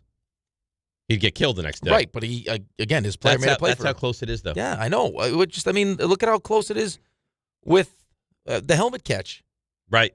Or some of those, like the interception. Asante Samuel has a chance to make that interception. He had it in his hands. So think about this. Super Bowl 21, the Giants, they beat up on Denver second half. Trailed at halftime. Beat up on Denver. They were going to win that game. Super Bowl 25, good fortune to win that game. Could have lost that game. Super Bowl 35, they lost. Yep. Super Bowl 42, they could have lost. Super Bowl 46, they could have lost. The Giants are 4-1 in the Super Bowl. It's like razor thin to being a 1-4 Super Bowl team right now. Right. It's just it's making plays and not making plays. It's the difference. And then having some good fortune. Right. Where the ball bounces your way. Like, I mean, there's no reason the Patriots should have beat Atlanta. Like the amount of things that had to go right for them to win. And call it mistakes, why don't we run the football, whatever it is. But those are decisions that were made. There were, wrong decisions at the moment that, like even the Packers game against Chicago where it looked like, Ben Johnson was trying to give them the game, and then you get into the second half and it's like Green Bay's throwing the ball. What are you doing? Right. Take some clock. Like, milk run. the clock a little bit. Yeah, no, you think games are more lost or won? Oh, Bill Belichick would tell you more lost than won. Yeah, I think, you watch it, how aggressive these guys are. It feels crazy. It's going to start now. going the other way, though. I think so, too. The I think pendulum's it's going to calm itself down. But that's what they do, though, man. I don't know why, but it's just like, I don't know if it's an athlete mentality. It's always like if some is good, more is better. Like if this Ben works Johnson out, was going 4th and 4 in the first half. It was only 27. And it got bailed out because they ended up winning that game. Right. But that's who we are. Well, okay, that's great. It's nice to set the identity that we're going to be, we're going to be aggressive and everything else. But I also want to win. Like, I finally have wrapped my arms around the fact, okay, it's going to be like 4th and inches at your own 30. You're going to send in the tight end. He's going to do the tush push. Okay, I can kind of deal with that now. Like 4th and 4 at your own 27 in the first half of a game. Or, the Denver game.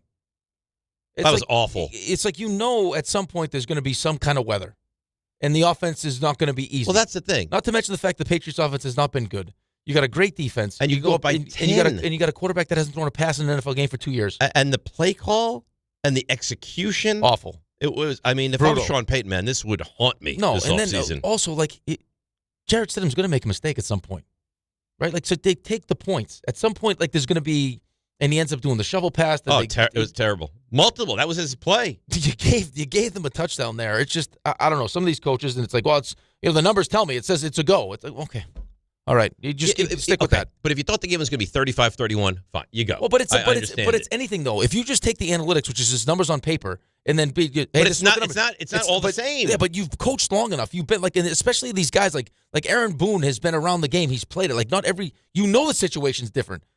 Bringing Nestor Cortez into that spot is a bad idea. But they just look at the pure numbers. Oh, I like the matchup. You go 4th and 1 at the other team's 11, up 7-0, second quarter, says you go. Well, how about taking into account of everything? The other team can't move the football. I got weather, I know, and they knew weather was coming in the second half of that game. I got a quarterback who can barely functionally throw the football. Let me take the points. Right. And this is not Monday morning revisionist history because at the time I was apoplectic. Like, how could you not take the points in that spot? But even just the momentum and how it changes and what that does for the team, what it does for the defense, what it does for the offense. Oof, wow. We dodged that bullet. Right. And you really thought the way to go about it was to put the ball in Jarrett Stidham's hands? And this is I'm a Hall of Fame-esque coach. Right. I don't know what constitutes going to the Hall of Fame anymore, but he's considered one of the best coaches in the history of football. Yes. So anyone can screw up. Listen, I stand by it. I know it worked out. It's awesome. I think Belichick was this far from getting crucified the next day on Boston Sports Radio. Listen, he got crucified for the whole Malcolm Butler situation when he didn't play him. Yeah. It's you do what you believe is right, and if it works out, great. If it doesn't, then you got to have conviction in what you do. Yeah. But Dan Campbell all the time now? At least in that moment, though. Like I said this to my guys the other day. We had a state qualifying game. It was to lock up the 1 seed. How'd we do? We won. Nice. We locked up the 1 seed. Back to Buffalo. The whole point of the speech is that actually I was pretty impressed with where I went. I just kind of was winging it. You gave a great speech? Yeah, no, I said just in general, just like your life in general. It's about experiences and the memories that you take away from those experiences. Right? That's essentially what it is. Yeah. Right? So it's like you have a moment right now to be the 1 seed, to try to get yourself to the state championship, and from the state championship to the national championship.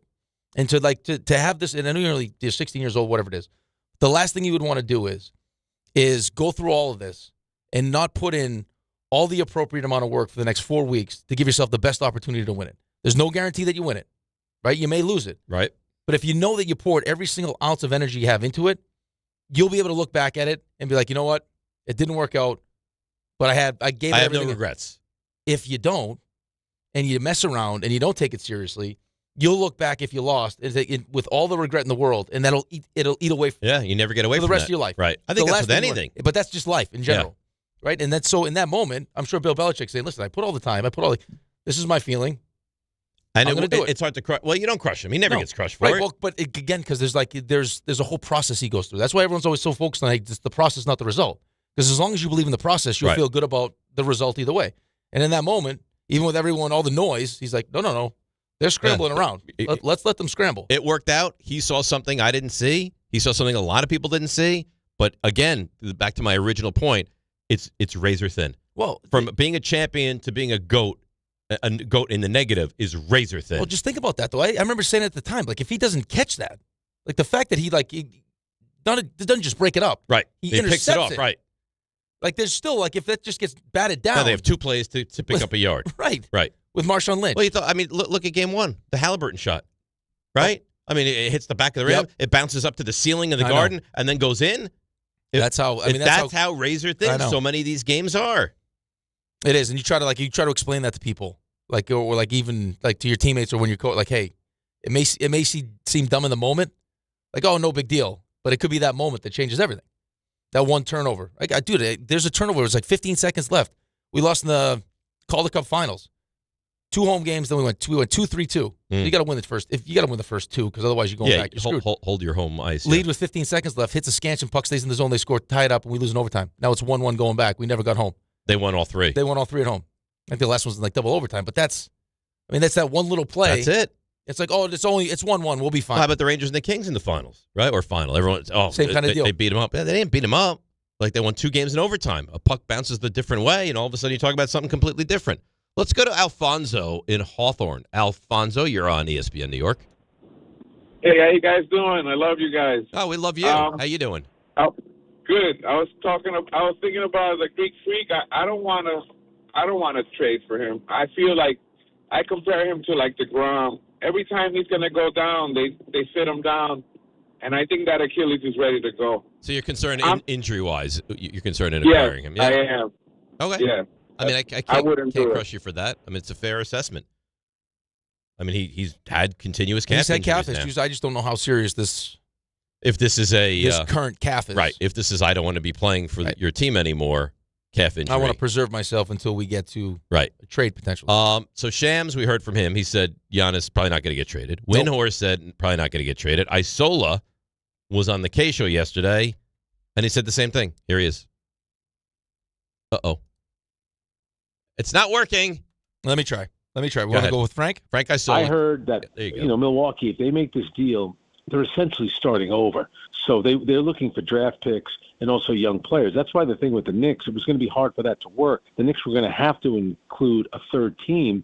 If that meant trading Mikal Bridges and getting a first-round pick or 2 first-round picks, or trading OG Anunoby or Karl Anthony Towns. Milwaukee wants draft picks, and, of course, the Knicks use all their draft picks up in the Mikal Bridges trade.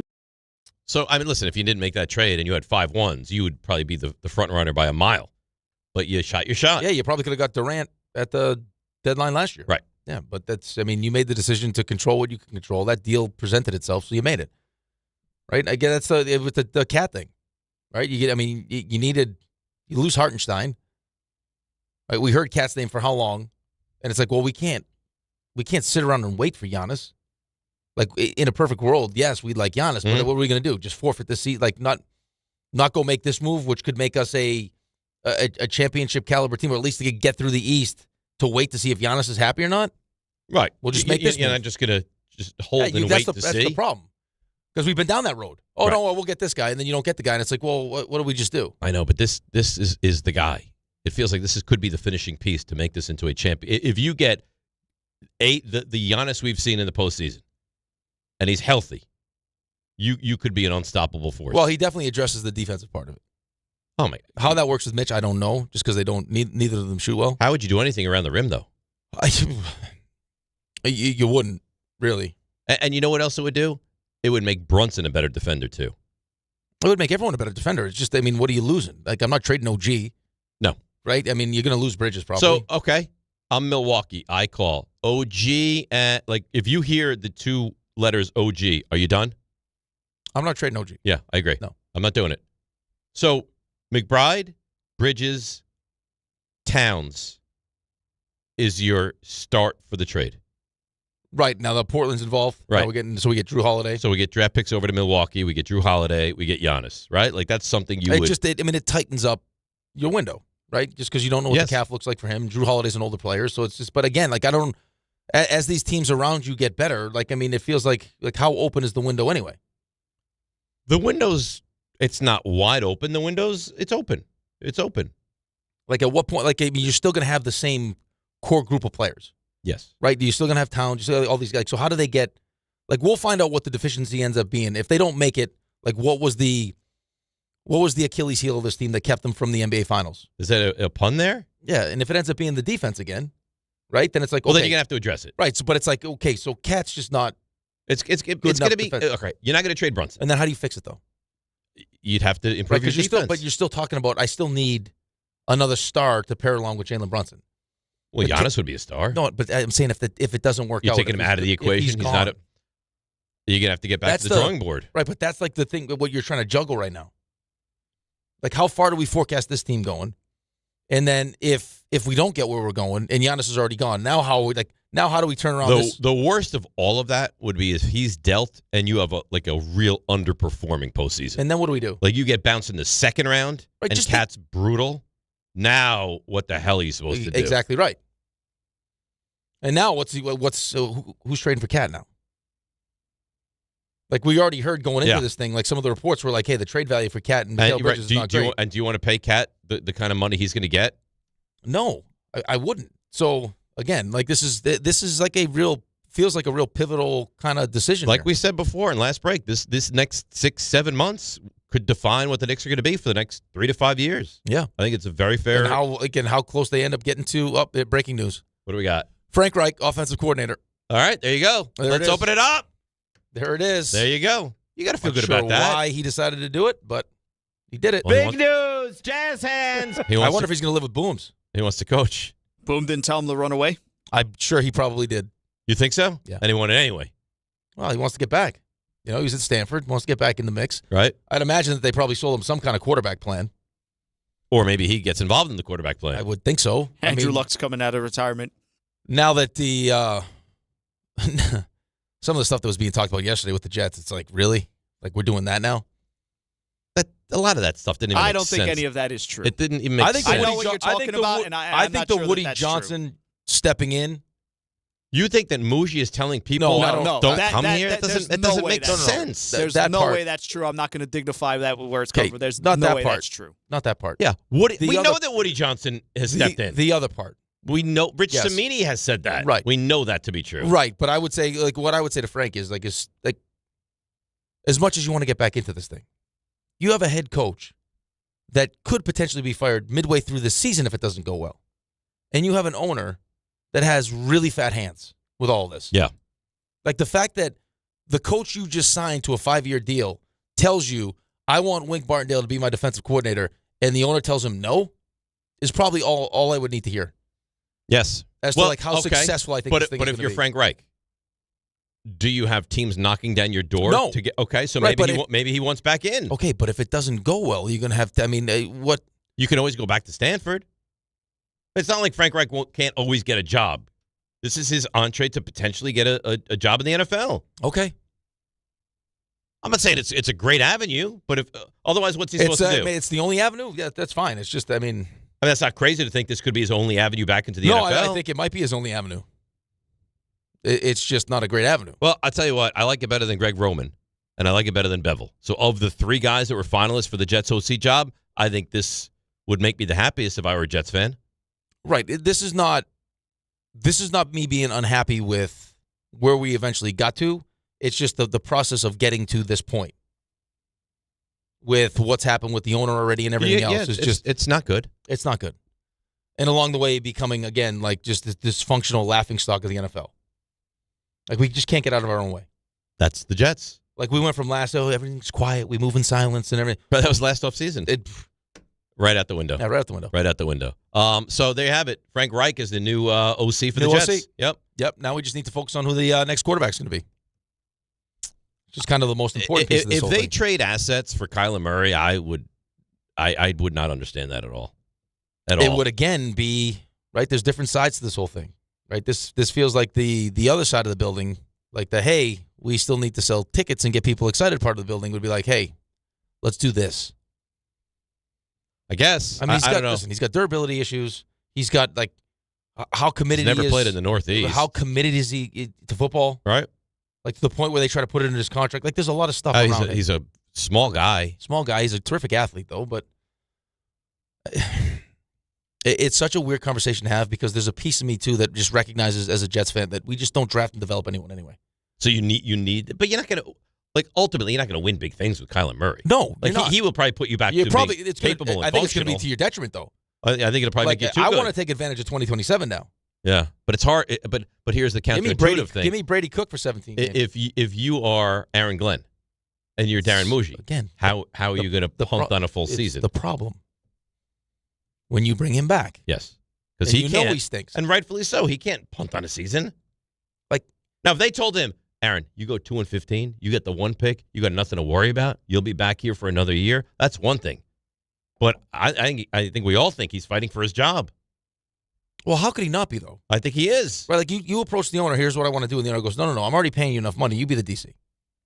Well, but that's not going to help me be a good head coach. I don't care. Get it done. Figure it out. I'm paying you. Yeah, it's very strange. Oh, by the way, I got a big juicy announcement. Oh. Big juicy announcement. Oh, yeah. Is this what you were talking about earlier off air? About what? About the hats? That's a different one. That's not ready. The Olympic. I didn't know. No, this is about the hats. The Olympic hats. Red, white, and blue, American flag, available today. How about that? Give the site again, please. Dress to 39s. RJ's going to tweet it. I'm going to start calling. Get choked up. It's emotional. I mean, to open your own site and apparel company, it can be emotional for people. It's a lot. I do know that. RJ, will you tweet that, please? Dress to 39. Dress to 39s. But was it the number? Number 9. The number 9. So everything it's else THREE number 9. Apostrophe S. Yeah. Apostrophe. Yes. Yeah, I'll put it on Twitter. At DR on ESPN. There you go. When do I get some kickback from this? You don't. Can I get a second hat? Yep. What color you want? I'd like to look at the website.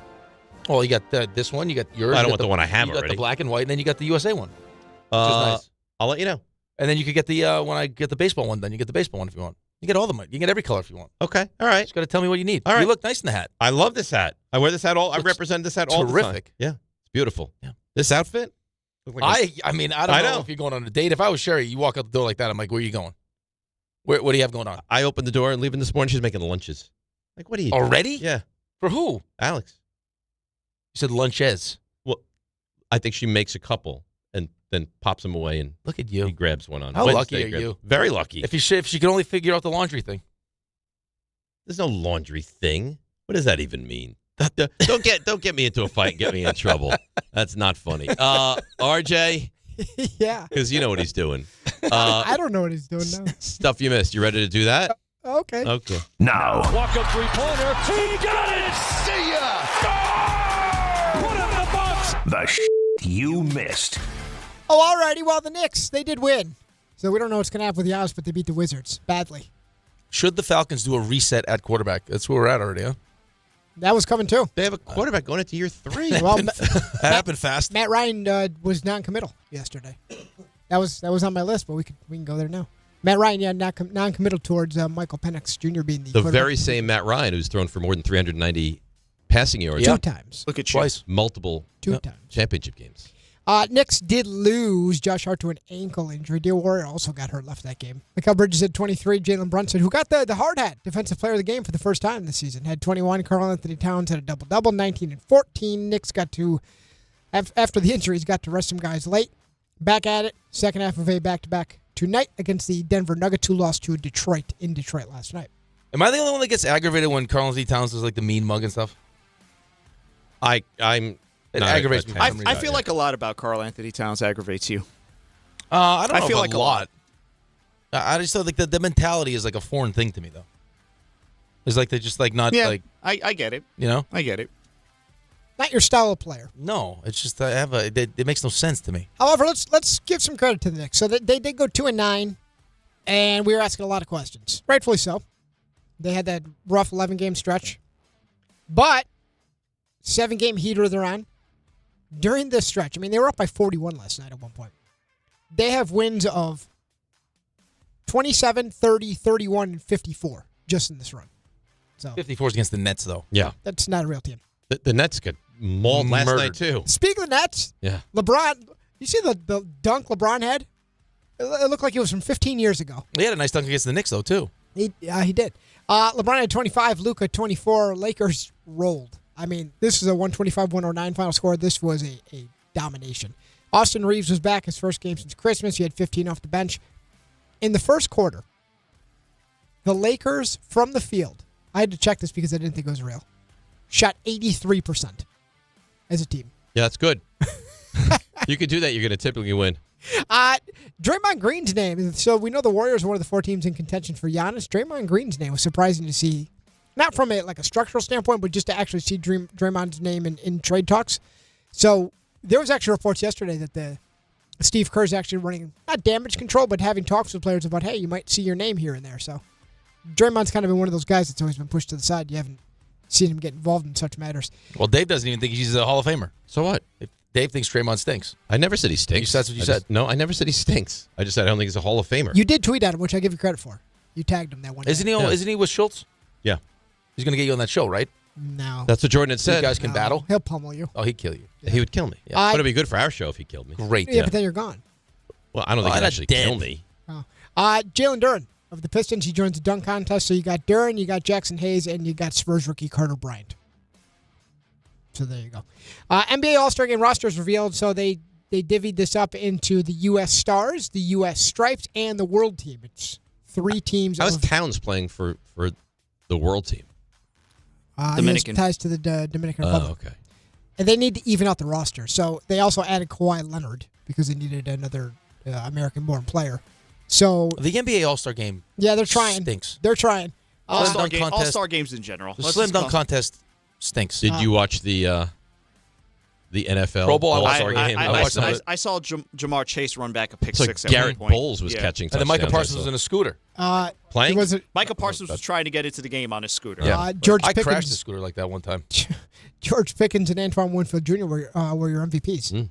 NFC wins. I saw somebody projecting that George Pickens leaves the Cowboys, which would be so phenomenal. I think I'm actually not concerned that this George Pickens thing is going to go the same every other contract situation goes. You're not concerned.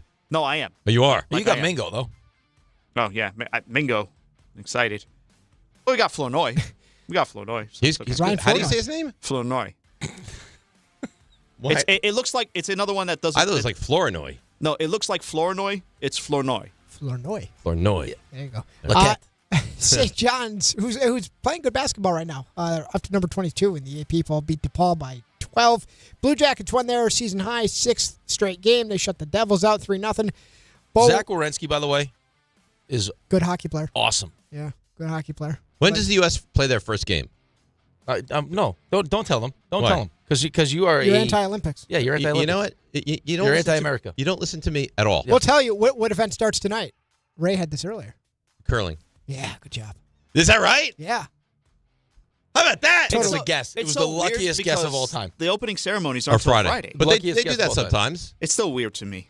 The curling starts tonight. Yeah. And you're in. Bo Horvat, 2 goals and an assist. It's Scorvat.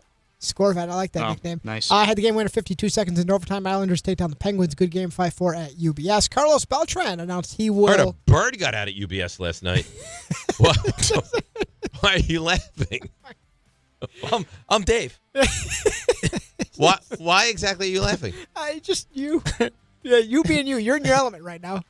Curling, birds. Yeah. Did this not happen? Yeah, it happened. It did happen. Yeah. So this is something people might have missed. The timing's interesting. I'm Dave. Carlos the timing's interesting. You just talked about the game. You're like the clone of the clone. Have you seen Multiplicity? Yes. You're like the clone of the clone that puts pizza in his wallet. Okay. Yeah. All I was doing was adding information. She touched my Peppy, Steve. Like, that's you. Okay. Beltran's going to wear a Mets hat in the Hall of Fame. That and nice. The College Football Playoff announced that their New Year's Eve schedule, they won't have one next year. They're going to avoid New Year's Eve because they want to avoid the NFL. New Year's Eve is on a Thursday. Smart move. Well, the NFL is going to play on New Year's Eve this coming year? It's on a Thursday. Oh. Where are you going? You have no plans. Yeah, what are you changing? But now what are you changing? But now I can't. But now I can't. But now I can't. Tell me what's being changed. Nothing. You gonna cancel your table and bottle service? I'll tell you what. I like to watch a movie on New Year's Eve. You still can. Watch anything you want. Earlier in the day. Yeah, you got 7 TVs. No, I'm not gonna have I'm not gonna make the NFL secondary. The NFL gets a primary right, TV. So that's perfect for you. No, it's not perfect for me. Nothing else going on. I might want to watch a movie and get a nice dinner with my wife. Maybe have a friend or two over. You don't have friends that come over on football days. Well, that's my point. I don't want it to be a football day. You had friends over. Well, New Year's. The dogs make it difficult. Right. But we've gone out to people's houses so for New Year's. Last 5 years, no friends over. Canceled. Not on New Year's. No. Every time we have a friend over, the dogs attack them. Yeah, right. Oh, the NFL on New Year's? It's going to ruin all my plans. This is ideal for you. Now you can't. You don't even have the option of plans. You don't want plans anyway. That's not true. It is true. I'm very social. You got the NFL. You're social for lunch. Right. You're a lunch guy. I'm a big lunch guy. You are. Yeah. You don't tell. You do not want evening plans. I'm looking great. So I don't know. Fantastic. I don't know. This is the best you've looked. I don't even know where that shirt came from. I've never seen it before. Yeah, it threw me off. You walked in with a button-down shirt. I was very thrown off. Shirt came from. I'd never seen it before. I like it. Yeah. Why are you wearing the shirt? Why not? You know why. He told you why, but we can't say it. That's stuff you missed. Yeah. All right, let's take a break. We'll come back. Get to break. And we'll dive a little more into this Aaron Glenn making the hire of Frank Reich. And there's a statement from one Aaron Glenn as well. We'll read. DNR with you, ESPN New York. Individuals and businesses with tax problems. Listen carefully. If you owe over $10,000 in back taxes or have unfiled tax returns, U.S. Tax Shield can help you take back control. The IRS can seize your bank accounts, garnish your paycheck, close your business, and file criminal charges. Our team of tax attorneys can stop collections and get you protected. U.S. Tax Shield offers a price protection guaranteed quote to get you protected today. U.S. Tax Shield is A+ rated with the BBB, so call 800-494-6139. U.S. Tax Shield, 800-494-6139. I'm Boomer Esiason. My mom died from cancer. She was only 37 years old. She didn't have life insurance, and that was devastating for my family. That's why having life insurance is so important to me. Ethos makes it fast and easy. Get a quote in seconds, apply in minutes, and get same-day coverage. You can get up to $3 million in coverage with no medical exam. Get your free quote at ethos.com/play. That's ethos.com/play. Paid spokesperson. Time spent on application may vary. Online health questions required. Now it's time for traffic. Here's Debbie Duhame. Hi, Dave. Hi, Rick. Have a fabulous day. I have some nuggets of information for you. Watch for big-time delays on 78 eastbound, getting out toward exit 45 and Summit. Jackknife tractor trailer being cleared. 2 lanes remain blocked.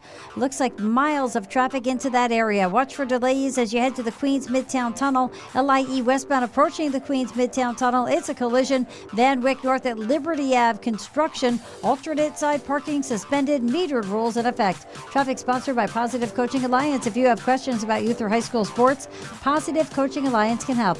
PCA develops better athletes and better people for youth and high school sports. Info at positivecoach.org. I'm Debbie Duhame, 880 ESPN New York.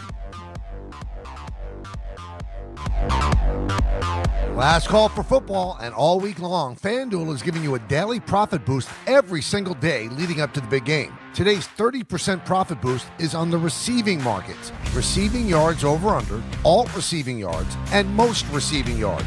Will Seattle continue to get JSN the ball? Can Stephon Diggs find room to work? All you have to do is opt in each day and place an eligible bet to use that day's profit boost. Whether you're locking in early lines, riding your favorite props, or taking one last swing before the final whistle, FanDuel is giving everyone something extra to cheer for during football's final week. Play your game with FanDuel, official sportsbook partner of Super Bowl 60.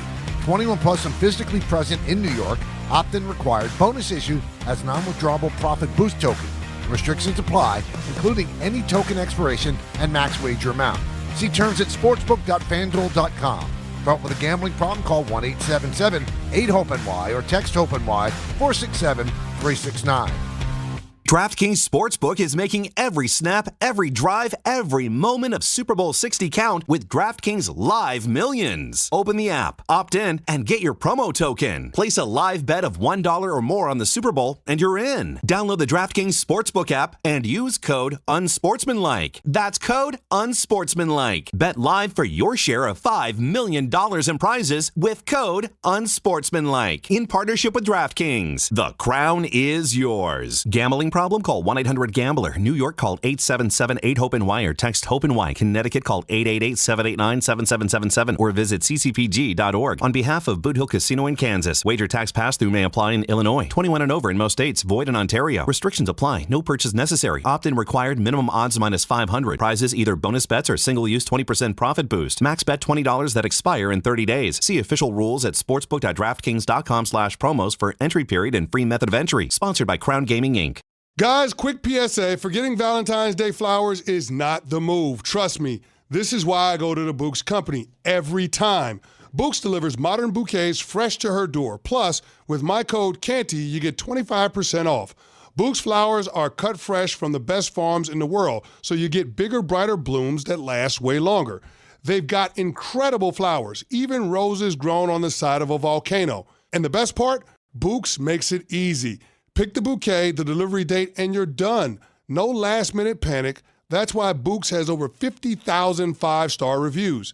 And listen, even if she says, don't get me anything, that doesn't mean no flowers. Flowers still score. every time. Valentine's Day is February 14th, right after the big game, so don't fumble this. Order now. Go to Books.com, use my promo code Canty for 25% off. That's BOUQS.com, promo code Canty. Books, promo code Canty.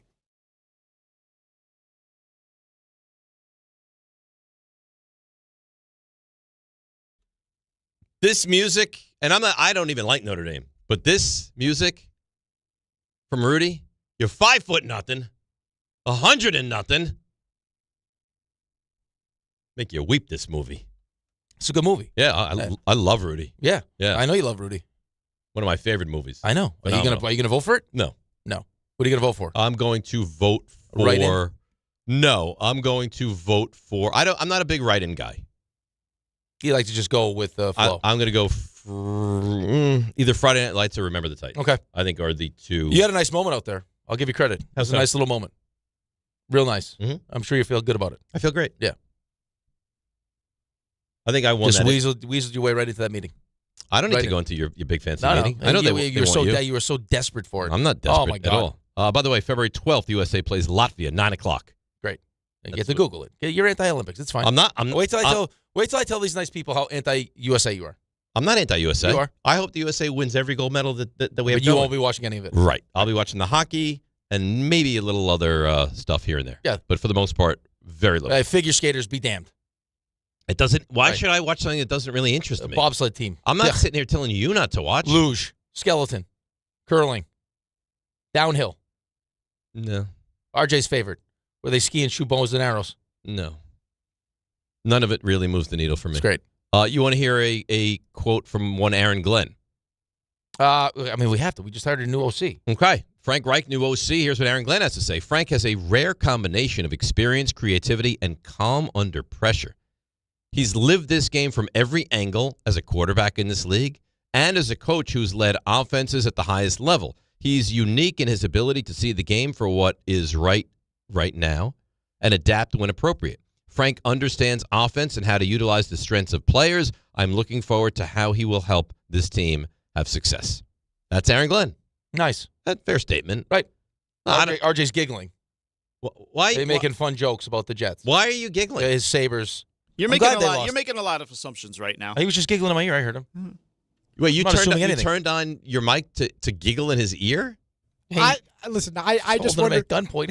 I just wonder what was going on with Frank Reich, where he was the favorite and then he was out. Look, he left and he came back. There's something. And then he's back to being the favorite, and now he's got the job. Well, okay. Of the three guys that were finalists for the job, is he not the one that you think is the best for the job? Yeah. All right. So they got. He's definitely the most qualified. Right, they got the best guy for this job. I joked with Rick. I think when you brought him back into the fold and he came for the in-person interview, if you're Aaron Glenn, literally, you could not let him leave. Hey, New York football, feel good. You both got very experienced former head coach, offensive coordinators. It's good. It's a good place to be. Yeah. I mean, of all the but things, you know the Giants fans now they're all bougie now. Oh, we got John Harbaugh, so we can be disappointed about Matt Nagy's being the offensive coordinator. Ray, they literally said, in Harbaugh we trust. Literally. And Ray, who's negative about the Giants at the drop of a hat, doesn't feel like this is a bad hire for the OC. A lot of people do. Ray, what's the audio that you found that I asked you to grab? Marcus Spears? So did you hear what Marcus Spears said about Matt Nagy? He doesn't love it. Doesn't love it. Take a listen to this. Mitch Trubisky, 38 starts, 56 QBR. Justin Fields, 10 starts, 31 QBR. Nick Foles, 8 starts, 38 QBR. Andy Dalton, 6 starts, 39 QBR. That's been Matt Nagy's quarterbacks while he's been calling plays. No, I'm not confident. You get judged on how do you develop guys. His development of young quarterbacks have been awful. That's what that says. So I'm not indicting Matt Nagy as a bad coach. All I can look at is the last time you had 2 young quarterbacks, they didn't perform well. And now Jackson Dart, going into his second year, is going to be under his tutelage. It doesn't give me a lot of confidence. I don't like this take at all. I think it's a bad take. It's not like Mitch Trubisky has turned himself into Mitch Trubisky is a backup quarterback in this league, and Justin Fields has played with Chicago, with Pittsburgh, and with the Jets, and quite frankly, he stinks. So I don't understand why you would look at this guy and say he hasn't succeeded. No, who succeeded with these guys? Nobody. Okay. Nobody. I mean, I think there were questions as to why you would draft Mitch Trubisky in the first place. right? I mean, just the lack of Well, experience a in lot college. of people said that. Yeah. Was he like the third pick in the draft? Second pick in the draft? And then the Justin Fields thing, again, is just I think that's a different conversation just because the skill set's there. Like he's one of those guys who's like good enough to get you fired kind of guys where it's like you see all the different athletic things he can do, and it's just he can't put it together. Right? Like, I mean, it's 4-2 in Pittsburgh. They couldn't wait to move off him. He's not a starting quarterback in this league. Now, listen, I don't think Tanner Engstrand's he's not here anymore anyway. So, like, was he great? Was this a perfect situation? Of course not. We said it at the time. Like, well, they didn't have a ton of talent around right, him. but if I'm trying to resuscitate my career, I'm not picking this version of the Jets to do it. Where it's like, I got Garrett Wilson and who else? I got a rookie offensive coordinator. Like, this is not going to be a great spot for me. They didn't set it up for success. But then you watch him play, and it's like, okay, as far as the things that a quarterback needs to do, he doesn't do them well. Do you think he's going to move on to his next team and have Sam Darnold like success? No. Justin Fields is a very athletic, very poor passing quarterback is what he is. That I don't think necessarily has the ability to process the game at a high speed, does not throw with anticipation. No, there's he a doesn't bunch do of any different of these things. things So well. I don't know if it's fair to Matt Nagy to hold those things against him. I listen, I'm not sitting here screaming that this is a great hire, and I think time will tell. But to have the take of he didn't succeed with two guys who are not very good I don't think it's fair. Jackson Dart was better this 1 year.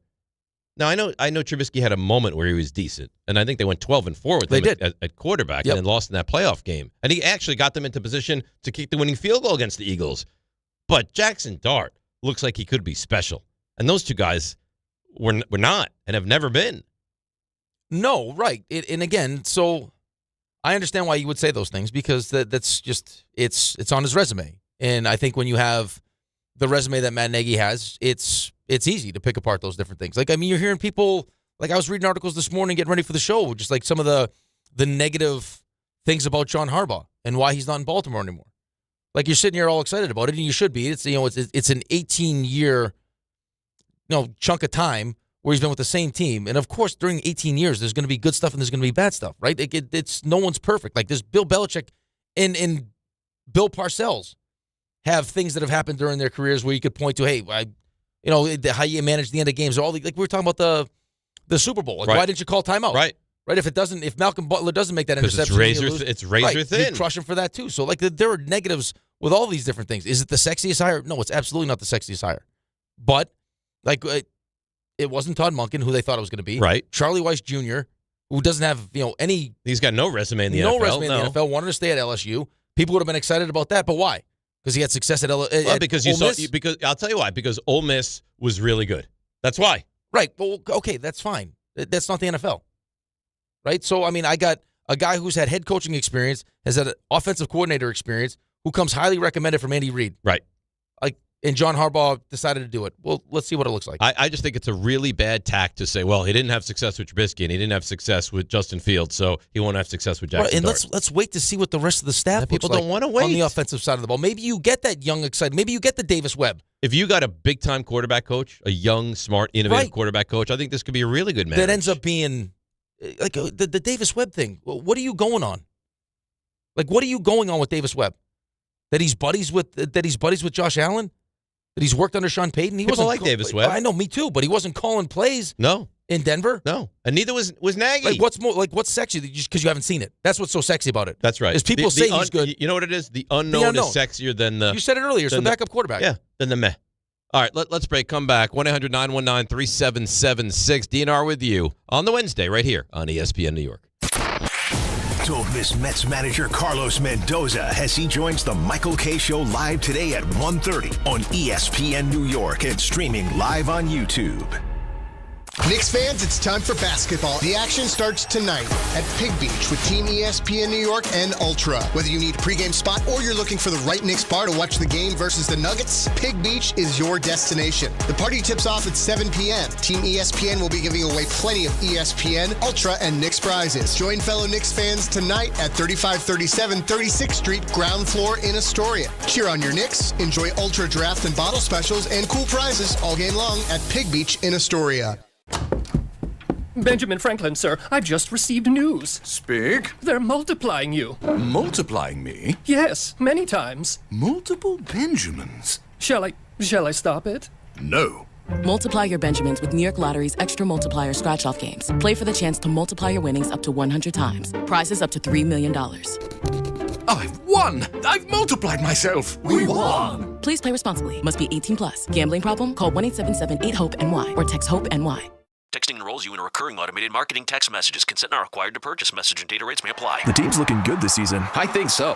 Man, I miss playing football. Ever since I turned 40, I just can't find that fire I used to have. Think it could be lower testosterone? What do you mean? I was feeling the same way. After 40, the body has less testosterone, and men lose their edge. That's why I take Nugenix Total T2. That's the testosterone booster, right? Yes, but Total T2 is their brand new formula that skyrockets nitric oxide levels in as little as 3 hours. Since I started taking it, I've been lifting like when we played for Coach Carter. My energy is way up, and it even spiced up things between me and the missus. Are they still giving out complimentary bottles? Yep, just send a text. Text HAWK to 321-321 for your complimentary bottle of Nugenix Total T2, the next generation testosterone booster. Text now and we'll include a bottle of Nugenix Thermo X, our newest, most powerful fat burner ever, absolutely free. Text HAWK to 321-321. That's HAWK to 321-321. These statements have not been evaluated by the FDA. This product is not intended to diagnose, treat, cure, or prevent any disease. In the city that never sleeps and never stops talking sports, ESPN New York is always on. Now you can live and breathe everything New York sports wherever you are. On your radio dial, on the ESPN New York app, and streaming live on YouTube. However you watch or listen, ESPN New York is always on for you. Hear us, stream us, watch us. This is ESPN New York. Oh, yeah. DNR with you, ESPN New York. Game time brought to you by Tullamore Dew Irish Whiskey. When it's game time, it's Sully time. A big game for the Knicks tonight. Very meaningful. At home against the Nuggets at 7 o'clock. A game you can hear right here on ESPN New York. And one of those litmus test games for the Knicks. And that's game time brought to you by Tullamore Dew, the original triple distilled, triple blended, and triple cask matured Irish whiskey. Be sure to grab a Tullamore Dew or try the new Tullamore Dew Honey during today's action. Glasses up to enjoying Tullamore Dew responsibly. So, a couple things. Firstly, people are reaching out on Twitter, email. How can you say Dart is special? I mean, I don't know how you could watch him year one and not be excited by the prospect of what he can potentially be. Dan O says saying Dart could be special is just crazy. Come on, man. He's just not. And I don't know how you consider. He went 24 touchdowns combined with his rushing attack and his passing touchdowns to 5 interceptions, and he did it with Wan'Dale Robinson as his big offensive weapon. So to sit here and tell me that you don't think that Jackson Dart has the potential to be special or at a minimum better than what is wrong with you? It's bad enough that you walk in late. Now you have to turn this into Caligula. I mean, can you just sit down and give me? You do know you're on camera, right? Can you just give me 5 minutes of radio? You're sanitizing. You're really. I should get like some kind of an additional compensation. Yeah, you put the sanitizer in the wrong place. I could do some damage. I was trying to keep us all healthy. He doesn't. I was sanitizing. Somehow I doubt that. He doesn't. I can't help it that the sanitizer was exploding. Oh my! All right. Anyway, Jackson Dart. So I'm getting people reaching out because I think I spoke highly of Jackson Dart. How could you say this? It's 1 year. Yeah, it's 1 year. But that's all you have to go off of. 24 touchdowns, 5 interceptions with Wan'Dale Robinson as his big weapon. I shouldn't be excited by Jackson Dart. Of course you should be. I mean, listen, Giants had how would you give me? Okay, I'm not even going to say what I'm going to say. Yeah. To preface this question, because I know you're going to be honest. Always. Because that's what I respect most about you. Okay. How would you define the Giants season? A massive failure. A mess, right? Like it did 2 wins. They had 4, but come on. No. I mean, those teams aren't even competing. An F. Okay. Somehow still managed with no Malik Neighbors, Cam Scatterbull getting hurt. Right. Giants finished 13th in total offense this past season, and were somehow 5th in rushing. Somehow. Yeah. With all the with all the different injuries, the turnover, coaching, all of it. And Jackson Dart was a huge piece of that. He had, 9 rushing touchdowns this season? He had 24, I know, in total. Yeah, I think he had 9 rushing touchdowns. Yep. Right. So, I mean, again. And 5 interceptions. I know it's 1 year. I know. But that's all we have to go off of. He was good at Ole Miss. The second he stepped on the football field, everything about the Giants changed. Right. From 0-3 to beating an undefeated Chargers team. You should have beat Denver. You're one of the few teams. You should have beat Chicago. You were one of the few teams that hung 30 points on Denver. One of the few teams that hung you belt to ass the Eagles. You crushed them on that primetime game. But you could just, and it's not even the performance so much because the performance was good. It was how how they reacted to him. The team reacted to him. You saw a different version of the Giants. 100%. And you had that energy with the team and with the fan base. It gave you life. It did. He brought your season back to life. You were 0-3 when he had his first start, and right? You beat the undefeated Chargers, right? Who at that moment had already were the toast of the NFL, and you did it when Malik Neighbors went down for the season in the first half. So I don't want to hear the negativity. Is he going to be? I don't know what he's going to be. Is he going to be Patrick Mahomes? Probably not. How could you not? But we don't know. Look at the Giants right now and not have some positivity when it comes to the quarterback. Why do you? I mean, from everyone you've heard, the reson the Giants were John Harbaugh even does. a more attractive job is because of the quarterback. John Harbaugh does. Yes. I mean, now listen. If you want to point to your health stuff and durability, I think that's a legitimate then concern. Fine. But outside of that, man, I don't want to hear any negativity. Because as far as the people team, thrive on negativity. Because listen, I don't care. It doesn't matter what whoever's emailing you thinks. It's Email, what Twitter, you name it. John Harbaugh thinks, and more importantly, what his teammates think, and they think they found their guy. Now he could prove us wrong, and he could turn around in year 2 and stink. I don't think that's going to be the case. I would be very surprised if he stunk. Because you're going to give Malik Neighbors back. Yep. You're going to draft a wide receiver. Yep. The offensive line was pretty good. And will probably be better. Scadaboo's going to be back. Mm-hmm. Tyrone Tracy had a good season. You'll probably get Wandell back. And now you're cooking. And we'll see what happens. And that's an offense you got a real coach that was serviceable or better last year. It was better than it wasn't the reason you were losing. Tracy was pretty good. Scadaboo was really, really good. Right? Singletary's fine. It wasn't the offense. No. Which is exactly why we kept saying, what the hell are you like? So we were right. You want to if save the your defense job. had been close to what they thought they should have been, this team would have been a pretty good football team. Right, which is but then why you wouldn't have Harbaugh. You should have fired the defensive coordinator to begin with. Yeah, of course you should have. Carlos Mendoza on the K show at 1:30 Very today. nice. Good for him. I'm interested to see what he has to say. He gets guests. Well, he's Michael Kay. He's a guest guy. I'm nothing. Don't say that. It's true. I'm not. I saw you in the hallway. I'm social. I mean, you're wheeling, dealing. Oh, you like me. I'm a Giants fan. Telling stories. You're in your element. Well, I'm a people person. You won the meeting, and we haven't even had the meeting yet. Well, you let me know how that turns out. You'll be at the meeting. Raymond? Hello. You ready for 3 stars? No, not really, but we'll do it anyway. What this guy today? We'll do it anyway. I don't know.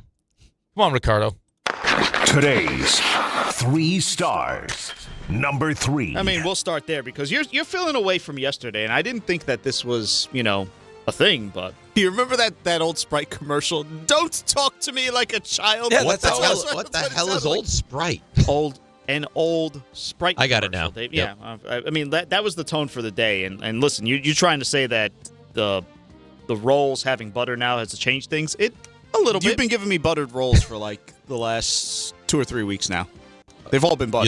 You look so upset. At least we know what the roll is. They're good. No, they're good. I'm not complaining about them. We still haven't found the roll from a couple weeks ago. How great would it be if you just stumbled upon it one day? It wouldn't be great. Oh, it would be unbelievable. Not for you. Would you eat it? No. If we're still in the bag. Of course, Rick would be the one to ask if I ate it. Number 2. I don't like to see food go to waste. Sorry. I understand. Weeks old food. Great performance in Stump Rothenberg today, although the start was a little weird. That was probably a tough name as a kid. Weeb? I would agree. Like, hey, Weeb the dweeb. You look like a weeb. Why are you being mean to me? I'm Dave. I don't look like a weeb. I'm Dave. So the start was a little awkward. The end was even more awkward because Rick just straight up stole one. Eli got benched and lost his starting streak. Who did he get benched for? Geno Smith. Oh, that's a problem. That was so easy. I want to participate. I was going to let him. Okay, well, good for you. We'll take that on the You ledger. don't always have to finish. Yeah. No, you can't do that. I like to be the finisher. All right? I like to give the final answer, but that's fine. That's fine. Number 1. I'll tell you what's not fine. If it's the same thing, Who I was made that watching. catch earlier in the game? It was Lockette. What do you mean Lockette? Let's give you the name again. Carter Lockette. Ricardo Lockette. Hang on a second, Ray. You may not be as dumb as we made you out to be in the last segment. I was totally right. I just mispronounced Ricardo Lockette's name because it looks like Lockette, but it was Ricardo Lockette. That's right. Apology accepted. Yeah, the more I listen to it, the more I realize you guys are gaslighting me because we were not. No, you absolutely are. No, what do you want us to do? I didn't Buy you a think rubber made him up. ducky for your Jeep? I thought you were confused who Tyler Lockett was. You made me confused. Listen, confusion is the name of the show, though. Now, to the Knicks' credit. To the Knicks credit. Yeah. Yep. Yeah, I'm really looking forward to it. I struggle with plurals sometimes. Yeah. I'm really looking forward to the Thursday Open tomorrow. Bring all the Well, make ducks. sure you send me the drops, okay? I'll send them to you right now. Okay. Sometimes you get lazy. Bring your duffel. Sometimes you get lazy. And all your drops. Great. All right. It's Good. Rule 70. Can we end the show? Shut Rule your mouth. 76. No excuses, blanket champion. It's DiPietro Rothenberg and The Knicks. right here, ESPN New York, and on YouTube. Why are you being mean to me? I'm Dave. Hey, football fans, picture this. You bet on your favorite player in the big game to score the first touchdown, but his teammate scores instead. With BetMGM's Second Chance promotion,